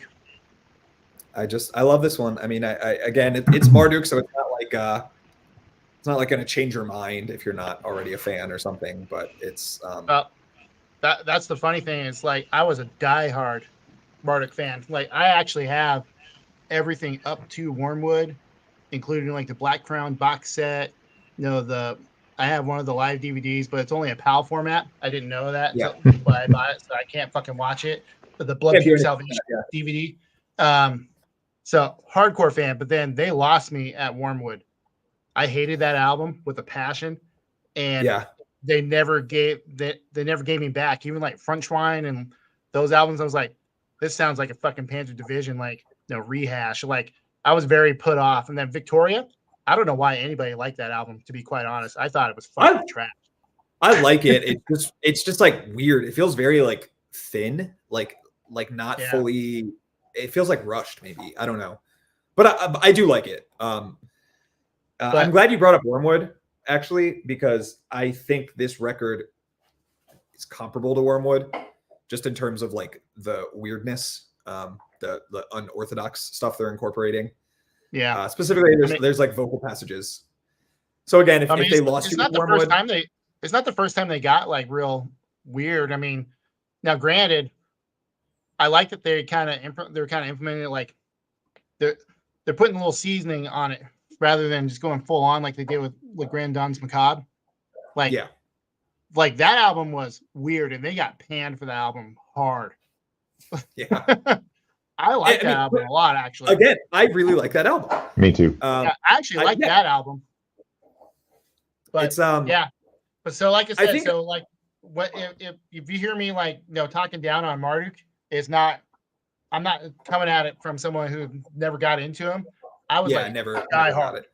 it. Yeah. And then they lost me, and they didn't get me back. I was like, ugh. I hear you. I get that. I think similar to what you were saying earlier, I don't even remember which record you're talking about, but how the guy has was it the Alkals record where he has multiple projects and it's kind of they're sort of converging. Yeah. I think that's what's happening with Funeral Mist. Like, I don't know if Mortus is writing more for Marduk or something, but like Funeral Mist and Marduk, they're kind of getting closer, in my opinion. And they were never that different. I think Mortus had more of a hand in that album. Yeah, I mean that was Triumphator was the shit. Yeah. Now, granted, that era though, that's because they had Frederick Anderson and B. War. They had the rhythm section, like the old classic rhythm section. Oh, that is a hot take. That is a hot take. I'm responding to the chat here. Yeah, that is a. I do, and I've actually really been revisiting Le Grand Dance Macabre this year specifically. Something about it is just like, and the title track is so good. Oh yeah. That riff is like, yeah. I could probably talk Anyway. about Marduk all night.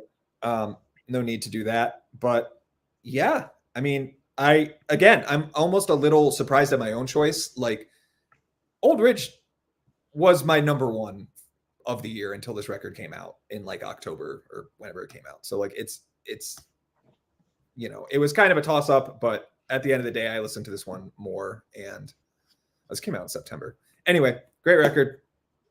Loved it. Happy to gush about it here. I love it too, man. I mean, like, it didn't make my list, but I mean, for me, it kind of like, especially like the artwork, kind of brought me back to ROM 512, which I love definitely. that record. I think Definitely. that's probably one of my favorite Marduk records. Yeah. And I also like, I noticed, and I don't know if this is like always how it's been, but like Mortus wrote Yeah. 90% of this record. Did he? Yeah, I mean, like that. If you look at the writing credits, he wrote everything pretty much. Well, then that explains it. Well, that explains that. So it's basically a funeral mist album. But also, maybe that's what I like in Marduk now is what Mortus is doing. I think Morgan wrote like 1.5 songs on this thing. I was kind of surprised at that. I'm curious which ones he wrote, because the last song in particular is like very left field. Since you brought up, I don't know. Since you brought up Romans 5:12, Leveling Dust is like one of the best riffs ever. That is one of the meanest riffs I've ever heard. That whole album crushes. Yeah, it really does. Yeah. All right. The whole thing's really good. It's a great record if you like Marduk. Yeah. But I will second what Than said. We were hanging out in the forest and we put on fucking Blood of the Funeral, and it was like we were both like, Jesus Christ. This is insane. Yeah. I mean, it's like they wanted that to be unpleasant for you. And they succeeded. I mean, when those horns come in, it's just like, whoa, this is good stuff, man. Good pick. I would not have thought, but yeah. Cool. Well, I'm glad I can keep you on your toes. I really vividly remember your reaction to me saying Watain was my favorite album of last year. You were just so shocked, and I thought that was really funny. So I was hoping to get a repeat this year. Well, I knew you loved that record. I mean, and I liked it. I liked it a lot too. I mean, like that was like the record that kind of brought me into Watain, because I didn't really get into them before that, but I just didn't expect that to be number one. Well, some part of me wants to pick like some obscure record that like 6 people have heard of, but it's like I have to be honest with myself. Like, Watain and Marduk are still good bands as far as I'm concerned, and like if that's the record of the year, that's the record of the year, and I shouldn't be pretentious about it. Well, I don't want to downplay it either, because that Watain record's great, man. I like it a lot too. Yeah, I just listened to it yesterday. It's still good. Mm-hmm. So you talking about picking obscure records for your number one? That was me picking that Eldritch album. Yeah, that was pretty. Yeah, but it's fuck, dude. 1,000 streams on Spotify. Dude, it's a good album, but I still pull that album out, man. I love that one. But hey, all right, that's what it's all about, right? It's the one that you like the best over the course of the year, right? Mm-hmm. Exactly right. Which is what I did for my number one pick. Good choice. So, this is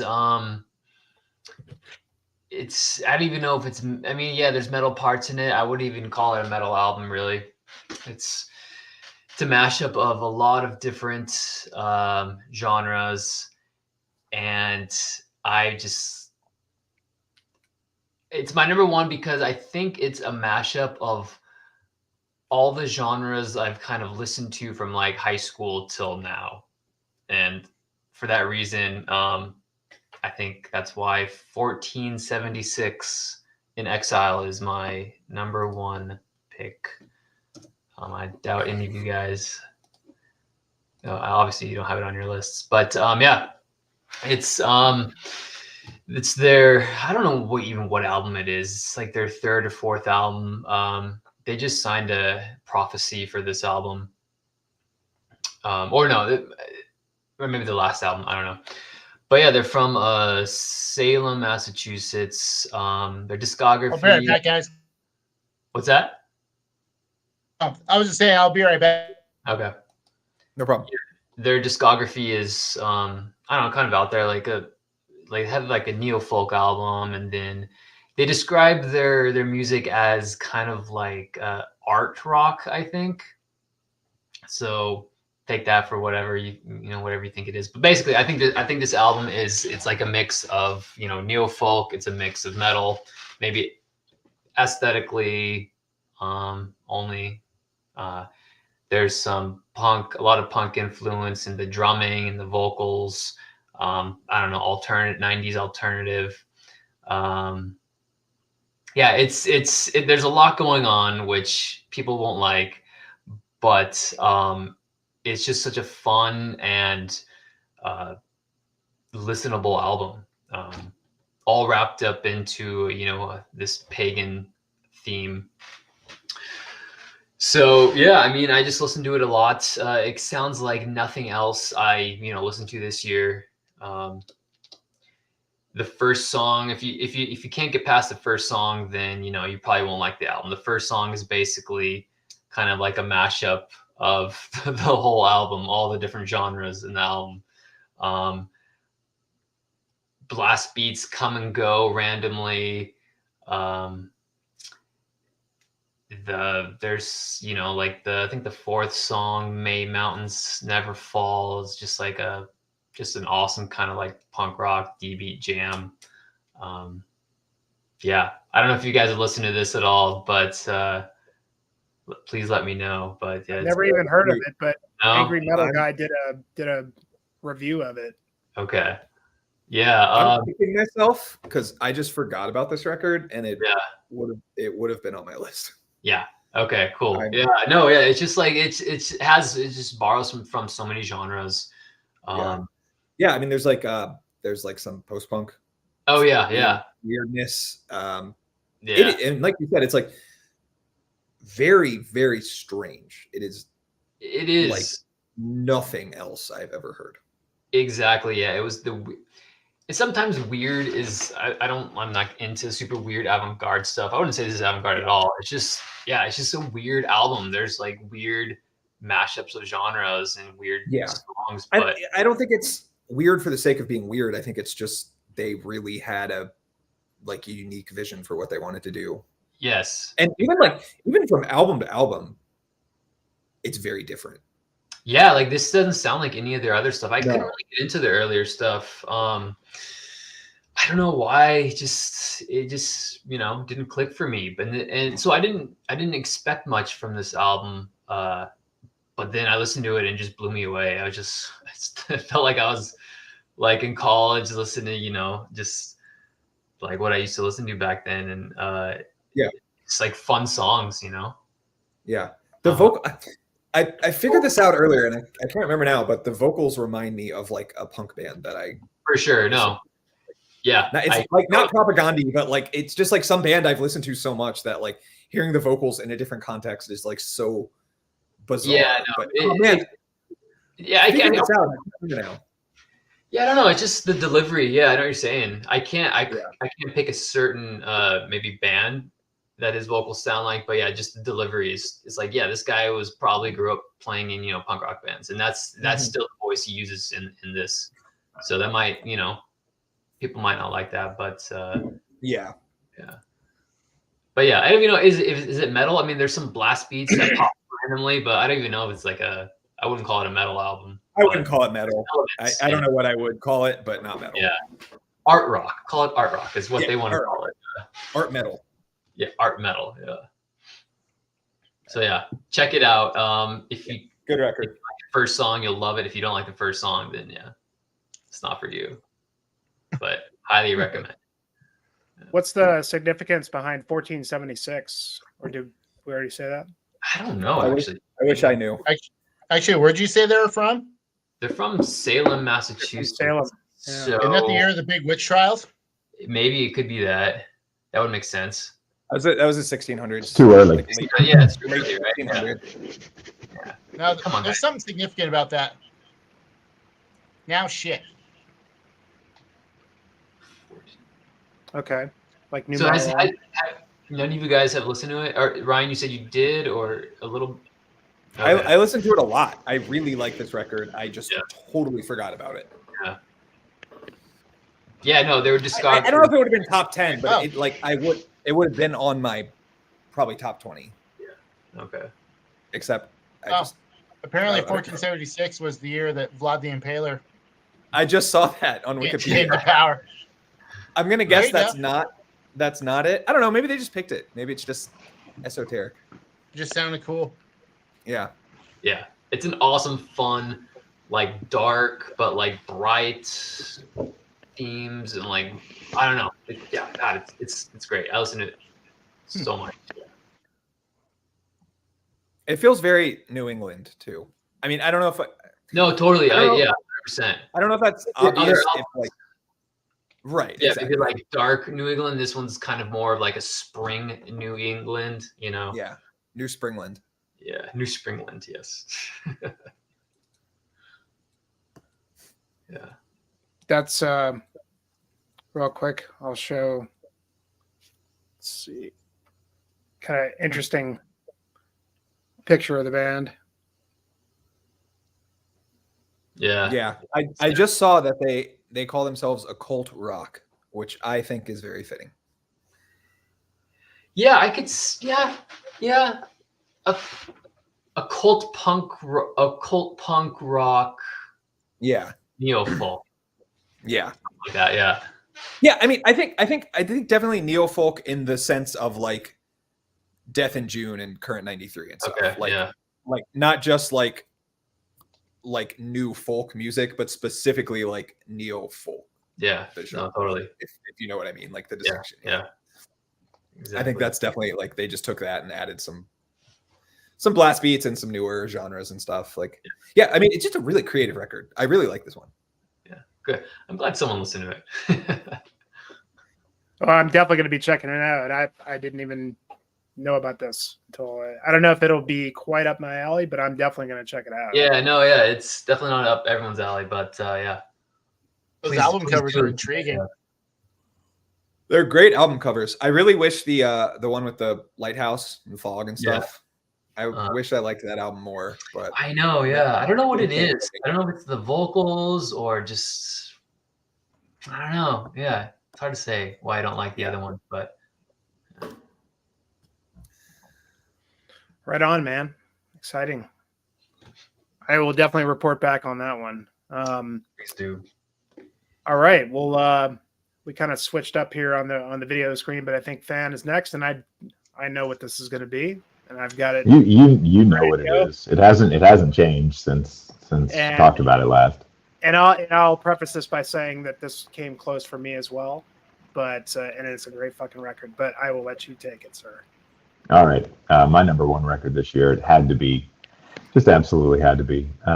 Despite apparently also being an incredibly controversial album, it didn't feel controversial in the least to me when I listened to it the first time.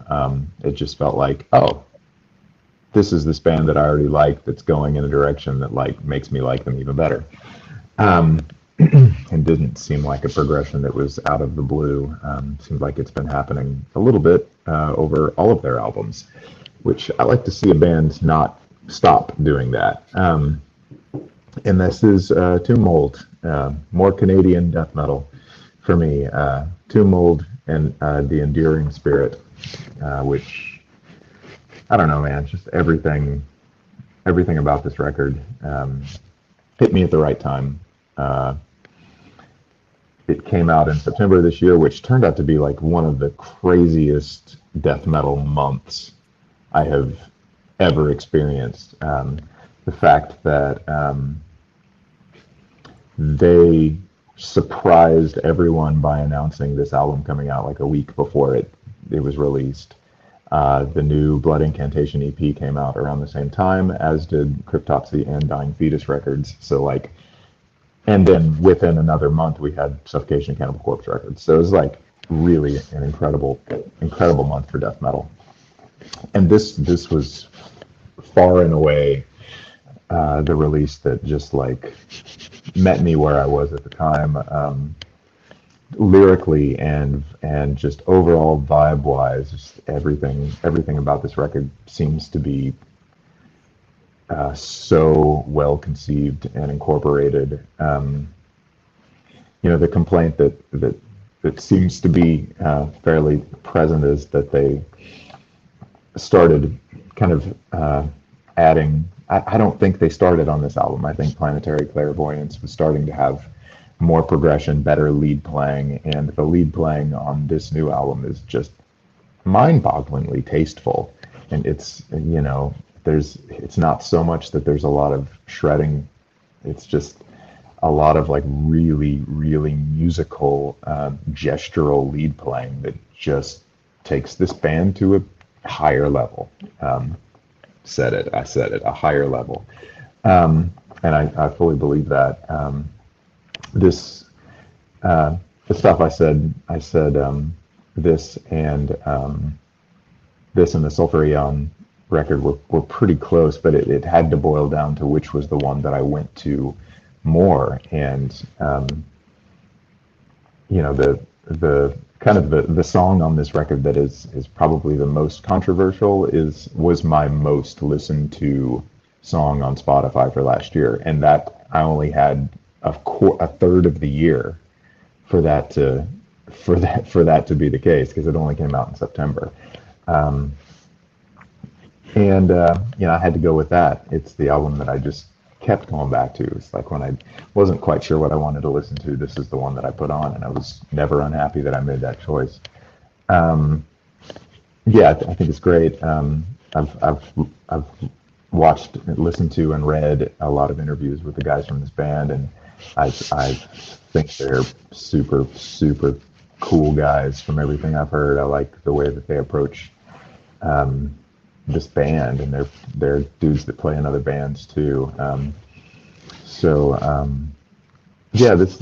album's great, just even down to the title. The Enduring Spirit came out in September. September was a month for me personally where that title meant a lot at the time, and the overall vibe of this music being like really, a band that kind of started out as straight up kind of cavernous death metal band.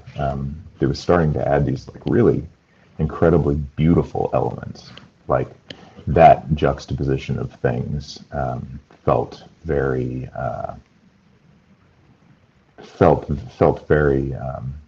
attractive and appropriate for me, just from what I was personally going through. So a lot of my love of this album comes from very personal stuff. So without a doubt, Tomb Mold, The Enduring Spirit, my #1 album of the year, and a great cover too. Really cool cover art.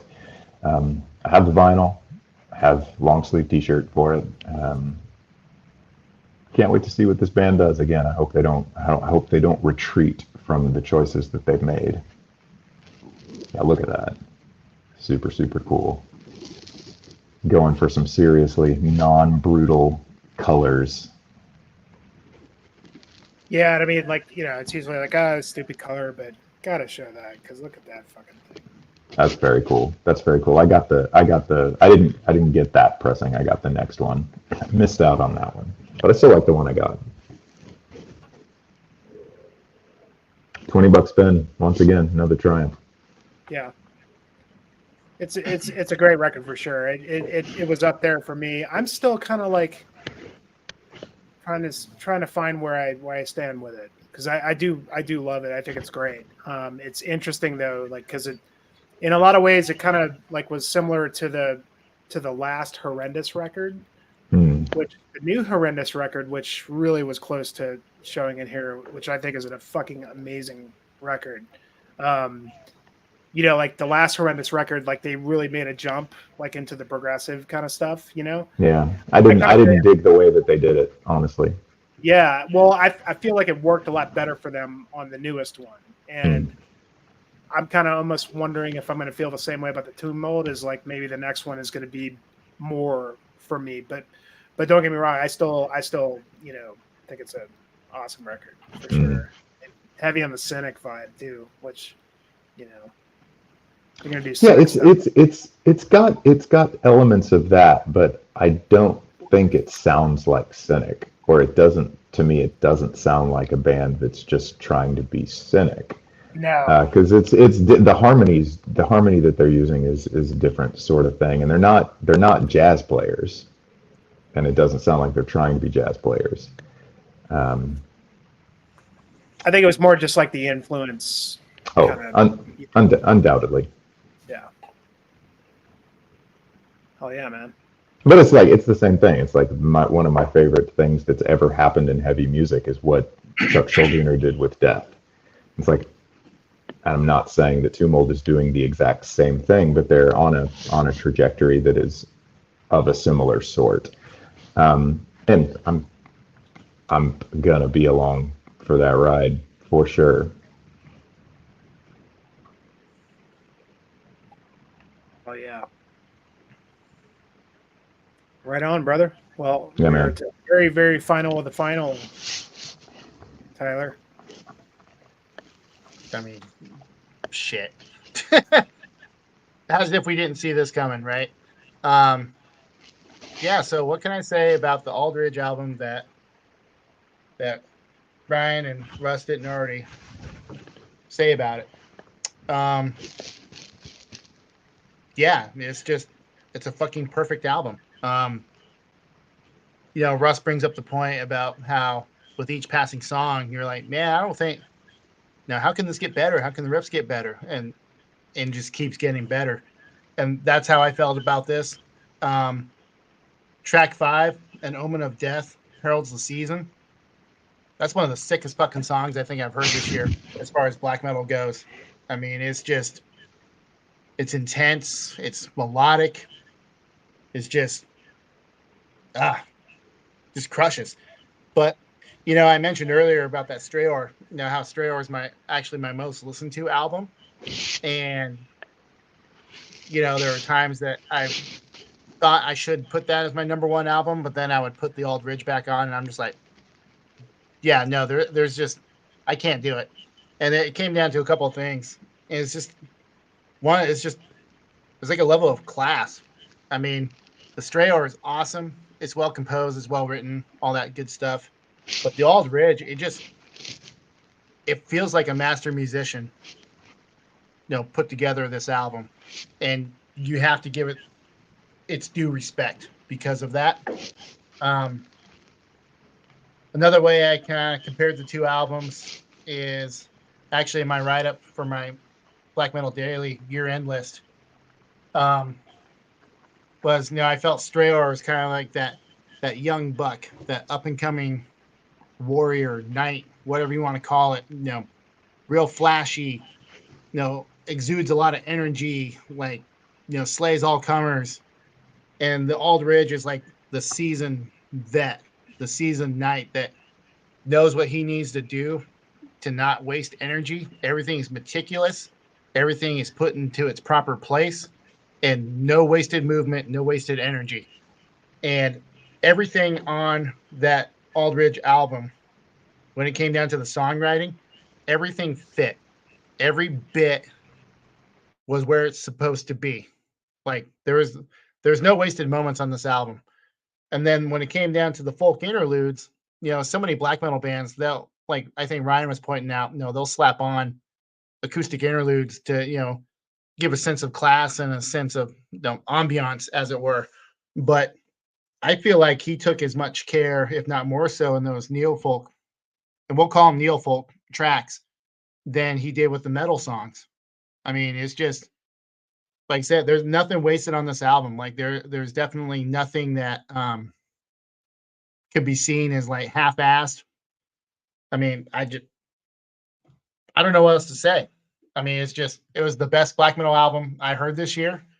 I mean, I said that after it first came out, and I said that, in my initial collaborative review I did for that album, that, the main guy, he's standing on his turret, he's waiting for all comers. He's waiting for someone to challenge him for his throne. And that challenger never came. And, also there's a couple other things that I think that put this at number one for me. And it's the fact that it's probably the most vested I've been in an album. outside of just listening to it, because, you know, I was part of that collaborative review that I just mentioned. I also did a collaborative review for the Albionic Hermeticism, and I was involved in the interview that we got to do with that guy. Now I got to submit questions for that. And I mean, like I said, I can't not have it as my number one album. There's no way. Great project. Blame you at all, man. It's a great record, and it's one that I'm really glad that you, you know, hinted us into. I mean, you know, you show us a lot of stuff, and you've got a real good pulse on all that shit, man. And so it's like I'm actually kind of like, kind of blown away. Like I wish I had more time. Like I don't feel like I have enough time in the day, like check all the stuff out that I want to check out. So I kind of like rely on you to like weed out all the stuff and show us like what's really, really great. And this is one of those ones that like, if I didn't know you, I don't know if I would have even heard of this band, you know, because, you know, aside from our circle here, I don't hear anybody talking about Aldridge, you know. And Yeah. I brought it up on the Metallurgy, you know, when I was on there, like, you know, 6 months ago or something like that. And I still don't know if anybody ever really, I never got any responses saying, hey, you mentioned that Aldridge and it was Yeah. great. You know, I mean, No, I watched that and I saw you when you pulled it out. I was like, yeah. Well, and it was like everybody that was loving that Lamp of Murmur, which is a great record. I think that's an awesome record, you know, but I thought that, I mean, and not that they even are the same, you know, like I just felt like they were kind of in similar realms that like, man, if you like that Lamp of Murmur, which has got so much buzz and you haven't heard this Aldridge, it's like, holy shit, you know, but Yeah. I mean, like I said, just the way it's laid out. And like I said, Ryan and Russ, like they brought up a lot of the really good points on that album. But yeah, just the pacing of the album. Actually, the one thing in particular about his songwriting that I really like is his use of like tension. Like he did a lot of real good builds, and like the way he would like choose to do the release, you know, in these real tense. I think it's specifically on, track 3 of The Sound of the Fear Begins to Creep. There's one moment where it's like this distorted feedback thing is building, and then it goes to like a real mellow part. And then he does it again, and then it explodes into like the blast beat section. And you're just like, oh, there it is. There's that, you know, that's what you're anticipating the first time around. And, you know, he bamboozled you and didn't do it. Never thought of that. But I mean, it's just like I said, there's just like little things like that, like just that attention to detail. I mean, it's not the most complex album I've heard. Like, I mean, sonically speaking, there's probably better sounding albums out there, but I mean, there definitely is. But I don't know, it's just the way he pieced it all together, and just the way, like I said, everything just fit perfectly. There's not one moment on this album where I was like, I kind of wish he didn't do that. Like, you know, everything, I was enthralled by everything that he did on that album, top to bottom.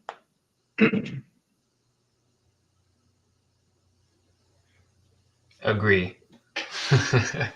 You nailed it. well, right on, guys. We did it. And Did. honestly, I think we're going to end it there. I know Ryan's got a bust, and I really wanted to like have some time to like go through some honorable mentions and things, but you know, being that there were kind of like 4.5 in, I think that's a good spot to stop. I will pose one question to you guys. I think it's worth discussing really quickly. If you got 5 minutes, Ryan, okay. I think this is a good question, and I mean, we don't really have to pontificate on this, but Devin asked a question about the new Panopticon. And yeah, man, I mean, like, look, I love this band. I love Austin. I love, you know, most of his records. But honestly, I wasn't really feeling this one. I think it's maybe, I think I also really haven't spent enough time with it, but I was instantly kind of turned off a little bit, just because like, and I feel bad for saying this because like I have like 3 or 4 records in my top 10 this year that exceed the length of an hour and 15 minutes or whatever it is, you know, but and I've always kind of felt this way about the Panopticon stuff, is I feel like it It really needs a lot of editing. Like he's done some great shit. I mean, I think his, Roads to the North, Kentucky, the Bluegrass record's like one of my favorite things he's done, and it's really amazing artist. But I just felt like, and it was amazing to me because I mean, like this record moved a lot of people this year. It looks like, and I'm just kind of wanting to go back and being like, I'm obviously missing something but honestly, for me, listening to the whole record 3 times, it just didn't grab me this time. So I don't know. What do you guys think? Agreed. I'm in the exact same boat. Yeah. I mean, I remember, so when it finally dropped, well, I'll back up a little bit. So I think the first single was Cedar Skeletons was the first single he dropped for that. And I was on board. I was like, that was a 16-minute track, but it was an absolute fucking rager, like from end to end. I was like, okay, like, because Panopticon is never a band that I really got deep into. Like, I appreciate Austin as a musician. Like I mean, he's a gifted musician, obviously, but like a lot of his stuff overall just doesn't grab me as a whole. But I heard that Cedar Skeletons, I was like, yeah, I'm gonna check this out.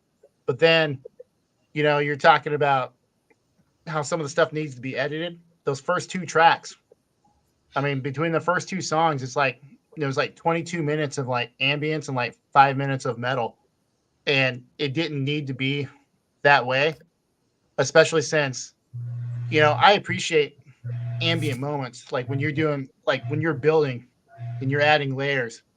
I mean, Ryan, like Fan, as musicians, recording musicians, like you're layering your music, and it's like you're establishing something. There's like, well, I'm going to add a layer, I'm going to add another layer, we're building to a thing. But the way I felt in that first song, it got to a point and there was no build.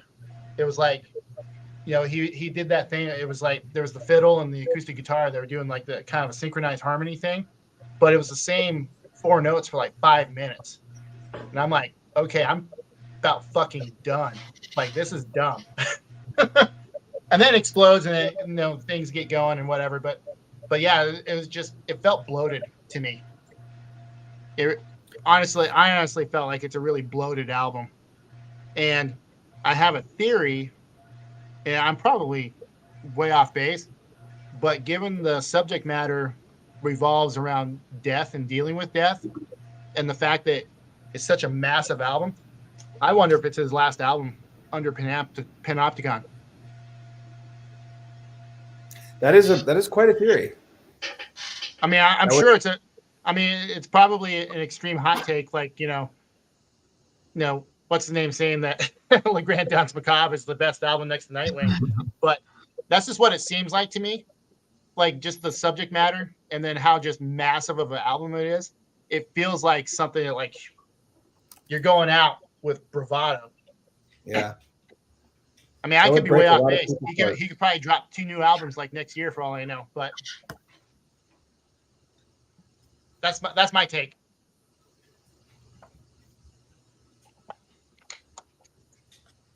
I have a tough time justifying my thoughts on this record because this is my favorite band of all time, and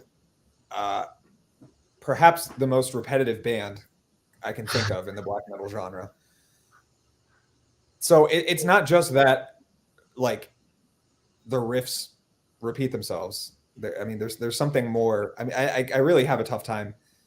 And again, like, I've liked records that he's done in the past, but he's never been like one of my favorite American metal artists. And I don't mean that in a disparaging way. Like, he's incredibly talented. It's just like, it doesn't click for me in the same way that it does for lots and lots of other people.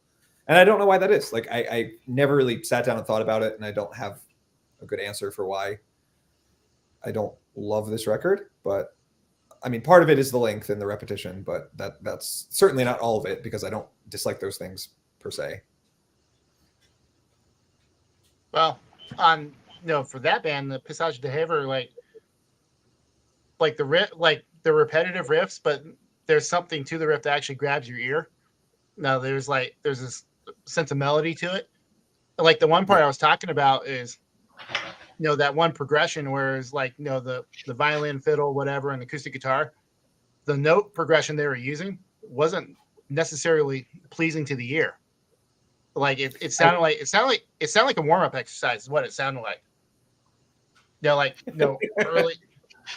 It was kind of, I don't know. It's just like, I mean, I hit shit. Like I don't pick up the guitars. I don't, I'm not a composer, but it didn't hit my ear right. And it was just when they just hit those same kind of boring progression of notes for like minutes on end. I was just like, did no one else like have the balls to like say, hey, you know what? Let's try something different. But Yeah. I don't know, I think that's what it is. I think it's just the note choice and the progression that they chose to use just didn't grab my ear at all. Because I mean, like a lot of your Russian, Ukraine, Slavic bands, like they'll hammer a fucking riff for like 12 minutes straight. But there's something interesting about that riff, and there's something that it establishes an atmosphere. Definitely. Anyway, it's an interesting question, because like, and it might be a little, people that watch us kind of know we're the hiker metals. You gotta love, that sort of, and not that you got to, but it's just like it's just an interesting question. I thought it, like none of us are, I think we've all liked Panopticon in some form over his work, and he's got an immense amount of work, so it's kind of, I think it's just kind of one of those things, Devin, that we, I mean, at least for me, like I'm definitely going to go back to it more, but I think that it's kind of, at the end of the day, I mean, like you like what you like, and I mean, the one thing that I think we can all agree on is that Austin's an honest artist and he's a great musician. And, like I think, certain things are going to be hit or miss. So, this one didn't grab me like I thought it would, so, and, it's an interesting theory to wonder. I don't think he's done, but, who knows? I mean, that was just a random thought that I had. Just looking at the subject matter and then how he put this album together, I was like, I wonder. But because I don't think any of his other albums have been that massive, have they? I mean, I know he had that 1 2-disc album, but there was like 2 different folk and metal, yeah. Yeah. Long, but not this long, yeah. I think 75 minutes is about right for him. Yeah. Like Autumn Eternal was pretty long. Yeah, they all tend to be pretty long. I mean, they all tend to be. I didn't remember Autumn Eternal being that long. That's the one I really like from him. Yeah, Roads to the North is 71 minutes. Oh, okay. Well, yeah. So this one just feels a lot. I don't know what it is. I mean, honestly, like, I don't even think that it's like that. I don't like it. I think it's just like, oh yeah, I've heard this Panopticon record before. Even though it's new, like, do you know what I mean? Like, yeah, that's kind of how I felt too. Yeah, like I mean, like, okay, this is Panopticon. And there was like moments like where I really liked it, but I kind of felt like it was sort of more of what I've already kind of heard from him. Yeah. And he's always been very emotional and very, wears the honesty on his sleeves when it comes to, Totally. The emotional impact of what his music is, should do. But yeah, I guess I kind of felt that way too. Yeah, I would agree. So I will say the lyrics are really good if you guys haven't read them. Like even just to sit down and take 5 minutes just to read them without the music, they're very good. Do that. Cool. I will do that. right on, guys. So look, before we get done, or before you get a chance, send me your picks. I mean, I know what your picks are, but just send them to me so I can put them in the comments. And if you want to send me like your 10 through 20 as well, I'd really like to see those. And just like every other year, there's more stuff to catch up on if we haven't already spent enough time on trying to catch up on everything this year. Now we all have a whole bunch of more homework to do. So you guys all brought a lot of cool stuff to the table, as you always do, and I really appreciate you guys coming on and doing this with me. It's always a fucking blast. You know, I appreciate you, Jimmy, and having us on. Hell Likewise, yeah. this was It's awesome. great. Absolutely. maybe 2024 we'll make it a little bit. Let's make it happen. We'll make it a little bit more, you know, not as I think we only did 2 this year, so you know, Yeah. we'll try and do it a little bit more frequent. So Yeah, I'm down. so I think Yeah, we had I'm like 15 to 20 people watching tonight, so killer. What was that, Tyler? Nice. I said I'm down. I'm down to do more. Absolutely. Right on, guys. Anybody that was hanging out, cheers. There's your list. Go do your homework.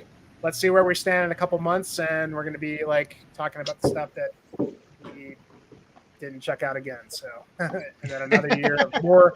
We'll have another 500 releases to listen to in 4 or 5 months or whatever. So, Absolutely. rock on, guys. All right. Later, guys. Cheers.